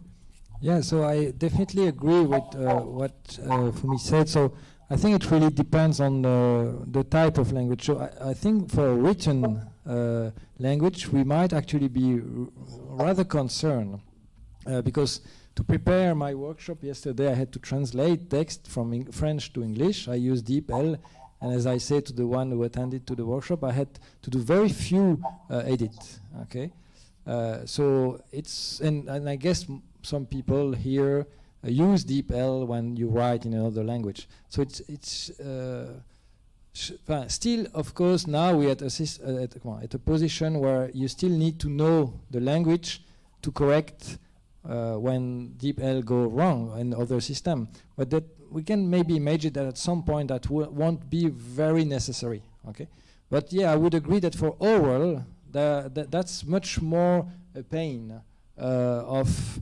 inputting the text unless you have some chip in the brain, and then we can automatically transfer, and that will be different. But I'm a bit concerned because humans are lazy. And so if we can not learn a language and do something else, we might do that. And I think that in the country where the language is very spread in the world, I don't know by heart the figures, but I think the people learn less foreign language than in other countries. So it's actually true that we might be a bit concerned for and the second quick point, I think we communicate to exchange information, and for this maybe automatic machine translation might actually be very useful. But we also communicate to build relationship, and for this I think we still need foreign language. And that ties in with your talk about the transactional and the relational functions of language, which are delivered differently even in your current testing system. Eric, do you want to add something on this topic? Sure. So I think that we may need to learn other languages when we don't have technology. Technology is going to be there, but we need to make sure that it is there, and at times when it's not there, then we cannot rely on it. So it's about trust as well. So as Tomas was mentioning, if we're looking at communicating and we're relying on technology to say something for us, we would like to make sure that it's saying what we want it to say. And so we can either trust it or we can verify that it has been translated the way we wanted it to be translated. Just similarly, if we're not looking to replace teachers with technology, we're looking to supplement teaching with technology.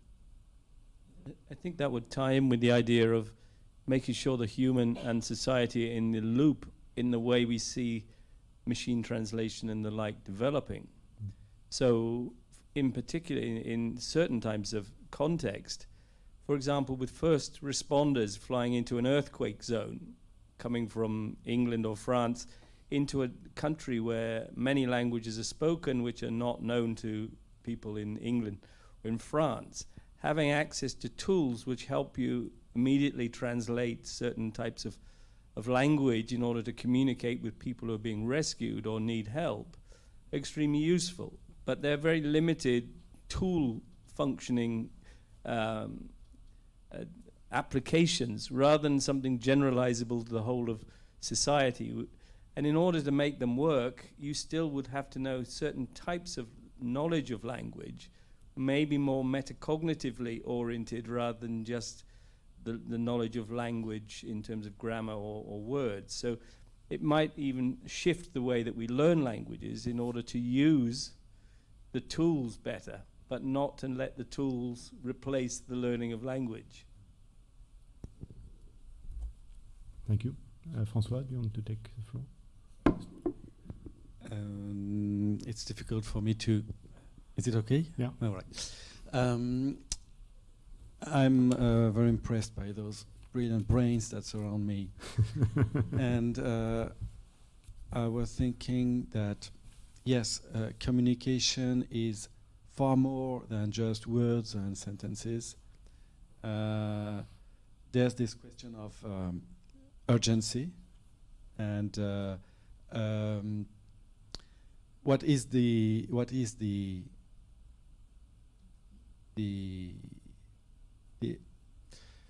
what do we want by communicating? I mean, what are we doing when we communicate?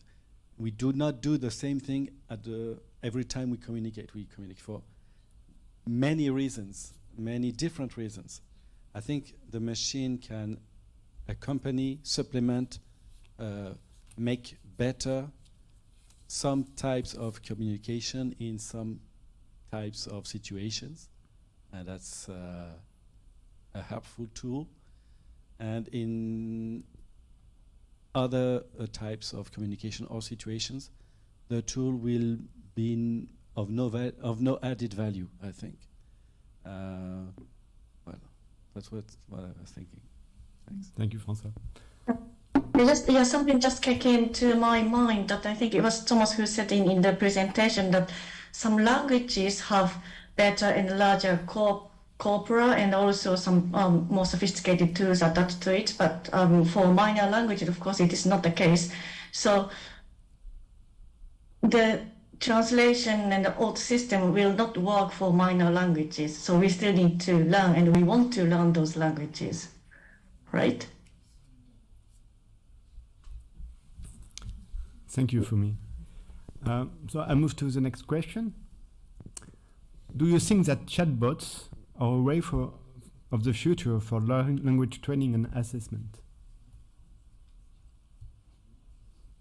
Want the short answer again?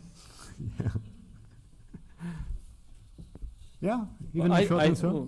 Well, like we've been, like the last answer, it's the same point. Yes, under some circumstances. So if you see it as a technology for interactive communication with a machine which replicates or simulates real communication, then there's obvious applications for it to be used, for example, for practicing speaking or writing, if it's a written bot, and for providing feedback in ways which would serve learning purposes or indeed some forms of summative assessment purposes. But then the question is, how do you build them and what do you use them for? Not, is it a yes-no question? Yes, and maybe also what you project on them. It's like the table tennis video game. It's not like tennis. So I'm sure they can take part in a learning and assessment, but we should be aware that it's not the same thing. So just an artifact with limitations. And bear in mind that we as a profession have always been saying about any of our tools that you need a validity argument. You don't just accept that it's going to work and it's okay, and you should be predicting what evidence you'll need to evaluate it and what monitoring would need to be in place to evaluate whether it's achieving the goals that you have in mind, including the ones that you raised in your, well, it's raised in that paper, about whether it starts to change people's attitudes and behaviors in ways which we're not happy with, right? This is, again, a sort of more socially oriented dimensions of impact that we might find. Yeah, I do think that this is going to be a paradigm shift, because this is an issue of trust again and how we interact with computers and technology. And even right now at the stage our chatbots are at, we know that they're not human, and we talk with them differently, we interact with them differently. And so at what point would we switch over to interacting with them the same way we would talk to a human? And at that point then we might have this question raised again. Yeah. We're interacting with computers differently because we are conscious that they're computers. We do joke about it, don't we? You know, Alexa, do you love me? And how many people have asked that question?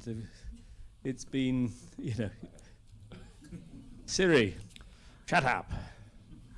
But in the document we talk about Link and I concerning ethics and chatbots.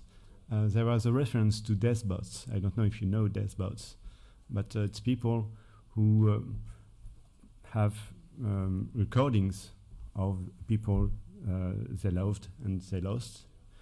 And so with these recordings, the chatbot learns the voice and the way of speaking of this person and create new phrases.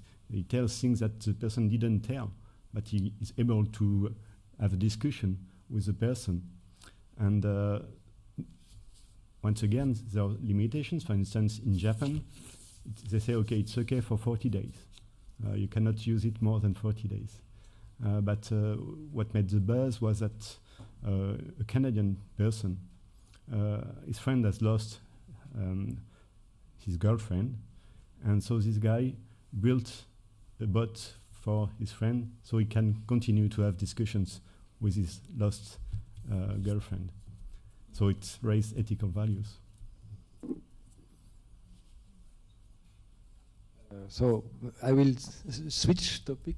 I mean, but maybe because I don't have any opinion about that. But I have one PhD student that is now finishing his thesis about the use of chatbot for language learning, and so we conducted a meta review. And so the good point is that there is significant effect of chatbot and dialogue system. I would prefer to use that term. On learning in different languages, so that's good news. Even though the current state of dialogue system is far from what we would like them to be for language learning. And one point that we raised was that during a chatbot, there is no meaningful interaction with the chatbot. Okay, you don't have interaction goals. Okay, you just play with them. Okay, for most of them, or you can have pre-encoded task. But I mean, you don't communicate for a real reason in most of the chatbot. And so that's really one of the challenge, I think, that we have to face to increase the effect of the chatbot on learning. And also another maybe point is that when we started the PhD, we were very optimistic. We thought, okay, we will design a new chatbot and it will be great. And so we had this nice theoretical principle. But then when it came to build it, it's actually a lot of work. So you cannot just do it with one PhD student. You need a team because there is a lot of different challenge. And so I think that's also one issue. For French or English? It was for French, yeah.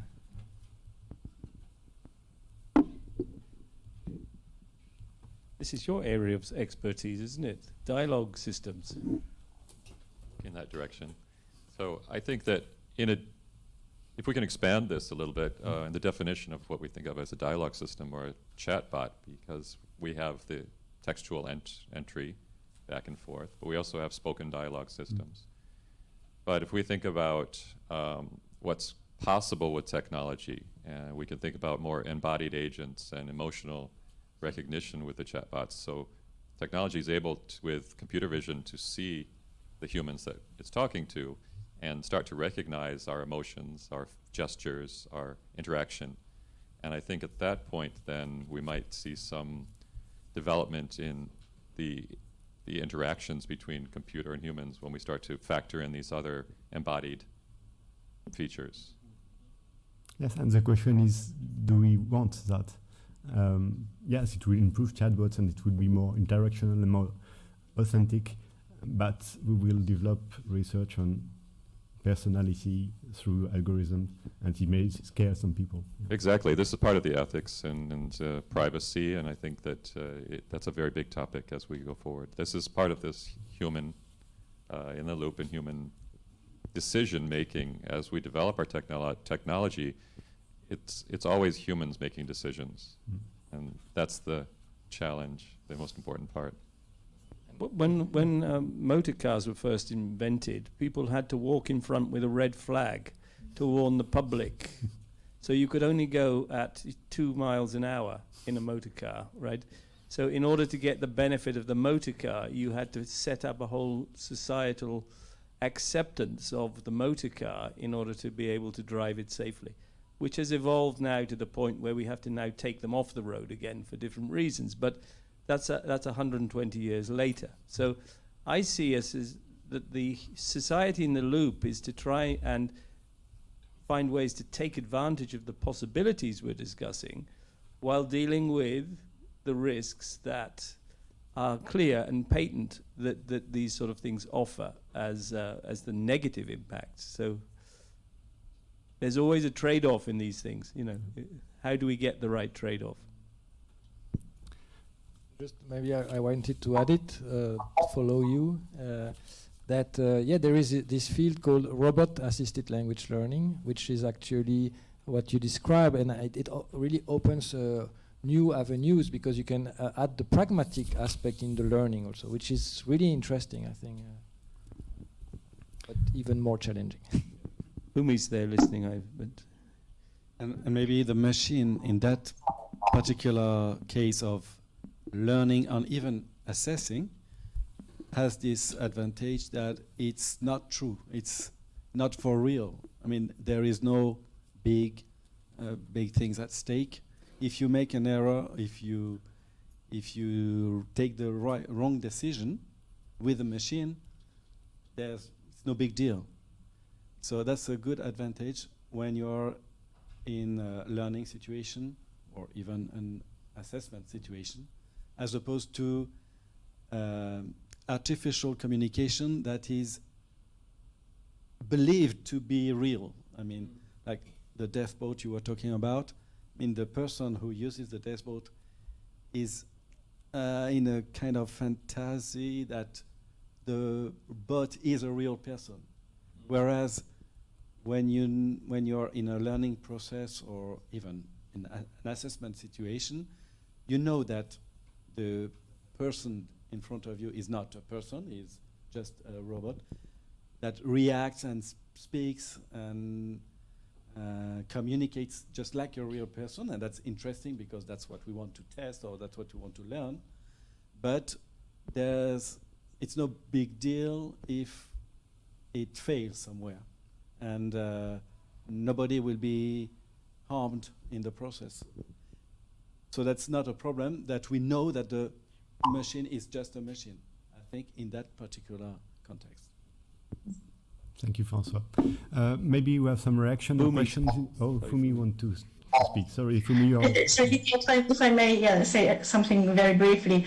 And talking about meaningful communication and the big problem is the common sense problem. It's open problem for last 40 years or so. So we don't realize humans. We don't realize that we have millions of facts that we know, but we are not even aware of knowing it, and that is massively really difficult for computers. And computers expert systems may be able to emulate humans' expertise, but even those computers will not be able to know the very basic concepts that 3 years old would know, for example. So that until that problem is solved, of course, looking at the field which is moving every day in a fast pace, and the problem will become less and less, but still having real meaningful communication, I'm not sure if we can really achieve it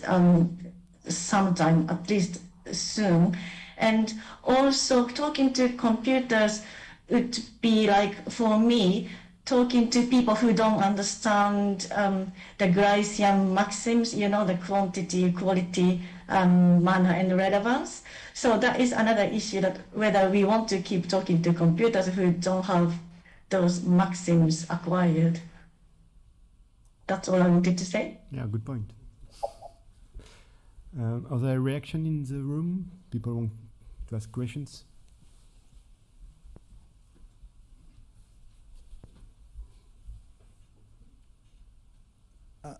I think that what we are facing now, it's a difficulty with the appropriation of the technology.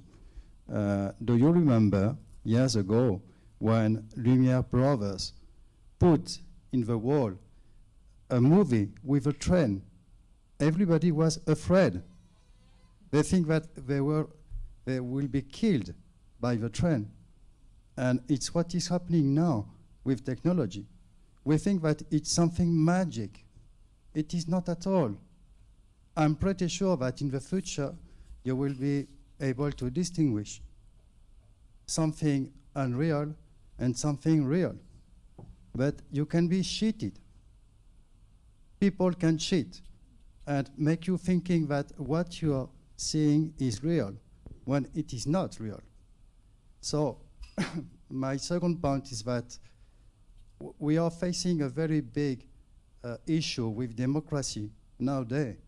You have some kind of very big global companies, and they are doing things that we are not able to fix with our states. And that's why people are afraid about what we are doing with technology. Because if you think about the things on a rational ground, you can understand quickly that with Uber, you can use a device for translation.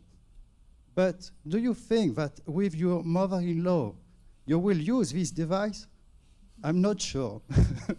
I don't want to do that, and I'm pretty sure that humans are able to understand these things and to fix it. But what is happening now is that we are not really sure about how we will use this technology and who is deciding about what we are doing. It's the whole thing now with this metaverse. It's the same. Who is managing the metaverse? I think his name is Mark. Anyone got the answer to that question, by the way? 42. Other questions or reactions in the room? Okay, let's move on. I added the question because I sent 4 questions yesterday, but I have a 5th one. Because I listened at your presentations, and Nick, it's notably for you. Since a lot of tools are developed for English language, for less widely talked languages, people use, or may use, DeepL or Google Translator towards English, and then an English automated scoring system, for instance. What would be the impact for these languages? Sorry, I'm not quite sure what the question is. I know that the question is about English being the dominant player in the world of AI and machine learning. Yeah, and you also have a lot of much more facility to translate from English to another language or some language to English than between other languages. Yeah, so you may take a learner text, translate it in English, then use an assessment scoring system made for English to assess the production. Well, that for me would be an anathema, because it's not the way it works or should work. So it's actually the point I was trying to make in my presentation, that if you want to design systems that work for the less widely spoken languages and the purposes that people are learning those languages for and the purposes that they're being assessed for, you have to collect the data necessary to build your systems from those contexts and those contexts of use. You've got some generalizable features, which we saw in Thomas' presentation, which some languages are now easily being able to replicate. But when it comes to actually applying a tool for feedback, for example, about something being learnt in a particular case, you're going to have to collect the data for that language and for that purpose and build your tool, in particular your feedback, from that context. So what we'll have to do is to extrapolate from the learnings of English or French to help those who need to do that by perhaps giving them lower bars to entry into the field, by encouraging them in, and then finding ways in which the cost can be brought down for building the corpora or for sharing the expertise needed to do the analysis and to develop the tools. So it's more of a diversity inclusion question for me of how we can spread the knowledge and expertise more widely. And that's where organizations like ours have been good so far in helping to lower the bar to entry so that people can build up to the level of expertise and deliver systems which work for them and their languages and apply the same principles, even it may not be to the same absolute standard, but applied to a standard which is at least minimally acceptable for the purposes intended. So I would be advocating the same mechanisms that we've already used in ALTE extended to this domain. That's really my message for today. Thank you. Other reactions? I think it will be quick, but just say that unfortunately in NLP, some people do this anathema. So for instance, I remember one work that they say, okay, for readability, we don't have enough data in one language, so we will train the model on English and then see how it applies on the other language. And I said, did you try just using a more simple model with the little data? And say, oh no, we didn't. So I mean, sometimes now, because it's deep learning, we think about, applying deep learning and then translating from one language to the other. And I see not a lot, but several work that do that way, and I'm always shocked, but some people are not shocked. So it's really a risk, I think. But good data in smaller quantities with the feature-based system can help you start off with a workable system, right? And you may have and building ensemble models as well, which are available. That could happen without having massive data, right? And perhaps having a system which works can then be the way you collect the data you needed to extend it and make it more successful.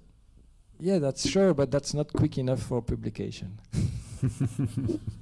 So that is the difference between the academic speaking and the language tester. The language testers are in it for life. You know, they have a way. It happens every year, and every year you hope it's going to get better. So we need to take a long-term perspective where the incremental changes happen now, so that we can then improve. If nothing happens, you just stay fossilized. So this is what I mean about lowering the bars to entry to get people engaging with the technology. This is what's impressive about some of the talks, like the ones on video, whether it's direct tests or using video to create classroom interaction, you can do it without necessarily having the massive, highbrow expertise. And when you start working with data, you can then begin in collecting data to see how you can use it for building AI tools. And when you look at the automated scoring options, we have the traditional machine learning and the neural networks. And so far, most of the work is done with the traditional machine learning. If we compare the two, the more data you have, the better the performance. But in the initial stages, with the initial amount of data, the neural networks and the traditional machine learning can perform about equally up to a certain point. And then it's up to that certain point where you'd need a larger amount of data for the neural networks to perform even better. But on that curve in the very beginning, there's not that much difference. And I think that there doesn't need to be that much difference. And I think that we can work with smaller amounts of data, and machine learning, traditional machine learning is easier to implement as an entry. And so I think that that would be a good entry into this area. You don't need to go with the latest and the most complicated and neural networks to start with. My advice. Fumi, do you want to add something? Yes, I think it is a really good point, Eric, but I think it's a really judgmental call for us. So neural network with a large amount of data, of course, the prediction is going to be really good. And in a rule-based system, the traditional way, however good the rules are, it cannot really be as good as the deep learning, for example. So do we prefer more accurate but less explainable system, or do you want less accurate but explainable system? Back to the principles of assessment. What is it you're trying to do? What is the context, purpose, and use of your system? And then you come up with an answer to that question. So for lower stakes purposes in learning contexts, what you might wish to do is to use the machine for what is relatively simple types of feedback, such as on the structural and formalistic aspects of writing. And the machine can do this pretty well. It can spot errors in punctuation and basic grammar and wrong use of words, but it can't easily do the rhetorical analysis and whether the person's written in the right style.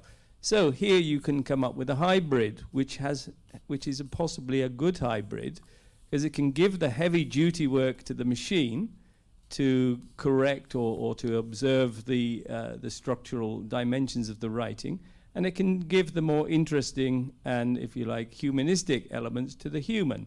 And the human uses the information that the machine provides before having to then do the second stage.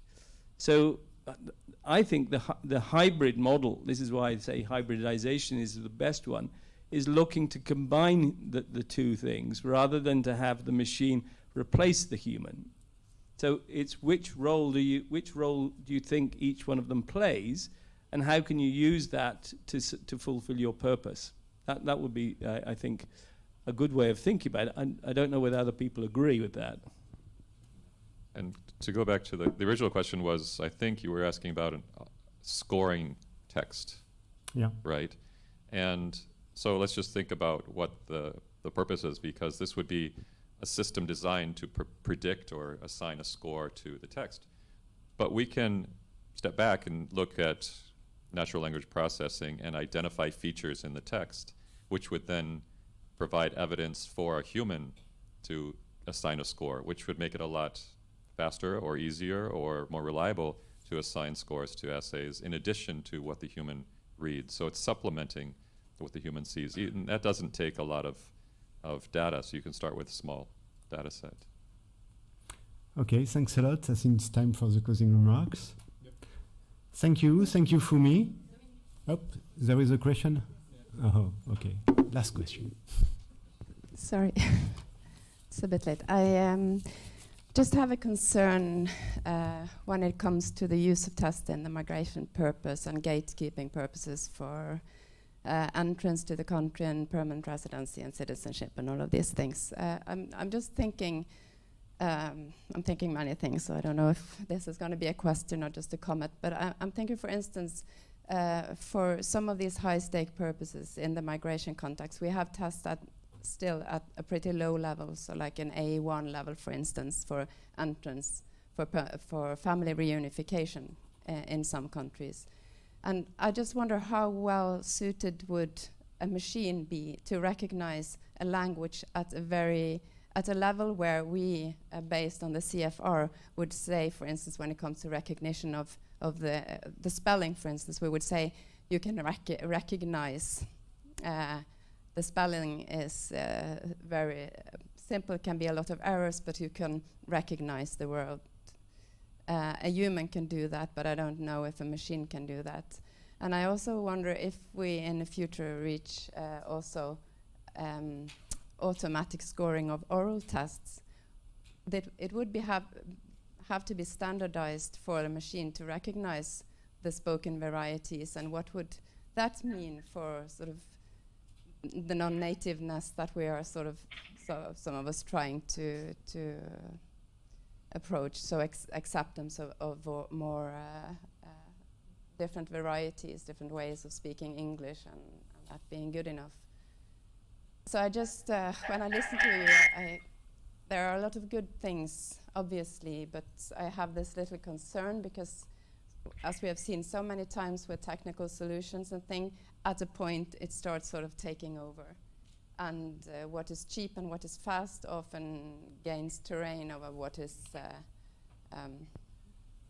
justifiable from a human right perspective or social justice perspective. And so I just felt that I had to just make that. Thank you, Cecilia. Yeah, response? Tack så mycket. I think that's a good point about a specific purpose, and I think that that's something that is very important when we're designing these systems. We design them for specific purposes, and it's a different perspective because a lot of companies are looking for general AI, but we could still have a lot of work that we can do for specific purposes and for specific situations. And a lot of the work that's being done is still humans training machines. There's a project that Google is working on to train this system to understand people with speech difficulty. And so they're annotating and they're training the system to recognize specific type of language. And so there's still room for different purposes, but humans need to be involved to help train the computers to do so. So just I wanted to add that, yeah, it's a very good point because really from a machine learning point of view, the model generally might do strange things at the extremity of the continuum. And when we just assess accuracy, we don't really care about that because fortunately, generally, it's classified better at the extremity, but not necessarily. So that's true that we should be concerned and look at the extremity because might be some issue there. Yeah. It also raises the point about automatic speech recognition, because in the models you're building, if you're going to automate speech, you have to recognize the accented language of the learner, which is different than often in these bots that are used, for native speaker uses. So you need to build into the design of your system data based on the target language group, so that your model, your ASR, which precedes your natural language processing, actually doesn't build in error because it can't recognize, or it inappropriately recognizes the speech and attributes it to something which turns out to be marked as an error. So it's the big challenge for the spoken variety is actually dealing with the first part of the process, which is recognizing the learner speech. And of course, you have to collect the data from the target audience. You can't be assessing people who don't have those, who have features which are specific to them based on features which are specific to another accent, or it won't work. So So it's a big it's one of the biggest challenges for developing speech engines. Thank you. Thank you for me.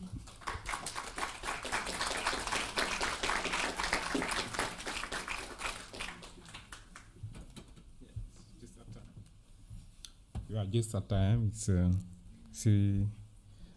50. So thank you very much. That was a round table, and thank you all for taking it. That was very interesting, and for those who were asking questions too, thank you.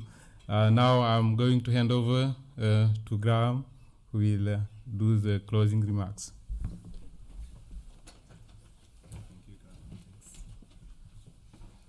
Thank you, Hassan. So the slide should just come up. I'm just going to say a few words to round off today. I've then got some thanks to say, and then I'll invite Nick up just to formally close our time together this week.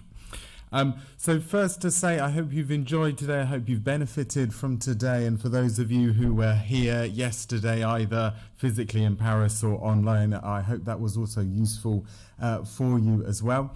The sessions we've heard today will be on, they were on YouTube today, but they will be taken down and then put back up onto ALTE's YouTube channel as well. So you'll be able to look at those presentations and look at the slides at a later date as well.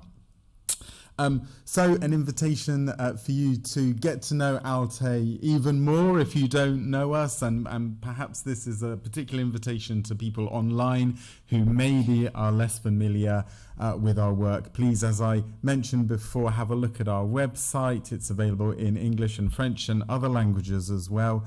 Attend a course. We run different events and courses, and join us. Many or almost all of you here today physically are members in some shape or form. We have a few different membership categories, but for individuals there is free individual affiliation, so do join ALTE at least in that respect. I keep plugging social media, so this is my last plug for social media. Please follow us on Facebook, Twitter or LinkedIn, and we've been posting today. Hopefully you've seen some of those things. I just mentioned courses, so I want to reiterate a few things, and apologies. People who were here yesterday, some of this information is repeated. But our ALTE introductory course in language testing is very popular, very useful. The one that we will have in September is already sold out. So if you'd like to register your interest for our next session of that, which will be in March next year, then please do let us know. So it's really popular. It's online. It's held over the course of 2 weeks, but you'll be doing it's flipped classroom approach that we talked about before.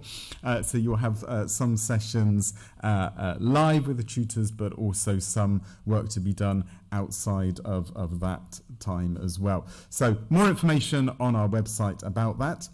Another online course that we are running takes some of the themes that we've been talking about this week and develops it. So our course in multimodal constructs and technology use in integrated language assessment is in September. It's online. Please have a look at the website for more information about that. So that's taking some of the ideas of using videos and images and other things and how to integrate that into language assessment. So if you've been enthused by what you've heard this week and want to delve more into that topic, then sign up for that course. Again, have a look at our website for more details on that.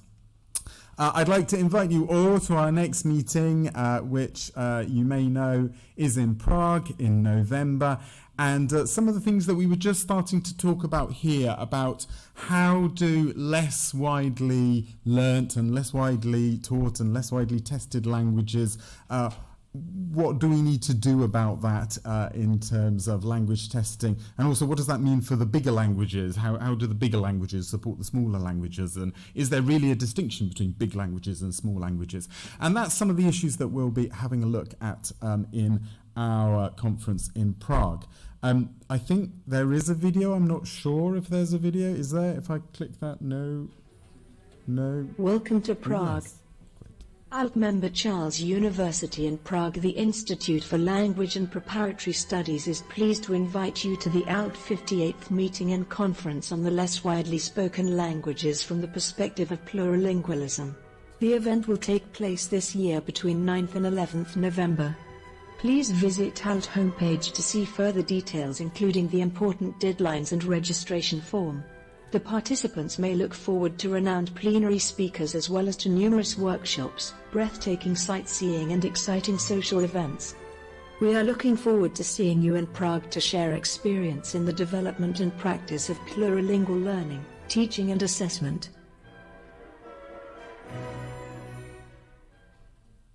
There we go. So hopefully that will entice you to come to Prague in November. But if you are not able to join, we will have some element of online participation as well. Our big one, we tried to do this 3 years ago and we really hope it's going to happen this time. So our international conference in Madrid will, all being well, take place in April next year. More information will be available on our website. In a few weeks' time, we're going to open up the pages which will give you more information about that event. In particular, we are doing a call for papers, so please do consider submitting an abstract for a paper presentation, and there are other presentation formats as well. So we'll be sending communications about that. For the moment, please write down those dates, put it in your diaries, make sure you have budget to be able to travel to Madrid, and we very much look forward to seeing you in Madrid next April. I'm going to hand over to Nick in just one second, but first of all, I just want to spend half a minute thanking various people. First of all, thank you to everybody who has attended. For those of you who have attended physically, it may have been a challenge to get here, I don't know, but I very much appreciate you supporting us and attending physically, and I hope you've been able to enjoy the beauty of Paris and the weather this week as well. And for those of you attending online, thank you so much for joining us online today. To our speakers, a huge thank you to all of them who were speaking today in whatever capacity, on the screen or here in Paris. Thank you so much for coming. And particular thank you to our team at Les Français des Affaires for helping us so much with the organisation of this event. It was quite a challenge to take on back last year, not knowing whether this event would actually take place, whether it would take place physically, online or hybrid, whether we could do certain things, whether we could have people in one room. All of these things were unknown, so they've accepted a huge challenge, and so we're very thankful to them. It's been a bit of an experiment doing this in a hybrid way. We are learning. Hybridity was a theme that kept coming up, so thank you very much for that. We'd like to call out two people in particular, and that is Dominique. If you'd like to stand up, I think everybody knows you by now, so a little clap. And to Julia Comte, who is there at the back, so please turn around and wave. And we've got a little something for you. There we go. Wonderful. Okay. So thank you both, Dominique and Julia. And we know that the whole team at Les Français des Affaires have been working so hard. Dominique and Julia have played big parts, but I know that there are many more people behind the scenes who have been helping us, the tech team at the back and around and about as well. So we'd like to, in fact, if you are from Les Français des Affaires, would you just wave your hands if you're here in this room, just so we can see? Thank you. And we have a little gift for sharing as well. So there will be in that bag there. So hopefully you will be able to share and take part in that little gift. So thank you very much, especially to you. Great. Wonderful. I'm going to hand over to Nick now, just to sum up in a couple of minutes and to formally close our time together this week. Thanks, Nick. Well, Graham, I think you've said it all, actually. And my job in closing is a bit like the person who cuts the ribbon when the ship sails off. So it's really just to formally close the meeting today. Thank you, Graham, and thank you, Mariangela, and thank you, everybody who helped organize this.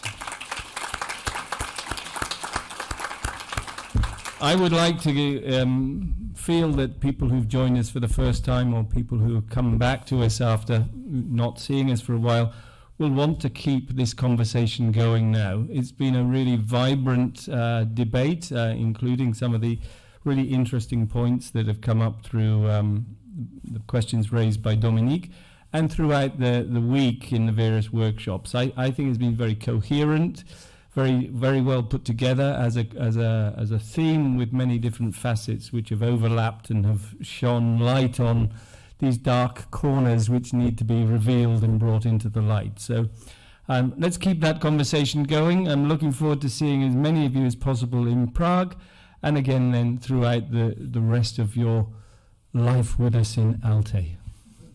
So see you again soon, and thank you. Have a good weekend.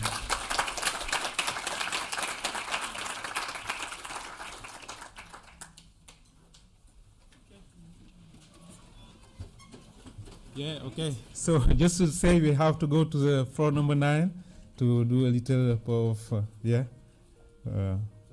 have to go to the stand, to the floor number 9. No? Ah, yeah, all right, yeah. Just a question. But thank you very much. Thank you to you all. See you next time. Thank you.